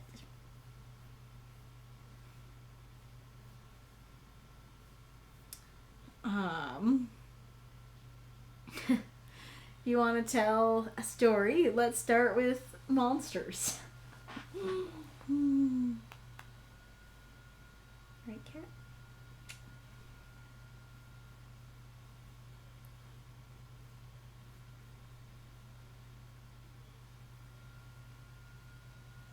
Oh yeah, this would be the time to try and go grab my iPad. Oh yeah, animators. I really like animators, so... And I do like VTubers as well, but I tend to only see, like, some shorts from some of them on my phone rather than, like, actually, like, sitting down and watching them. Maybe because a lot of them are streamers, and so it's the thing I was just talking about with my own streams of, like, at least for me, it depends on the stream, but seeing, like, all right, 3 hours is, like... I don't know about that, man. 3 hours of unedited content. I'm like, am I ready for that? There's one there's one person who can post not only a 3-hour video but an 11-hour video that I will absolutely watch and enjoy every hour of, and that's Jacksepticeye. He's been posting, like, all of Elden Ring in one video, all of Bloodborne in one videos. And so I watched his... I think Elden Ring's the only one I've watched so far, but I remember getting to a certain point, and I was like, aw, only 4 more hours! And I commented on that. I don't know how high the comment is on the video. But yeah, okay, the ad's over. So he's the one person who can post a giant video and I'll be like, all right, let's do this. But most YouTubers I'm like, I don't know about 3 hours, man.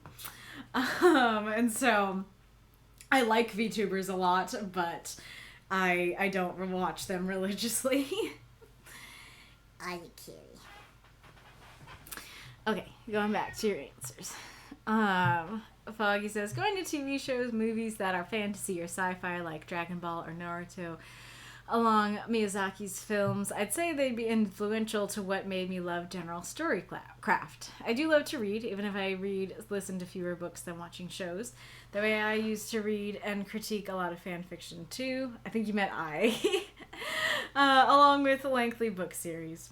YouTube and games are probably my most preferred sources, though I feel like most of the time it's something irrelevant to writing. Yeah, like I was saying, very fair.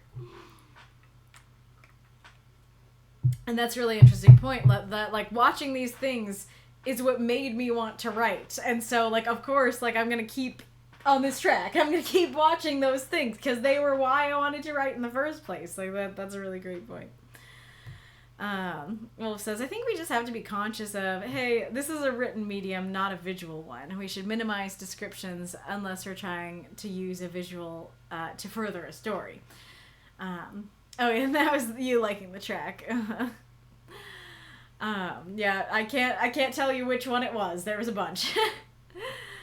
But yes, I do think that's something that, and at least for me, it's not something that I'm like actively thinking about. And so I do think that that's a good and interesting advice to be like, hey, maybe let's try and actively think about this and be like, wait a second, this is not visual. How do we do this?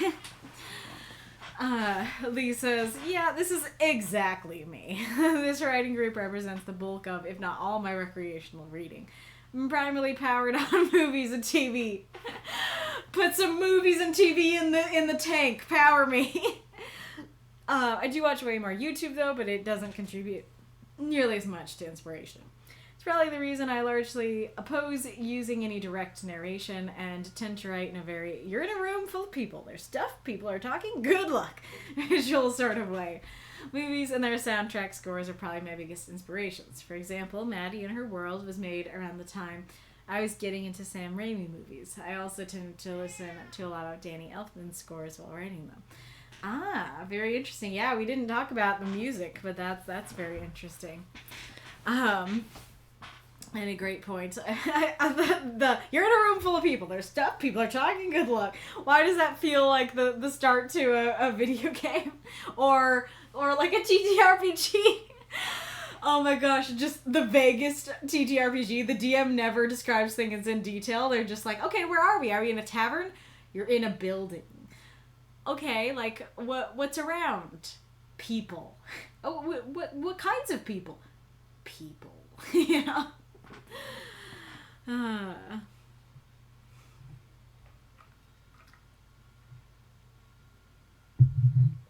he says, oh, every story of mine starts with a scene vividly in my mind and me writing about the scene. And I mean it when I say vividly. It's quite literally like watching it unfold in front of me. So the process of, let's see how to turn this vision into text that is still enjoyable to read, is one that I know all too well, which I guess might be how some of my characters come off so strongly in text, like in that Unholywood story. And I guess I should be thankful for my autism in this case, as one characteristic from it that's strong with me, strong with the force, is a higher level of empathy, which is the writing process presents itself as, let me put in my reader's spot and see how to write in a way to induce in their mind a similar image to the one I have in mind. Nice. I very much relate to that. I also like see things very vividly, like I'm watching a movie, and that is the process of writing for those of us afflicted with wonderful imaginations. Of going, all right, I see this in my head. How do I translate this into words so that I can get it into my reader's head?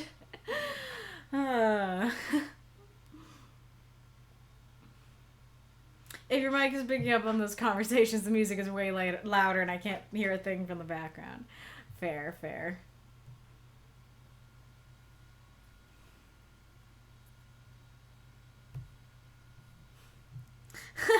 There's the demon Santa that Wolf was talking about before. Correct on my annotating. My annotating's a reader's, this is Doc, is much more laid back. Once in a book, I added a quote for a Whitney Houston song. That's great. Worst GM ever. Yeah, totally. Vampire Santa from the Billy and Mandy Christmas special. Gotcha.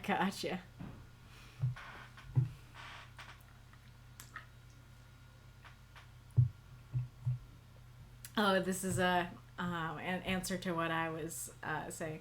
I don't think you need to be an avid reader in order to write, but I do think you need to read at least a bit to understand the differences from medium to medium and also catch some best practices and grammar rules, even if unconsciously. And along with that, you need to practice empathy to place yourself in the place of the reader and make sure the correct message is coming across. And as you said, you need to experience stories in order to find ways to write your own. So in my opinion, no, you don't need to be an avid reader like people often mean it when they say you definitely need to read in order to write. But you do need to read in order to write, at least to an extent. Love that. That I think you put it way better. Totally agree with that. That it's like, That is how, I don't know how they mean it, but that is kind of how it feels when I see those posts go by that they're like, yes, you need to read 3 books a day and 3 at night.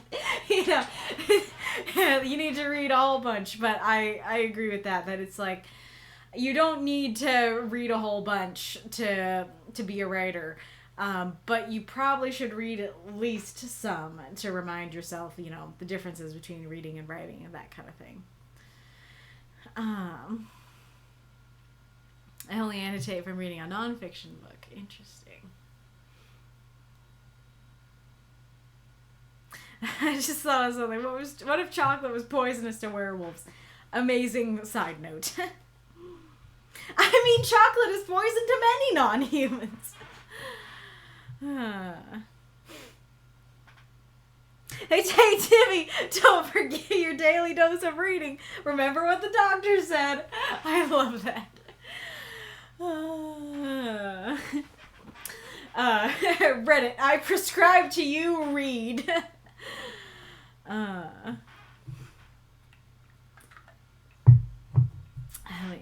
Alright. Well, let us go on. Thank you all for answering my question. Very, very interesting stuff. But let us go on to our encores. If you want to unlock any more, then during this story and during the next story is the time to do it. Alright. A Festive Night's End. Adiyr. By Foggy Wall. 346 words. Ferric and I sat beside one another on a short stone wall up on a hill. The town below still glowed with revelry, and we both held tankards of a sweet apple pie cider. Thank you, Ferric, for the invitation, I told him. Ferric took a drink before he spoke. You're welcome. But wasn't it your idea, Holland? I swayed happily with the distant music before I pressed my shoulder gently against his. Yeah, I suppose it was. He leaned back into me and we drank. Holland, he started hesitantly. Yes. Where are you from? You have no family here, and you haven't eaten a bite all day, yet you seem content with cider. He turned and met my eyes. So, who are you really? My eyes glistened in the moon's light, and I responded with weariness. I think tonight is too good to spoil. Do you not agree? His shoulder left mine as he dropped to the ground and looked up at me. Holland, you're hiding something. I know we only just met, but please don't hide it any longer. Oh. I slid off the wall beside him. Promise not to scream. My promise is yours, he said, thumping his mug against his chest. I smiled and lifted my magical cloak from the shoulder up. My clothing and skin lost their vibrant color, shifting to a dark green tangle of glowing vines with moss-covered bark, providing protection and framing my noseless face. He met my eyes with a caught breath in shocked awe. Your eyes, they're quite bright. Are you Varen? He muttered, stepping closer. That I am, born of magic and one with Adiyr itself. I blinked, seeming to break the trance he was caught in. I remember now. Did you once save a lost boy from a rock owl attack near the forest's edge? His question provoked a memory I could never forget. Why, yes, I did. A young boy with a sketch pad. Was that you? I still have those sketches, he answered, his voice bubbling with joy. And I thank you for that. Throw up those moths and monsters. Cheer for this story if you loved it. Yeah, Gilooley just says apple pie cider. I wasn't going to mention it, but I did have that question as well. Not apple cider, apple pie cider. Mako says, I'm cheered out for this week, and Gilooley says, as am I. Very fair. All your cheers are and have been appreciated. Alrighty, Drew. Well, I greatly enjoyed this story, Foggy.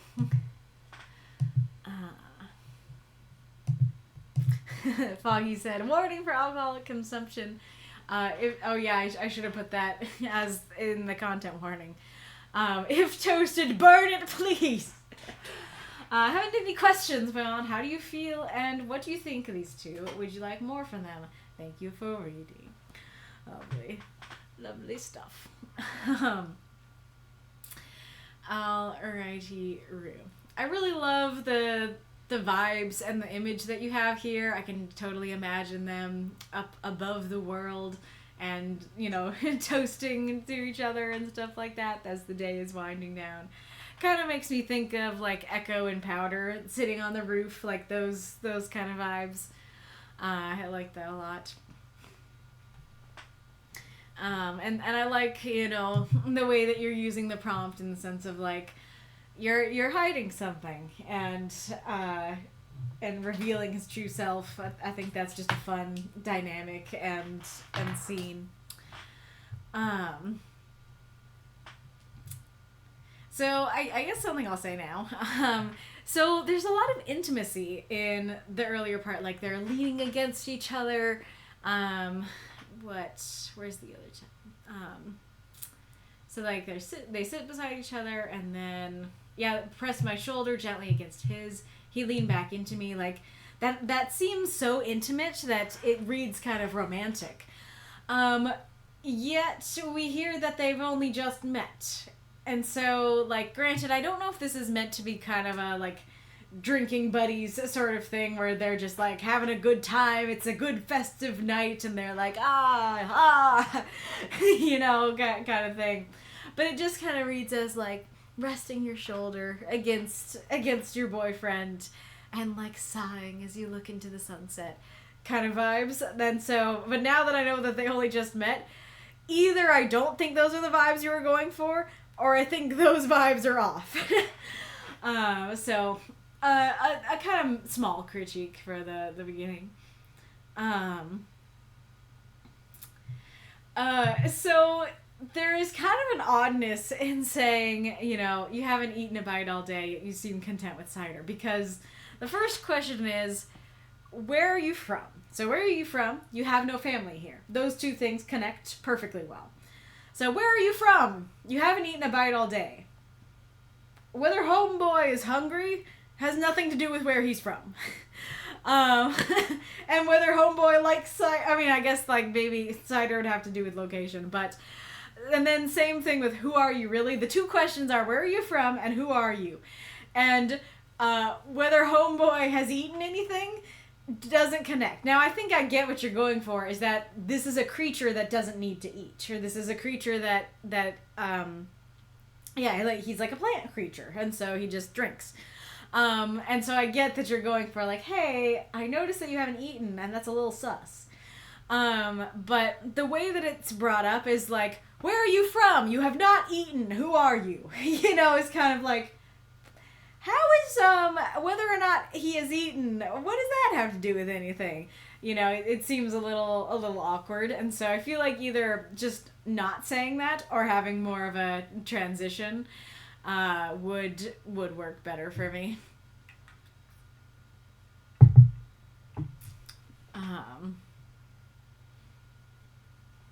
I really like this line of it says, I glisten with the moon's light, and I respond with weariness.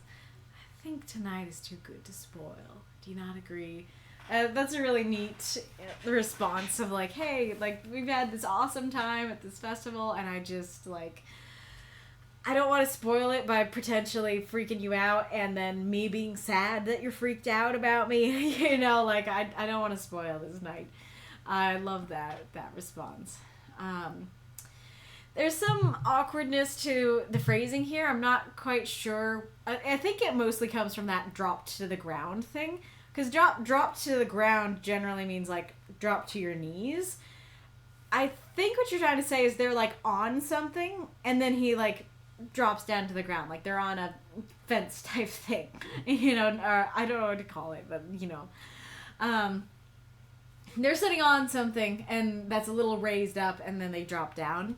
But that's not entirely clear, and so I'm just kind of getting this image of like them sitting together and his shoulder leaves his and then he just like collapses on the ground, kind of thing. So going back to the we only just met thing. So, Holland, you're hiding something. I know we only just met, but please don't hide it any longer. We only just met is a very bad argument because basically what he seems to be saying is like, we only just met, but do tell me your deepest, darkest secrets.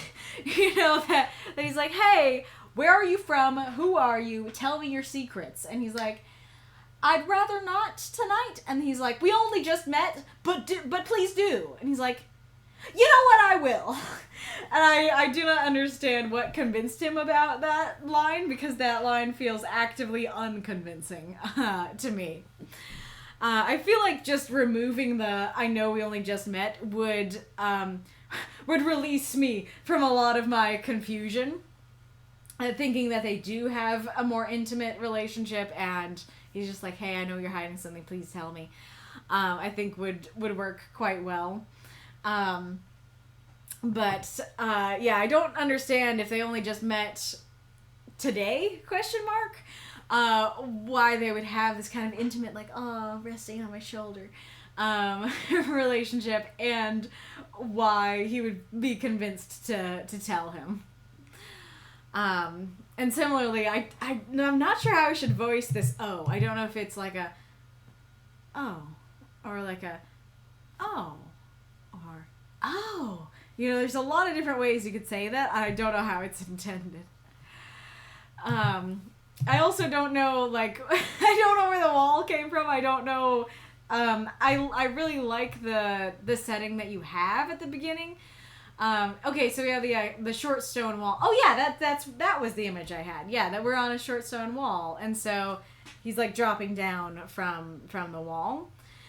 Oh, I see. Okay, so I see. Yeah, they're both dropping down from the wall. Yeah, it's weird because like I got the correct image from. We were on a short stone wall, like, yeah, they're sitting on, it's just, I don't know how to describe it, but that, just a little short stone wall. We're sitting down watching the town. But then when I read wall here, I imagined a much bigger wall, and I was like, where did that come from? So, I don't know, maybe that one's fine. I really like him thumping the mug against his chest. It kind of has, like, those Thor vibes of like, yes, my friend, we will have much revelry. Like, my promise is yours, and my axe. I know that's Lord of the Rings, not Thor, but those kinds of vibes. But I like that a lot, and honestly, like, what was I gonna say?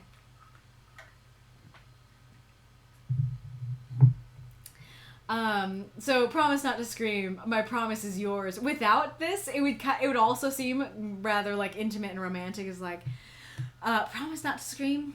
My promise is yours, baby boo. Kind of thing. But going, my promise is yours is a very different vibe. And so I think that's a great lesson in how just a simple action can really change the vibes of how a certain line might read. So I'm really curious. I don't know if I can pull out the draw feature, if it'll work. But I'm imagining Homie as truly just vines and a face. Oh, that's terrible. How do we undo? I don't know how to undo on Windows computer. But yeah, so... Oh, I went off the... Well, I guess I can erase. But yeah, so I'm just imagining... Whoa! I'm just imagining Homie as a tangle of vines, like he's not even really human. He just has, like, a face in the middle, and he's just vines. Is that the correct image or not? Because if that's not the correct image, well, we should hear what the chat thought. But for me, if that's not the correct image, I think I need a little more. I like the description that you have. But I think that, so my clothing and skin lost their vibrant color, shifting to a dark tangle of glowing vines.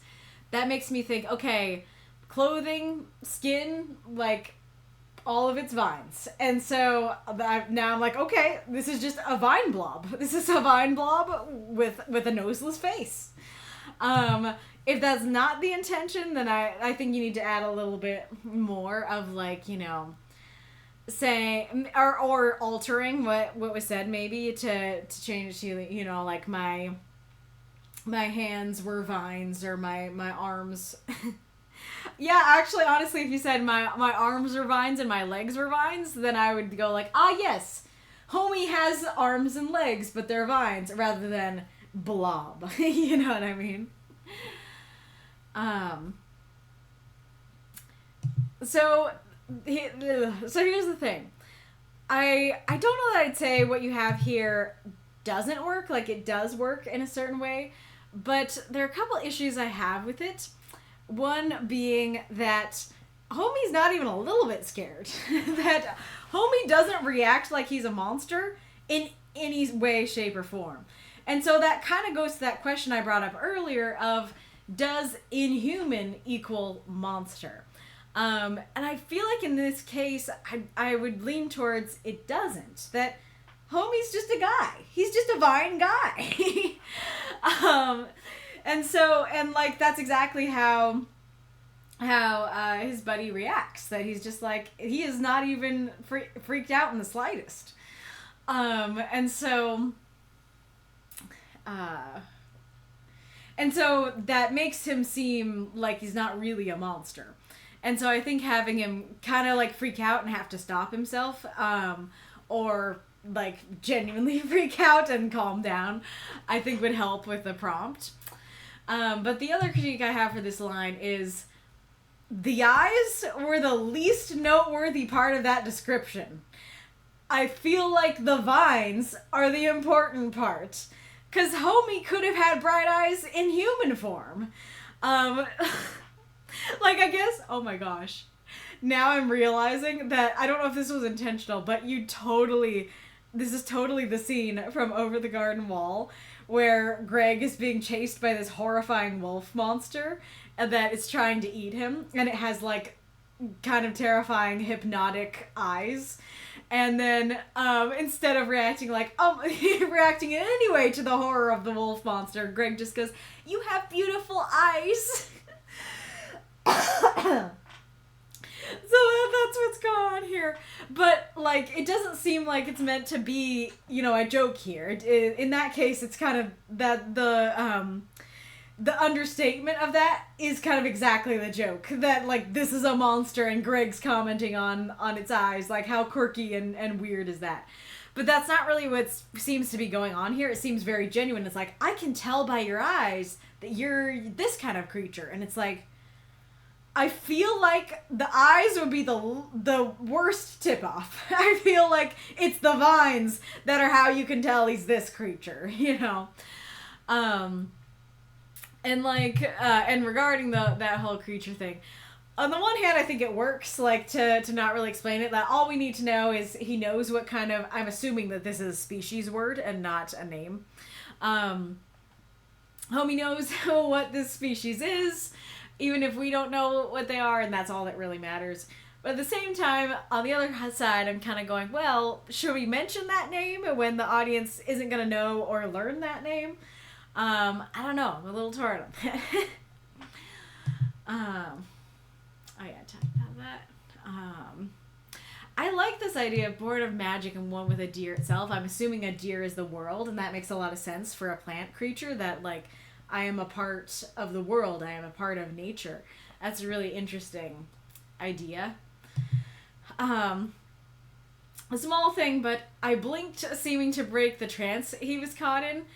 A blink doesn't feel like it would ever be enough to break someone else out of a trance. It would work if it was your trance. If it was like, I blinked coming out of my trance.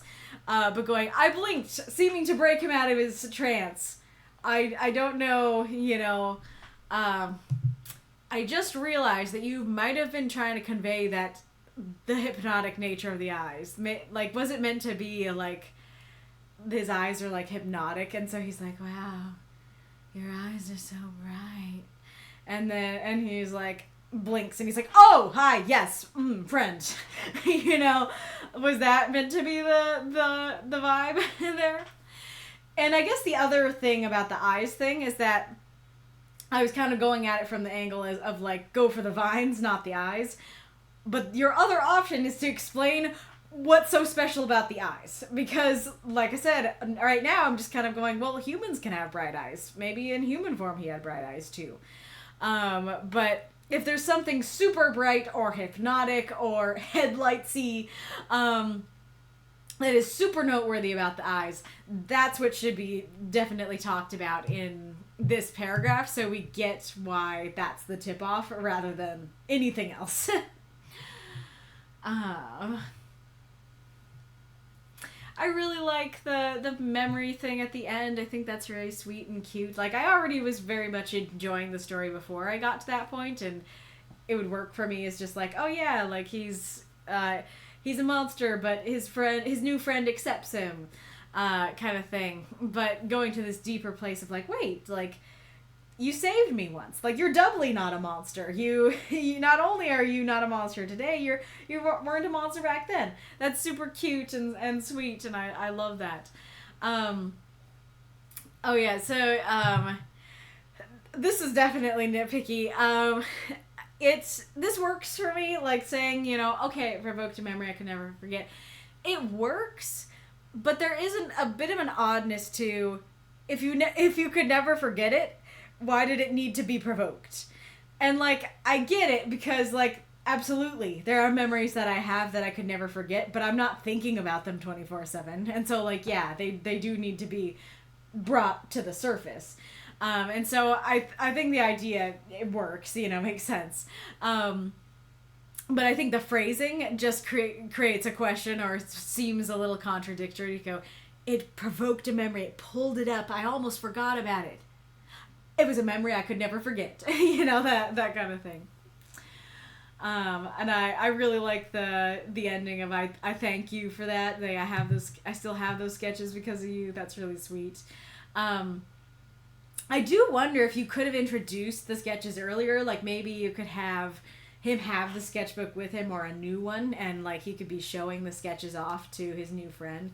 And Holland could be thinking like, these sketches seem familiar, but I don't know why. And then at the end, it's like, hey, I have those sketches because you saved me. It's like, that's why they were familiar. That could be super cute. That could feel like more of an arc. But I like how you have it. I like the memory of like, wait, we just met, but we're old friends. You know, we just met, but we also met back then. It's super cute and sweet, and I like it a lot. Let's see what folks, mostly Foggy, it looks like, have been saying. It's got cinnamon and spices mixed in with the apple and cider. Doesn't apple cider have those spices mixed in inherently, or like a lot of recipes do? Precisely, it's meant to be a wondrous sort of night, all drinking and spending the entire day together. Just a climax of a good bond made. Gotcha. Okay, so it was like a day, but it's just like a day of the festivities that brought them really close. That's fair. I figured they'd meet near the beginning of the day, so they'd spend over 14 hours essentially hanging out at the festival and drinking cider. Gotcha. Yeah, so the wall stuff. Oh! Yeah. I can't believe I didn't even notice that. Foggy says, I love the fact that you're thinking of Holland being male, which is great because I purposely made her out to be ambiguous. I totally, because like, you heard, I mean, if you were there last week, you heard me. I try to be very careful to use gender neutral pronouns. That was the whole homie thing last week when we don't know. But for some reason, I thought it said he somewhere, or there was something that indicated But yeah, it's in first person. We don't know. I'm so sorry. The third O. Wait, so it's meant to be more of a oh. In that case, I would at least do this. But I still don't really understand. I still don't really understand why we only just met, but don't hide it any longer is worthy of a oh wait, you're right. It's like wouldn't that make you go right? We just met, so no thank you. I really wanted to splash himself with a mug thumb. Did you run out of words for that?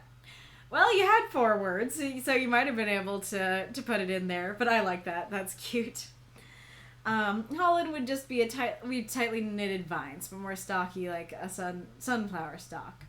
The mossy bark acts as armor clothing. So like one stalk, one leg, kind of, just like thick vines intertwined.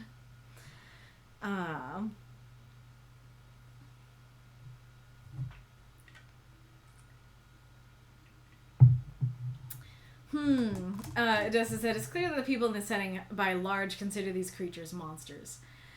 You do make a good point that Holland saying, promise not to scream, that does convey the sort of thing that, I have this view that you might scream, which does kind of have a bit of those vibes. It's like, yes, that people would see them as monsters, but I don't know if that's quite enough to me, because like it could just be like, oh, promise not to scream because not necessarily because these creatures are terrible, but because it's quite shocking to see your human friend turned into vine friend. So like I do get that maybe I'm being a little harsh on that there is definitely indication that people at large view them that way, but I do still want more than just that to fully convey, like, yes, I'm considered a monster, you know? Vine guy. I thought those died out a long time ago. Now they're YouTube shorts and TikTok guys. What was the movie I mentioned? Was it Thor or Lord of the Rings? Wait, you've not heard of it? It must have been a different movie I mentioned. He was studying her eyes. I mean, I get that, but, you know. So, was that meant to be, like, a romantic thing? That rather than being like, well... So they was it meant to be separate? Not... You have bright eyes, ergo, you are a Varn. You are this species. But rather like, wow, let me give you a compliment. You have nice eyes. Are you a Varn? That does work better, but it doesn't work next to each other. And honestly, even if you said, your eyes are quite bright, you know, and then there was some, like, action in the middle, and then, are you Varn? I probably still would have connected the two. Maybe not as much, but yeah, that's difficult. It's not from his perspective, so he can't be like, lost my train of thought. Oh yeah, so we can't say, like, in the narration, like, he wanted to compliment her, so he said, your eyes are quite bright, you know, we can't have that in there. So I'm not sure. Because there are a lot of Varns in their woods, and it was 20 years ago. Chances are it probably wouldn't be the same one. Not sure what that's exactly answering. How are they not sloshed? They are kind of sloshed. Amazing. Well, can plant people get sloshed? Prompt 230. How are they not sloshed? It's a low alcoholic content party drink. Well, if they've been drinking it for 14 hours, they would be sloshed as hell. Yeah, beings made of magic, they can shape themselves however. That makes sense. So she could be blob, she could be stock, she could be human shape, whatever she wants to be. That's great. I should have done a full transformation. Holly would stand 6 to 8 feet taller. Whoa, yeah, definitely. That's a big change. That's important. Good question. I suppose high sugar content would be stimulating, but not euphoric. Yeah, you could do that, or they just are like they're riding the sugar high all day. they get sugar high and crash, and then hello pseudo zero, welcome. Oh, Over the Garden Wall is the You've not watched it. Gilooley says, Over the Garden Wall is what Foggy was referencing. I've not watched it. I am shocked that you haven't watched it. You'd love it. At least I think you would. But yeah, it's more like a mini series. It's kind of like a TV show, but it's a very short one. Their eyes are white, speckled with gold and green. Exactly, I assume about he's like wanting to compliment her. Gotcha. Whoa, the elders are 65 to 80 feet tall. Well, I guess that makes sense in kind of like ent tree person sort of thing. But they're rooted in place. Gotcha. Sense. But yeah. It makes sense. Alright. But very cute story. Very, very enjoyable. I thought this is great. And I would love to see more of these characters. I am curious about them and what the nature of their relationship will be as they go on past their first day. So yeah, great job. Yes. Oh, I love your little Alexander emoji so much. Alrighty, room. The Goats by Danny Gilooley. 343 words. Brooke and Dorothy looked over Francine's shoulder out the attic window. The boy locked his bike, then paused as though he were thinking something over. Yes, go home, Dorothy cheered. Looks like another high school kid, Francine said. Must have lost a bet with his friends. Brooke squinted at him. The boy had brown hair poking out of a red and white baseball cap. He wore a blue sweater, jeans, and a red scarf around his neck. Finally, he made up his mind. He pushed the gate open and walked to the door. The three ghosts phased through the attic and floated to the top of the grand hall, perched between the exposed beam and the ceiling. The boy tiptoed out and looked around. Hello? He called. His cheeks were covered in freckles. He took off the scarf, and Brooke saw how strong his jawline was. He's kind of cute, she said. Good. You harass him out of here, Dorothy said. Do they always run? Dorothy laughed, and Francine couldn't help but join in. The boy looked up and moved to the library. Brooke said, What if I just want to say hi? Go ahead. Hi there. Want to go out sometime? Dorothy mocked. Brooke thought she would turn bright red and floated down to the library. The boy was there, looking at the chandelier above him. He must have done a sport. If he didn't, he kept himself in good shape. Brooke got closer, and he took the scarf from his pocket. Suddenly, the lights came on. The boy looked up at the light, and then at Brooke. His eyes widened.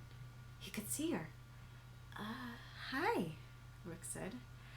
Someone shrieked, and the boy bolted, dropping his scarf. Footsteps pounded through the halls before the front door opened and slammed shut. Francine and Dorothy were laughing in the grand hall. You jerks! He saw me! We know, Dorothy said. We saw him sprint out of here. Brooke looked down at the red scarf on the floor. He saw me, she thought. And he didn't run away. Throw out those moths and monsters cheer for this story if you loved it. I was trying to hold out, but I think I need another blow my nose sesh. So I'll put on some tunes again. Just hold on. Where's my standby?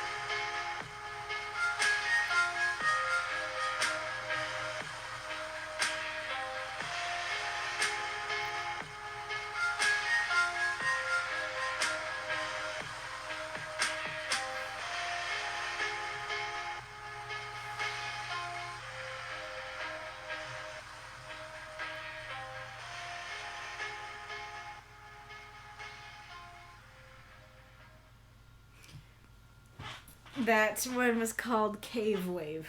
I don't know if 2 went by or just that one. Is that what you're saying hit the vibe check, or were you saying the song, Foggy? Foggy says, I do love a little ghost story with a bit of a twist. It is very cute, isn't it? So I see Wolf with a bit of a different opinion over here. So I had a lot of problems with the story, and I think the midstream question really highlighted those issues. I don't know for sure what you're going to say, but I think I might know what you're going for, but I would be happy to hear your phrasing of it, or what you would say about it. Alrighty, let's get into it. I don't know if Foggy was talking about the song or the story, but I would say that for the most part, the story passes the vibe check. I always love a good haunted house story. It kind of makes me think of Chalice from the Cuphead show.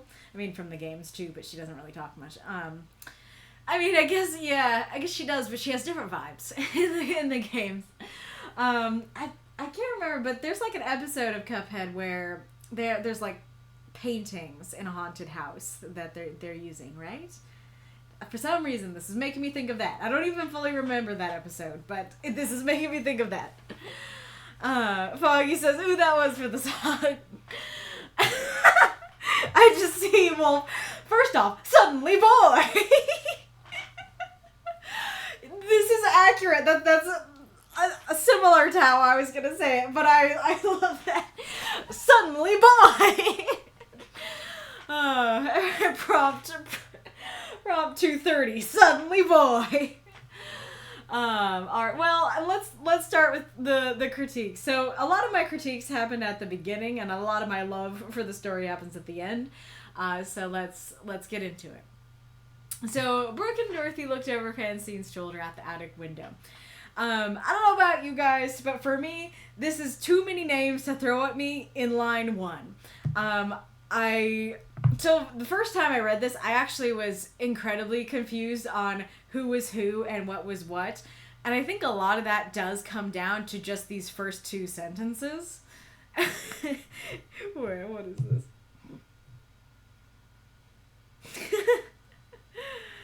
I see suddenly pineapples gif.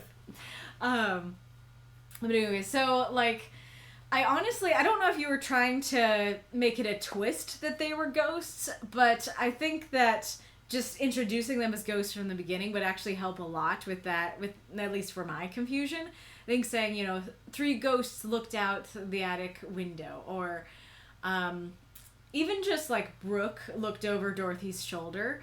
Even just taking one name out would have helped. But somewhere saying, like, 3 ghosts look out the window, I'm like, all right, I already have a bit of a scene here. But just with the names, I'm like, who are these people? What do they look like? How old are they? Why do I care? What's going on here?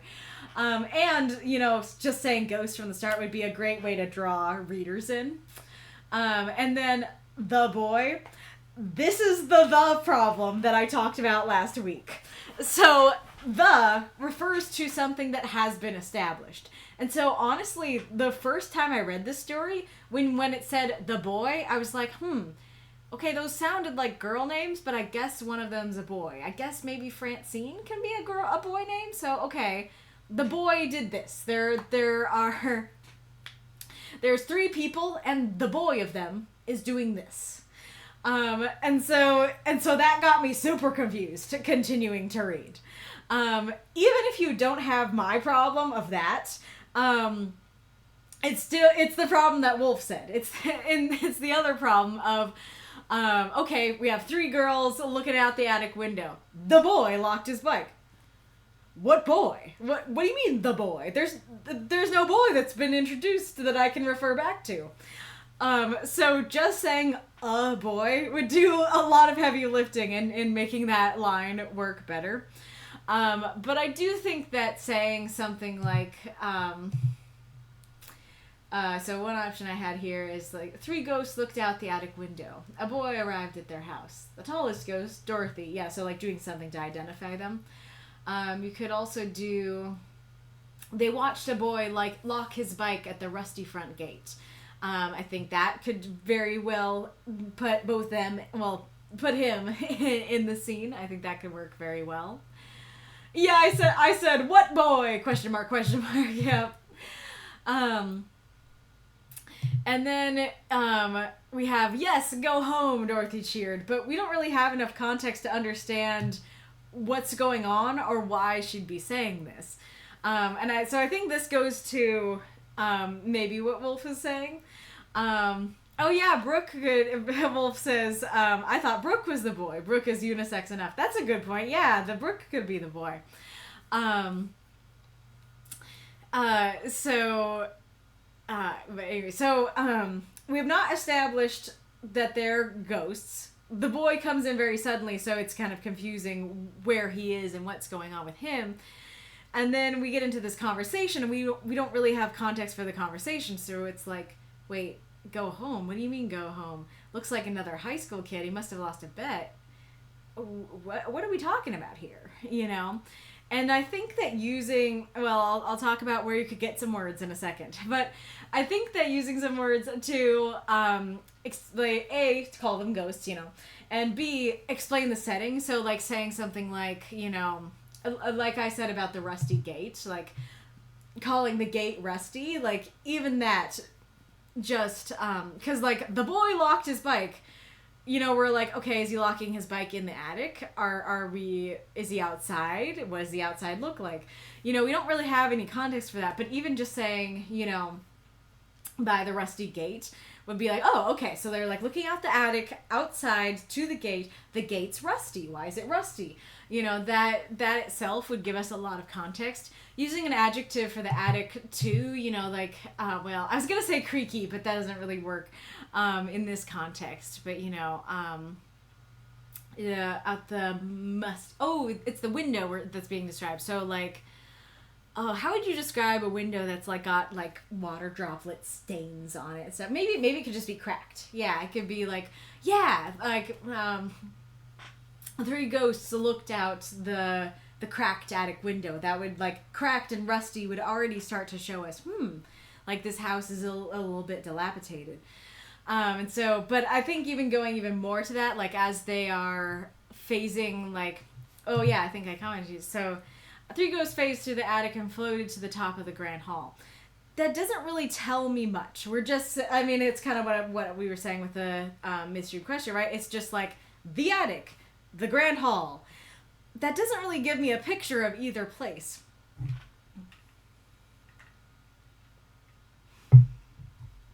But if you instead said something like three ghosts phased through the rotting floorboards to into the dusty, you know, dining hall. I mean, even dining hall would be a bit more descriptive than grand. Though I guess grand does tell you, like, well, I was gonna say grand does tell you this is like a mansion of some sort, but dining hall rather than dining room probably would do the job as well. But yeah, so like they phase through the rotting floorboards into the next room or into the dining hall, and stuff like that. I think even just a simple change like that could help, and you could do more with it. That you don't actually even need to say what rooms they are at all. You can just say, you know, through the rotting floorboards into the dusty air of the next room. I don't know. I guess just like three ghosts phase through the rotting floorboards, perching themselves on between the exposed beam and the ceiling. I don't know. I don't know that. I'm not having a good image here. Maybe somebody else can come up with a good image that doesn't require you to say a room. But anyway, so yeah. So I think putting us more in, okay, where are we? And who are we? You know, would be good. Another thing regarding the three names at once, I don't, in my opinion, I don't think that Francine is necessary for this story. Because Francine has only one line. And I think she just laughs with Dorothy one time. And so the only thing she really adds is confusion. Because she adds a third name to that line. Whereas two might still be like, I would still rather say two ghosts. But Brooke and Dorothy is a lot more digestible than Brooke and Dorothy and Francine. Yeah, so I think Francine is not needed in the story. All we really need is Dorothy and Brooke.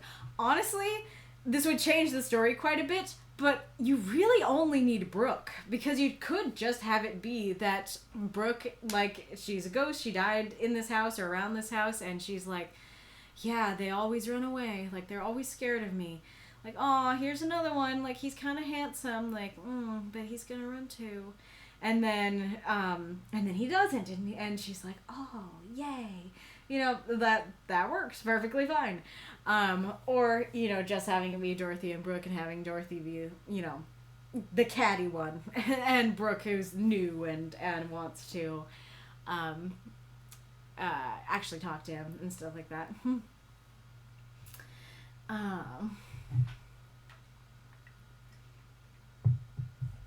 Oh yeah. Well, I don't know if I should wait for the ad to come. Character Smudge might work. Yeah, Smudge could work for the window. The cobweb covered hall. Yes, I like that. Where did that go? So like they phased through the rotting floorboards into the cobweb covered hall. Yeah, I like that a lot. That just creates such a strong image. It just creates this idea of, yeah, like this this hall that is just, everything is covered in cobwebs and stuff. Yeah, totally. 3 characters are plenty. 4, you're pushing it. 5 is right out. Yeah, exactly. Now, I don't believe I have a kitty in here anymore, so I'm not sure what to show you guys for the ad. I guess I could go run and try to grab my iPad to see, like, it's weird because I just, like, go off of what's my recommended page. Like, yes, sometimes there are YouTubers that I'm like, oh yeah, this person was gonna post today. But generally I just, like, follow who I follow and let them recommend themselves to me. And so, I like to get a general consensus of the types of YouTubers I watch. I'm like, I don't know unless I'm looking at it, you know? Oh no kitties! Yeah, I'll put the tunes on and go grab it.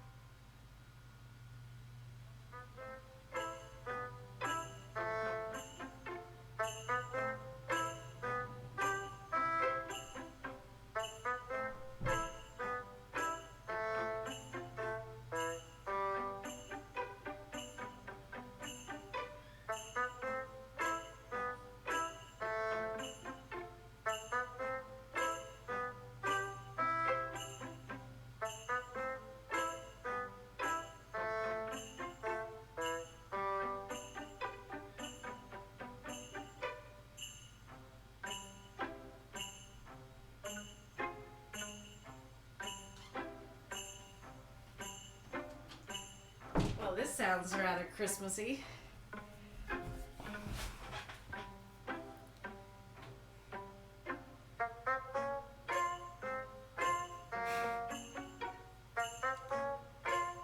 This is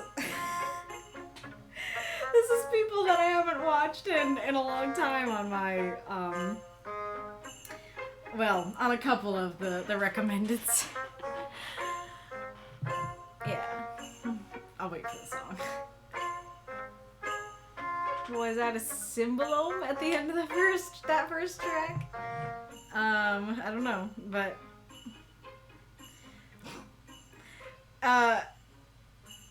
so the first track was called Chicken Chicken. This one is called Seto.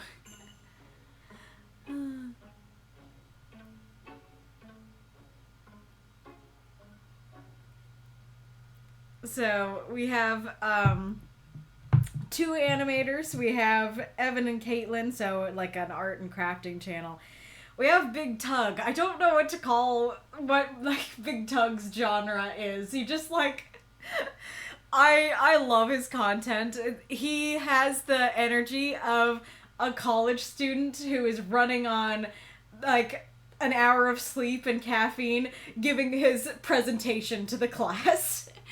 It's great. But he just will like make kind of, I guess, video essays about things that annoy him, you know, and Kitty. Now we have Kitty. Yeah. And sometimes there'll be like actual historical things like the history. I think he did actually do one of like the history of monsters or mad scientists or something like that. Yell at you, Core, a little bit. Reaction YouTubers. That's a genre that I watch. Reaction YouTubers. There's Tail Foundry. Yep. So and then Game Grumps and Small Ant. So there's your gamers. More art people. These are all. Why are you recommending me stuff that I have not watched in forever? It is not giving me good recommendations. I'll tell you that. But yeah, so art YouTubers, gaming YouTubers, reaction YouTubers, I guess. Oh yeah, there's like Try Guys and GMM. They're on the different account, but they're YouTubers I watch too. I went to grab in the midstream question. I was like, I watch so much YouTube, but most of it's not writing. But I was trying to say like what categories that I watch, but the answer flew out of my brain. I was like, I don't remember who I watch, you know, even though it's my life. So I went to go grab my iPad to remind myself the categories of YouTubers I watch. Alright. Okay. But going back to the story. Oh yeah, so I left you on the cliffhanger of where you can remove your words. This is where you can remove your words. So, Brooks squinted at him. The boy had brown hair poking out of a red and white baseball cap. He wore a blue sweater, jeans, and a red scarf around his neck. This description is not bad. It's very descriptive. It gives me a very clear picture of what this boy looks like and what he's wearing. However, none of it is important. None of it is important to this story. It's been a while since I got to point out, because I always say I pointed out, but it isn't done very often. But I always say that in these 350 word stories, the character descriptions usually are, and for good reason, the first thing to go, because of this exact reason. We don't need to know any of this. We'll talk about the scarf, but we don't need to know any of this. And that's quite a decent chunk of words that you used for it. Now, the place where it's necessary or helpful is here. That, okay, he's covered in freckles, he's got a strong jawline. Like, that's great. I have no problem with you describing his description there, because that's showing what she thinks of him. That's showing, oh, he's kind of cute. But that's not really what this is doing. This is just saying what he looks like. And the thing is that it's not... How did I phrase it? It's not there. No? Neither of those. But it's not, like, attached to anything. So I think that if you had it, like, you know... He walked in and turned his baseball cap backwards, or he walked in and he took off his baseball cap. That's a great way to introduce the baseball cap in a way that feels natural and feels dynamic. You could do something similar with a scarf, that like he walked in, he adjusted his scarf, or he took off his scarf or something like that. But having a whole paragraph just to say he did this and this and that and that, I don't know if it would still be awkward in a novel. It actually still might be a little bit awkward, but it's very awkward in a 350 word story when it's not necessary, or at least it is to me. And like I said, it's not like a bad description at all. It's just that we don't need it, and it doesn't really flow very naturally throughout the story. I do like the image of them, perching in on the beam. I can imagine them being like, "Oh, look at a cute boy," I don't know why they would need to perch, because they are ghosts, and so that does kind of say that they can kind of interact with physical objects. But yeah, regardless, I like the image of them, perching on it. And I do like, especially on a second reading where I understand things better, I do like the progression of like, okay, he's out there, he locks his bike, he's thinking about it, he's like, I don't know if I want to go in. And then he makes up his mind and he goes in, and tiptoes and is like, hello, I think it's a great progression once I get what's going on. I wanted a stronger image, or, a clearer image of it, but I do really like what you're going for there. And like I said, I do really like this as well. I think that's the right time to describe him physically. I think the conversation works quite well. She's like, he's kind of cute. Oh, good. Then it's your turn. then it's your job to harass him out of here. And I like her question of like, do they always run? That you can tell she's new to this, and stuff like that, and that she has hesitation. I think that's great. And then I love her struggle, like, hey, but like, what if I don't want to harass him? What if I just want to say hi? And I kind of like I love hate the Mean Girls kind of vibes of at least Dorothy, that she's just like, yeah, ask him to go out sometime, kind of thing. I think their dynamic works. I do wonder, a big question for the story is why Dorothy actually wants him to be harassed out of here. I kind of took it as just like, yeah, they're ghosts. People are going to scream at them anyways, so like might as well have fun with it. Might as well, I don't know. I'm creating my own answers because the story doesn't provide the answer, so I might be like creating way too much in my own head. But I kind of got this idea that Dorothy and Francine have been here a while, so maybe they once were like Brooke and they were had hope, but everybody got scared, and so their hopes were squashed, and so they're like, well, let's just have fun with it. Let's chase them out of here. Let's this is all we have to do as ghosts. But it's that go home that really messes with that theory, because presumably it'd be fun. It'd be fun to have him come in and harass him.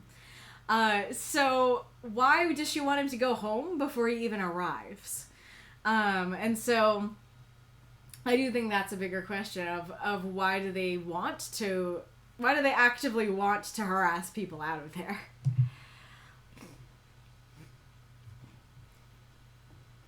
I do like I like she thought she would turn bright red, that kind of implies she didn't. She thought she would, but she didn't, because she's a ghost, and that also shows that she's a new ghost.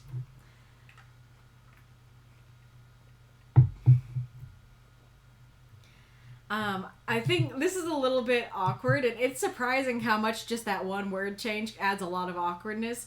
But this should be, he must have played a sport. Let's see.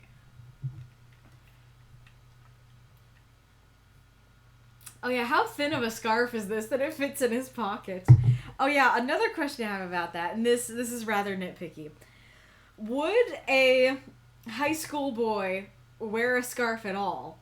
Honestly, like, well, I don't know. Because the boys at my high school would wear shorts in the snow. Like, they would not be, they'd not be, like, sweatering and scarfing it up. But that also might have just been my boys at my school.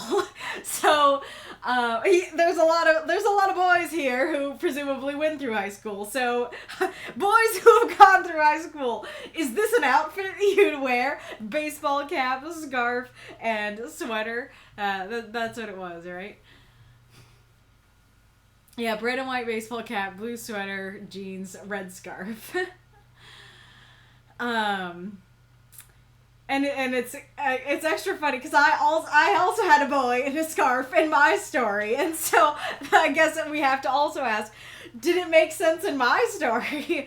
That kind of goes along with the should have been a mask or like a tall coat or something like that. I just see Wolf saying, as a middle schooler, I wanted goggles because of Digimon. I don't feel like that answers the questions, but it's funny. Anyways, so Nitpiggy, how does the house have power? I'm presuming it's like that, the haunted house on the side that, ain't nobody here, so ain't nobody paying their electric bills. So how is there power? But that's nitpicky. I do like the image of the lights suddenly coming on because the ghosts are messing with it, and him like looking up, and then there's Brooke. I think I like it. I was gonna say on the chandelier, but I guess he was already looking at the chandelier. I like her kind of cute, awkward, like, hi. Very, very sweet and cute. So this shriek is my other biggest critique. That rhyme. Of the piece. Almost a three-way rhyme. This shriek is my biggest critique of the piece. So the thing is, we really need to have a moment where he is solidly looking at her and not running. Because the thing is, like, all he does is his eyes widen and she says hi. And, like, he might have been frozen in fear. And so we don't know. And so having a moment where, like, yes, he is definitely looking at her and he's definitely not running away, I think would be important. And then about the shriek, so one, why is that enough to get him to run? Like, I do get that that's scary, but he's seeing a literal ghost. He's seeing a literal ghost and he's not running. And so it seems odd that a shriek would be enough, especially considering he's a high school kid, and his friend, he presumably, like, made a bet with his friends. So, like, if you made a bet with your friends, I feel like walking into the library, hearing a shriek and running, you're probably losing that bet. And maybe that is the point, but I feel like, he's gonna stay a little longer than Shriek Town, alright? And then the other critique I have about the shriek is, why did they say, good, you harass him out of here, and then not give her a chance to harass him out of there? Because all she said is, hi. And maybe that's enough for them to go, she's not doing her job, so we'll have to do it. But I feel like they need to give her some time to like know for sure that she's not going to harass him out before they take up the reins of harassment and harass him out of there. So I think having a moment there, at least a moment where they're looking at each other, if not even more than that, would really help a lot. Hi, Kitty. Yeah, oh no, I don't mean to make you get up. Kitty. Oh yeah, the other thing about the phrasing of someone shrieked, it does kind of imply it's someone not in this room, but it's someone, it could have been him. That it could be that like she shows up and he shrieks, which totally goes against the ending. So yeah, lots of critiques for that particular shriek.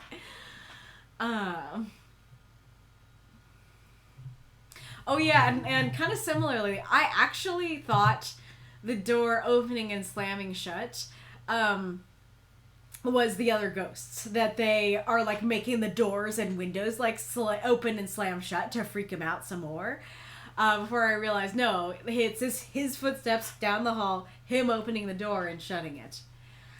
And then of course, I really love that ending. I think that's really sweet and cute. Even if I want, more to get to that conclusion, I do really like that conclusion of like, hey, like, maybe I didn't get to talk to him, maybe I didn't get to ask him out, but he saw me, and he didn't run away. Like, that's a win. I think that's a W. I think that's very cool and cute and sweet. And I do like her looking at the scarf and kind of being like, huh, I have something of his. Like, there's this tie that maybe he'll come back for it, or maybe she can, I don't know if she can leave the house, but if she can, maybe she can bring it to him or something like that. I think that's great. Oh yeah, so the other thing I was going to say about the scarf is that to minimize descriptions, like, you could just have him lose the hat. That you could just mention the hat, that it's like, yeah, he took off his hat as he walked in and then he drops it. Or you could, remove the hat and just do the scarf, Kitty, really? really?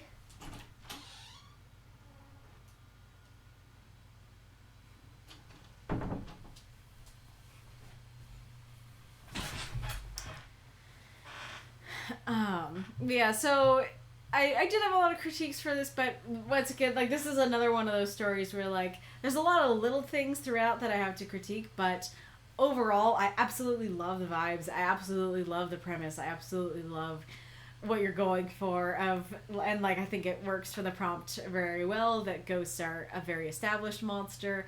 I guess that is something, well, I don't know, I was gonna say, I guess that's something that Dorothy does, at least Dorothy and Francine add, is that they're acting monstrous.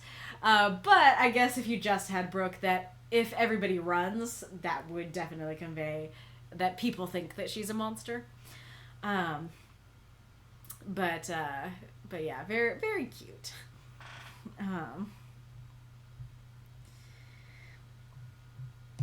Nessa says, depends on the guy. I've seen high school guys who wear scarves. I live somewhere it can get pretty cold too. That's true. That's fair. Good point. Wolf says, I think more fashion-oriented guys are weeaboos might wear scarves, and then posts a gif of a guy in a scarf. Yeah, that does make sense. I would regularly wear goggles as a 20 or 30 something because steampunk. Aerith, steampunk is cool!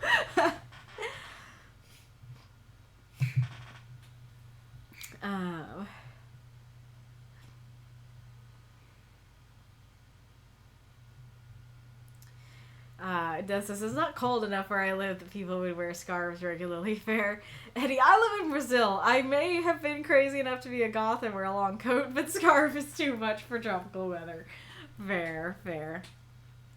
Earth, I'd wear a sweater, but probably not a scarf, and a thin scarf sounds like Fred from Scooby-Doo wearing a pink ascot. Amazing. Oh yeah, I like how she approached the kid first before the other ghosts scared him off. Yeah, I did like that approach as well. Aerith, as a ghost, she would look like a floating dead body. That would clearly look monstrous. Yes, that's a very, very true. Alrighty, very, very cute story, Danny. Lovely to see you post again. Alright, well, as far as I know, we don't have any more unlocked, so Galler and Spectre, you'll have to submit your stories to the backups. But very, very enjoyable stories. A good stream. It is time to announce the prompt for next week.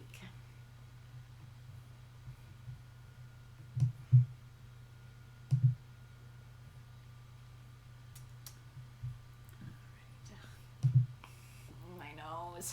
Why must you be like this?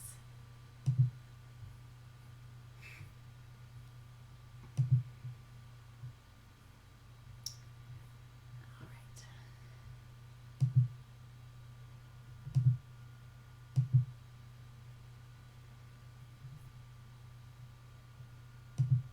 getting rid of all my notifications. I don't know if it bothers you, but it would bother me if I were watching the stream and there it was like, new unread. I'd be like, get rid of it, streamer, please. So I like to get rid of those for you. Alright, drum roll time.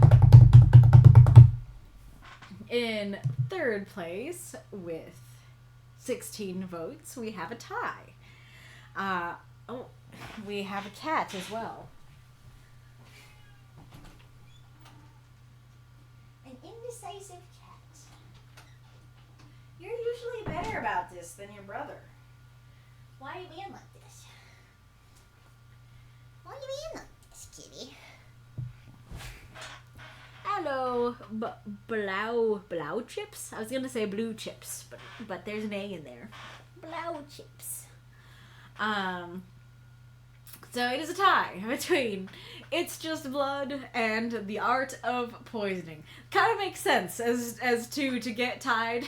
There's I guess similar, like, dark, fatal vibes, but also very different ideas. And in second place with 17 votes, we have I Thought You Were Dead. I'm surprised that that's one that we have not seen in the final poll before. That's a fun one too. But our winner with 22 votes is Not All Wonders Are Lost. This is, of course, the quintessential quote from Tolkien's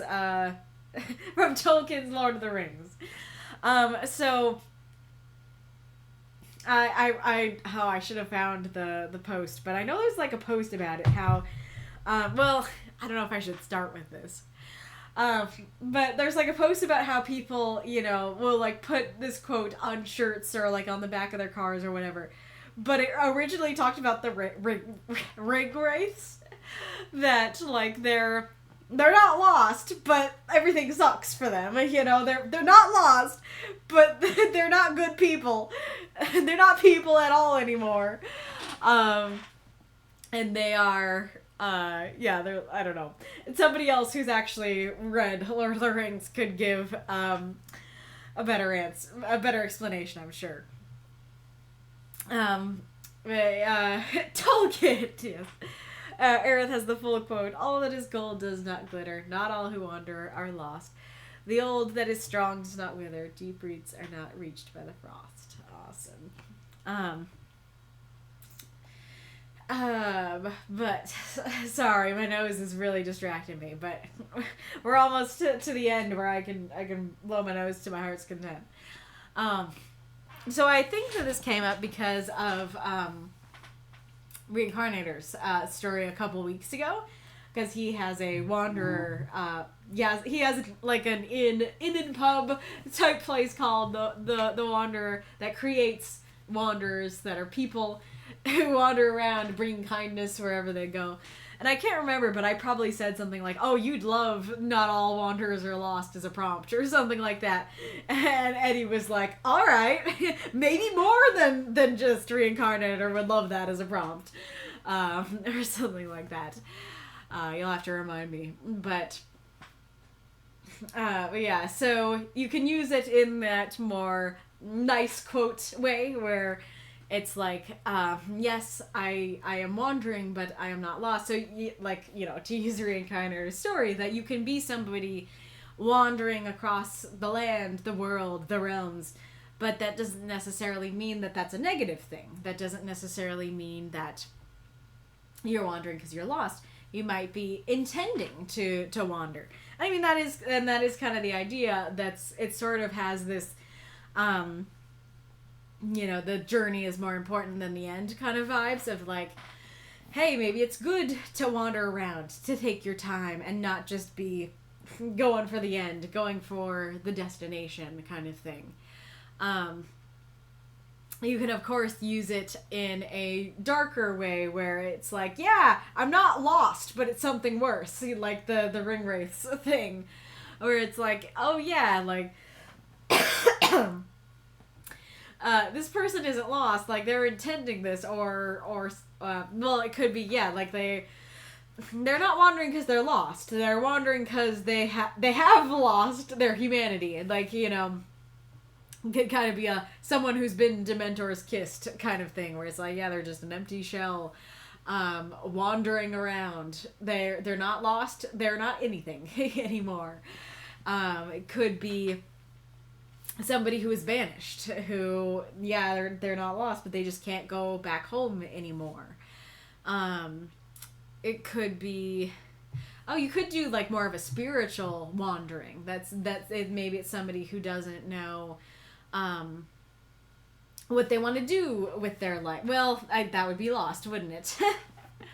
Yeah, so it could be somebody who's intentionally like, I don't know, wandering between different majors in college because they want different knowledge, or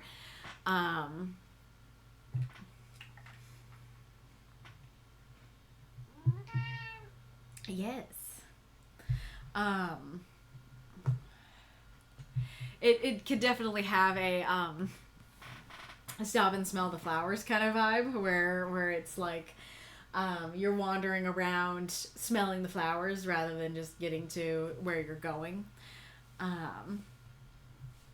Lost can mean a lot of things. Yeah, so it can mean physically lost, not know where you're going. It can mean spiritually, you don't know what you want to do with your life.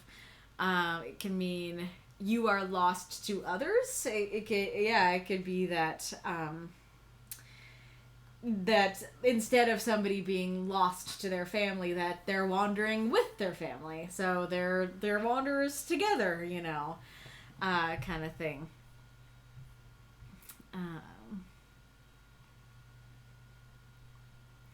Foggy says, I do love this prompt concept. Should be a fun one. Era says, I think it's actually a reference to Aragorn, also called Strider, one who was of a line of kings who are no longer king due to the fall of their ancestor to the power of the One Ring. So so in his case, it's kind of an idea of, he's not lost, like this is his land, he knows where he is, but, you know, he can't be where he's meant to be. He can't be on the throne. He can't be king. So he's left to wander. Yeah, that's definitely a different angle of, I mean, it's kind of similar to the banished angle, but it's like, I'm wandering because I can't be where I'm supposed to be. That's a good point. Wandering can be another form of journey with many extra steps. Yeah, you're still getting to your destination, but you're just going the more windy path to get there. A seeker of knowledge, or a priest on a journey. Yeah, tell me more. Like, so like somebody, that's interesting. So like the idea of somebody in a library and they're like wandering around the books and reading different books rather than just like sitting down and being like, this is what I came for, and walking out. Yeah, you can wander along with the spiritual journey. You can wander religiously and with the priest image of not knowing what you want to believe. But again, if you're like, I don't know what I want to believe, that sounds like you're lost. So how would you do a religious wandering where you're not lost? I guess it would be kind of like Galler's story from several weeks ago of like the atheist and the agnostic in the afterlife, that they're free to wander among the different afterlives but never stay. Yeah. Somebody, I don't think Geller is here, but somebody should suggest that to him. Maybe go back to that universe. So yeah, you could do something like that. And it's like, oh yeah, I enjoy, you know, wandering between the different ideas rather than just sticking to one. My pal says, back real quick to see the announcement. I thought about a wanderer who isn't lost. They just have nowhere to go. Yeah, so that could be dark or light. But yeah, that's related to the Aragorn thing of like, yeah, I'm not lost. I know where I am. I know where I want to be, but I just have nowhere to go. No, I just can't be where I want to be. Pilgrims who aren't taking the major roads because their religion is suppressed. Ooh, yeah, that's a good point. That taking the wandering road, like we're taking the road less traveled so that we aren't seen by people on the main road. Yeah, that's a really good point. Eddie says, yes, this is called the Riddle of Strider, and Aragorn uses the first 2 lines of it to confirm his identity to Frodo in Fellowship of the Ring. This is more obvious in the second half of the poem, which I shared on Discord. I'll have to go to that. There it says, for another take on this, look at Gollum, one who can't go home due to his terrible actions, killing one of his own kind, now wanders in dark caves, simmering in the poison of the One Ring, becoming obsessed with it. Oh, I love that phrasing, simmering in the poison of the One Ring. But yeah, that's a great point. That's a particularly dark one of like wandering in the dark might cause you to become a monster, might cause you to lose your humanity or your hobbity.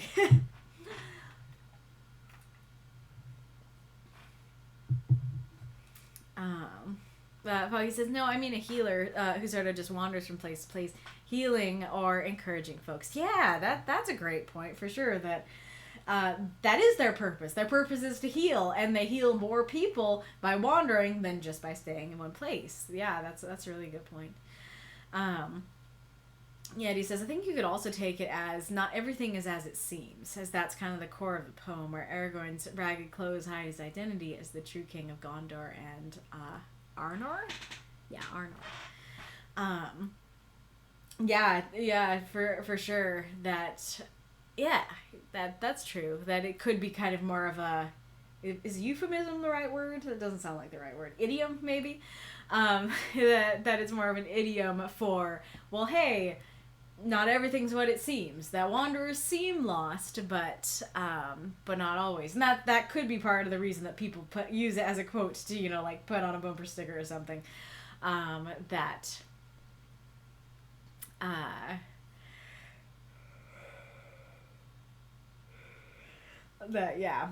it's more of a way of saying not everything's what it seems. Yeah, metaphor. Mm-hmm. Eris says, interesting, the road less traveled is often quoted from a poem by Robert Frost, in which his character finds a fork in the road and then takes the road less traveled. And he says he will claim that taking that journey by the road less traveled will make all the difference. More to it than that, but that's just... Mm-hmm. We've read that poem on the stream, haven't we? I don't know. I think we read something on the stream.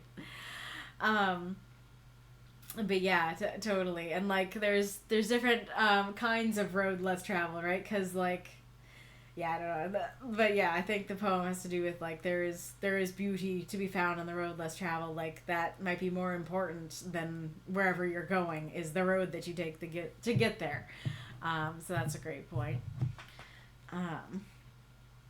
Is there anything going on in the stream chat? Yeah, it looks like there is, but it's not giving me the unreads notification.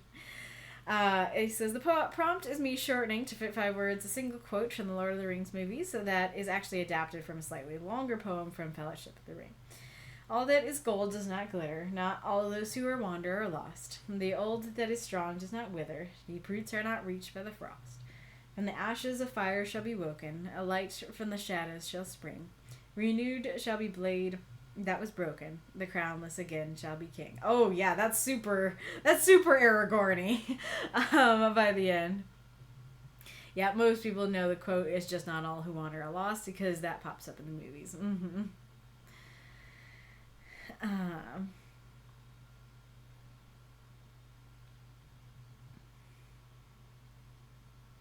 Massa says, I do have a character for that. For a while, spent a lot of his time as an itinerant monk / carpenter. He was never lost because he never had a destination. Yeah, so it could be that you have a destination, but you cannot get there. Or it could be you're not lost because there's nowhere that you're going. For sure. Yeah, I see, Wolf is going, in each usage, ak uske. You should feel the ack in the back of your throat. It's glottal. And Eddie says, Wolf, I ask this with the utmost respect. What the hell are you talking about? I love that. That is an amazing quote. But I also agree. What was I gonna say? It makes me think of I forget the channel. Another type of YouTuber one. There's like a channel that I watch that tells like stories about Japan and like this is what it was like in Japan, and one of the videos is about like a folk tale about like I think the video is called something like the prostitute from hell or something like that, and so like she called herself a demon and everything, and then this wandering monk came in and gave her a totally different view of life. So you're mentioning like an itinerant monk makes me think of that, of like the monk wandering around and giving advice and changing people's lives wherever he wanders to.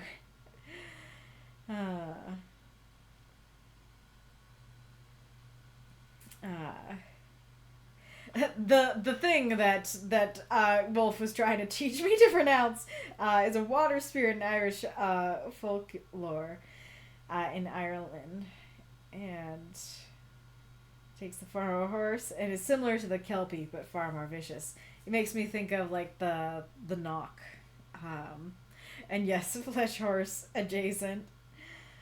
But what does this have to do with the prompt? Wolf says, "Oh, I'm just a regular horse wandering around in the woods. Come ride my back. Gotcha. It's drowning time."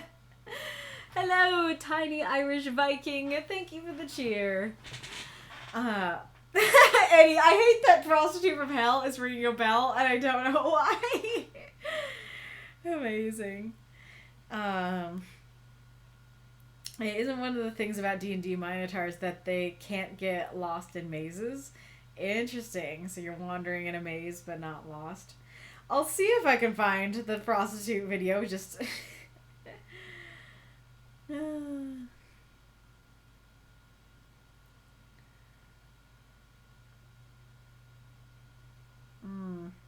No, that's not seeming to... I'm getting lots of things, but not the thing I want.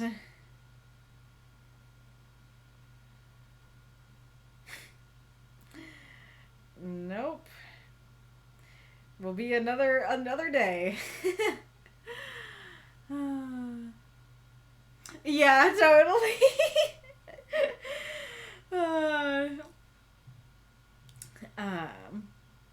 Yeah, so that could be interesting, that it's like you have the power to not get lost. Like literally you have that like a magic power kind of thing. Thank you, Des said. Yes, I'll just read that. We do weekly microfiction stories of 350 to 250 words based on a community-voted prompt. This week's prompt is Not All Who Wander Are Lost. Yes. It is interesting that this prompt has never been done. I think this sounds like the kind of prompt that would have been done very early in the Tale Foundry days that I was in the section I didn't do. But yeah, so I totally see why it won and why it was loved, and excited to see what you guys do with it. Not all wanderers are lost. No, it's 5 in the way that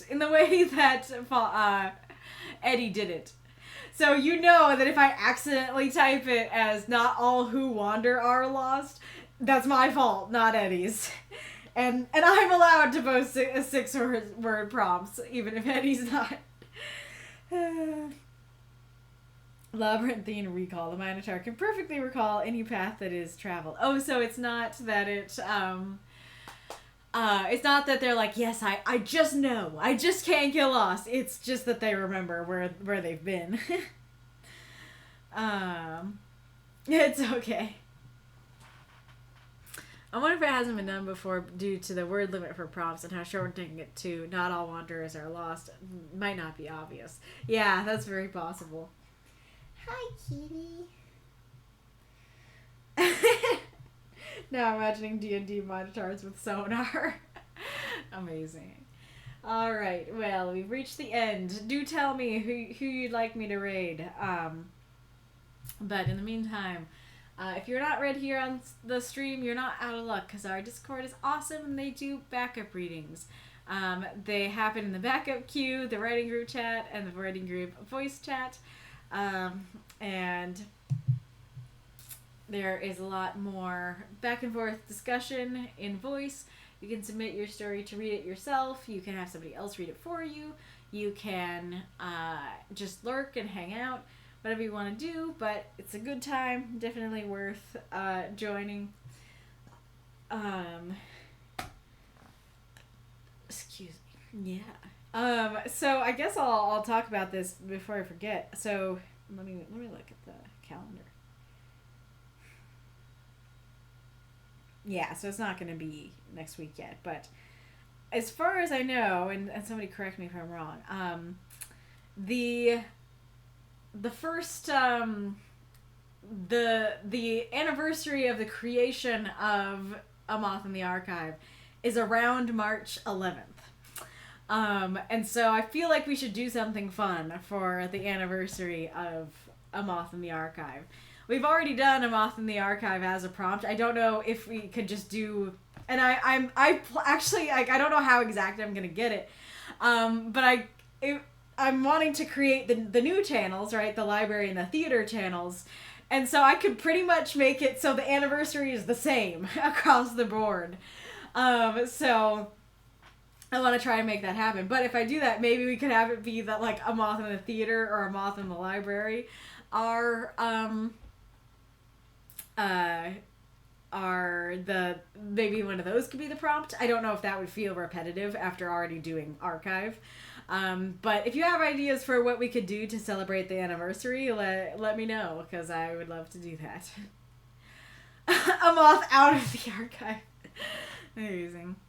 Ghoulish suggests inspired by blank. It's a prompt G.J. Fuller has been championing for years. Yeah, we could do that. That's also something we could consider for April Fools. Well, I don't know if I want to do... I don't know if I want to... I mean, I do want to suggest it, at least, but... So I guess while we're just talking about stuff like this, I'll bring this up, too. Personally, I really liked the do a prompt you missed and redo a past prompt prompts for April Fools. And I feel like that's something, in my opinion, I don't know if it's in anybody else's opinions, but in my opinion, that feels like something that's worthy to do, like, every year.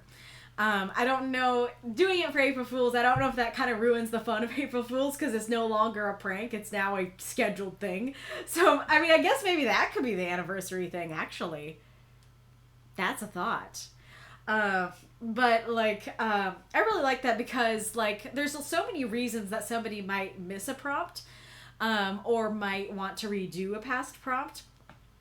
It could just be like, oh, I really love this prompt, but, like, I had a family emergency and I couldn't do it, or, you know, I was just super busy that week and I couldn't do it, or, like, maybe afterwards you're like, dang it, I had such a good idea, now it's gone. Kind of thing. So I feel like, you know, we have so many prompts that we've done over the years, and there's so many reasons someone might miss a prompt or want to redo it. And so I feel like that is something worthy of continuing to do each year. But what do you guys think? And, like, if not for April Fools, like, do you like the idea of that being maybe an anniversary thing? I feel like that's fitting for an anniversary thing, because it's like, look upon the last year and pick something, you know. I mean, I would let you do it for more than the year. But look upon the past and pick something does feel kind of honoring to the group as a whole, and remembering who we are and where we've been and what we've done, kind of thing.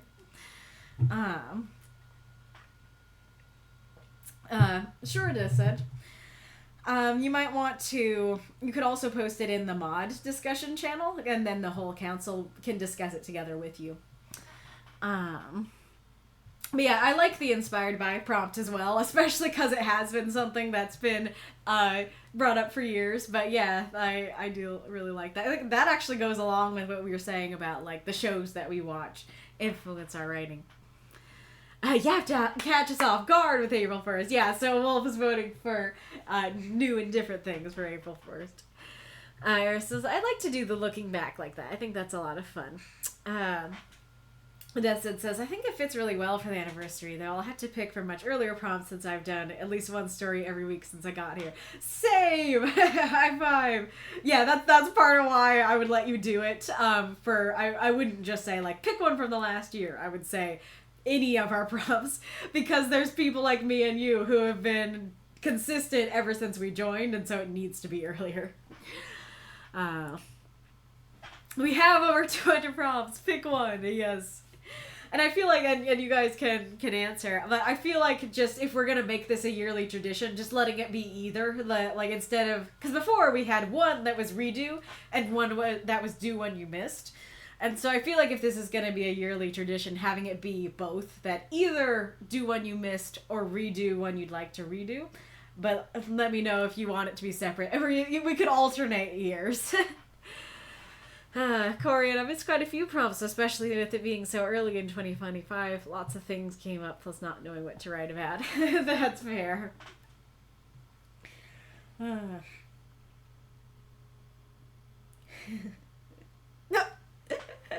About the Minotaur sonar. The things we say on this stream. About the Minotaur sonar. Massa. Minotaur snorts. Adventurer having problems breathing. Minotaur echolocation. And then any by mine. Minotaur snorts. Adventurer breathing problems. Minotaur cocaine. It's the new cocaine bear. The cocaine bull man. Massa says, I wouldn't mind do a prompt again in whatever capacity. Definitely seems like an anniversary thing. And remembering who we are. Imagine forgetting who we are. Couldn't be me. Whoever that me might be. If you're looking for raid targets, it looks like Typhoric is reading poetry. That sounds like a new name. That sounds good. Flesh horse, bag jellyfish, cocaine minotaur. We're building a pantheon here, folks. Oh, incredible. Put it into the jar for April Fool's prompt. Yeah, Era says, yeah, I missed old prompts too due to not feeling well or simply struggling with a prompt a given week. Very fair. Yeah, that is a good point. That is a benefit for me personally, being the stream leader, is that when I'm sick, I don't miss a prompt, because when I'm sick, I also can't stream. But yeah, that's definitely a reason that literally anyone else could miss a prompt, is literally just being sick. Something you can't control. But yeah, I'm good with poetry if you guys are. Yeah, so we'll just end up with write a story with the Amida Pantheon as the anniversary prompt. Or the, oh man, wouldn't that be a wild April Fool's prompt? That might be too complicated, but like some version of like, pick a joke from stream to make your prompt. I feel like that's too open-ended.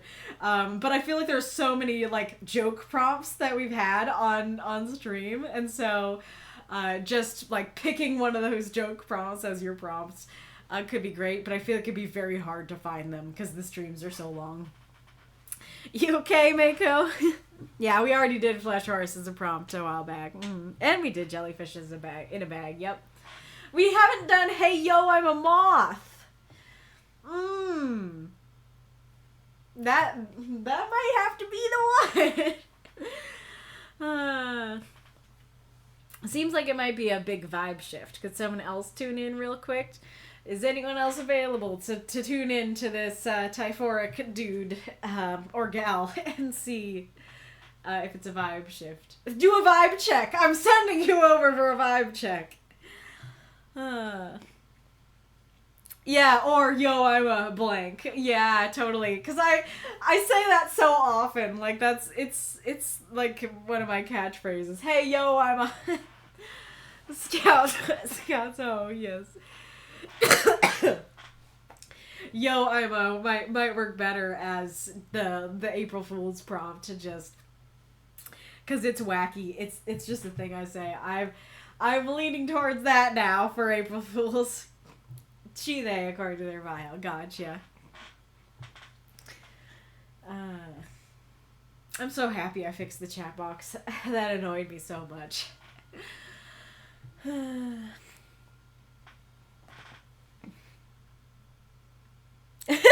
Massa, I'm a female Minotaur MMA fighter in RP who lives in Brazil, and cocaine Minotaur is causing me to think of things that, in a way, I was never considering. This is making me think things I shouldn't be thinking. Did anybody head over there? Do I need to be the one to head over there?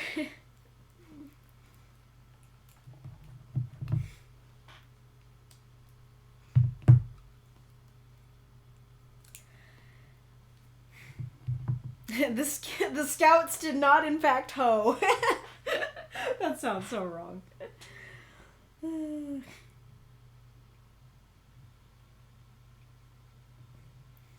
Okay, let's go back. Uh-oh, why can't I find the name? Oh, there we go, Ty Fork.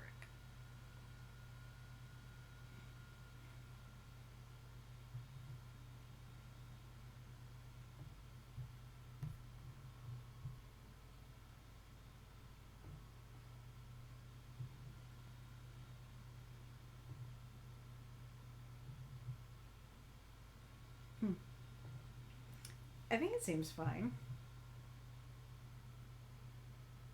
I don't really know what this poem is that she's currently reading, but oh, it's a very heavy subject matter. Oh, okay. Yeah. I didn't it's the poem just seemed like kind of disjointed words to me. Gotcha. Okay. I see what you mean by vibe shift now. In lack of opinions, there's a Bob Ross marathon going on again. In somewhere in a stream, because we can raid the Bob Ross marathon if somebody's streaming and you guys want to. I love my background so much. I love my background and the little frames and everything. Bob Ross is streaming. How? The official Bob Ross channel. I mean, that could be many things. That could be Bob Ross. That could be Bob_Ross. That could be Bob Ross official. Like, I don't know what that means. Kitty. Okay, it is just Bob Ross. Is that what you guys want to do? You want to head to Bob Ross?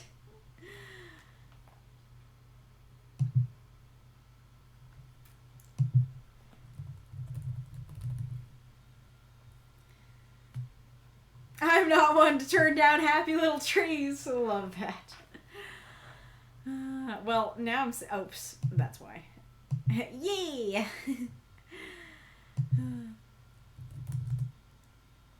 Okay, does that work? Oh, the target channel has disabled raids. Okay. I don't know why would you do that? There are few men I know that are more chill than Bob Ross. Very true. Well, looks like that's not going to work, so we need a third option. Are any of our regulars streaming, like Fable Storyteller? Beat the devil out of your paintbrush. Could that be a prompt? Beat the devil out of it. Well, for a transformed one, it could. Fable's offline. Gotcha. What about coffee quills? Okay.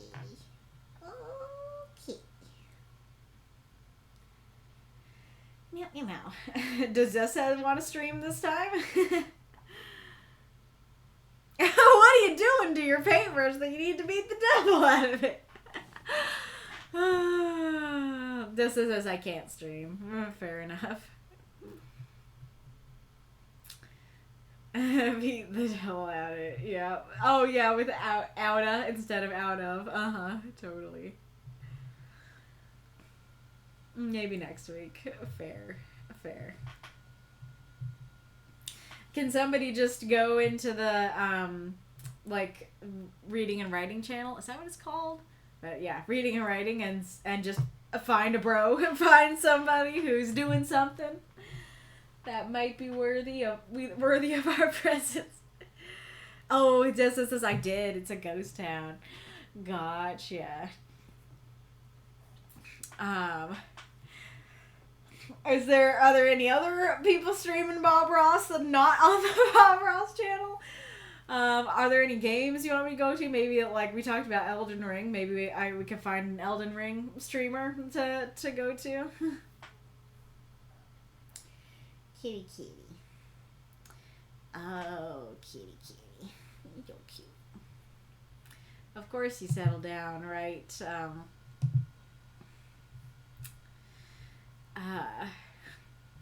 Right at the end. Someone named LT Duck is writing something. Okay.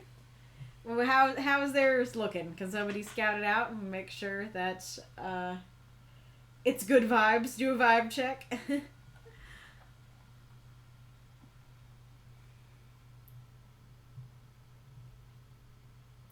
I didn't see anybody cheer more, but that number went up. It was like 3.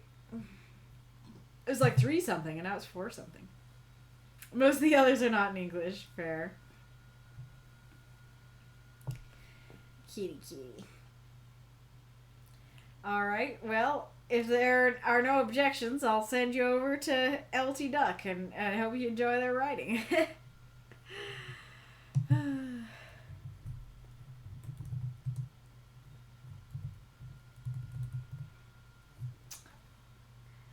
I'll give you until the clock goes to the next minute.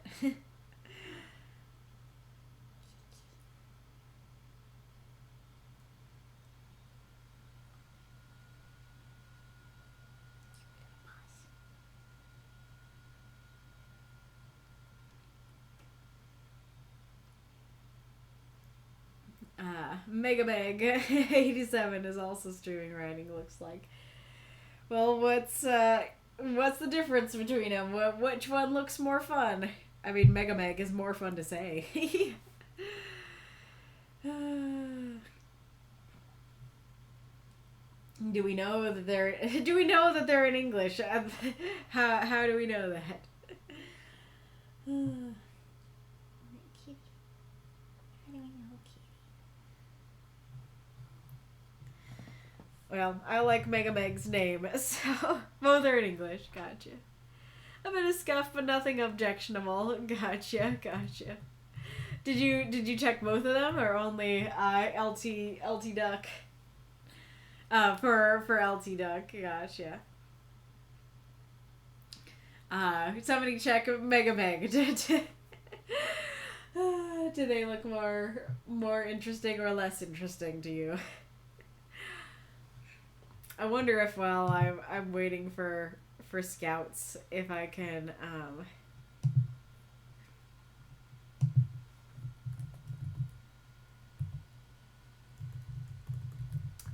recolor the thingy.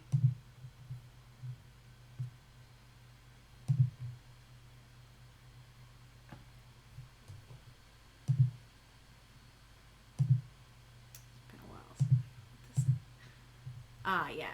This is very color. Mega Meg seems just quiet, just typing with a camera on the fingers and text on the screen. Not sure if that's due to the lack of chat interaction though.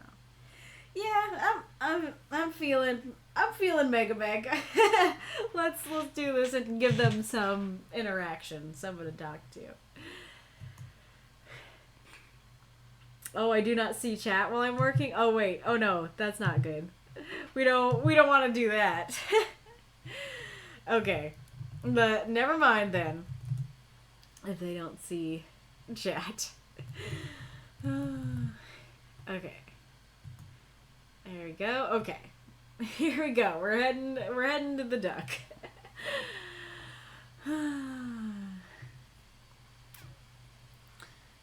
Alrighty, Rue. I will see you all next week. Oh, it's okay, Desmond. It's not your fault. It's not your fault that it's Slim Pickens. I appreciate your help. Alright, but yes, I will see you all next week, and I hope that though you may wander, you will never be lost. Goodbye.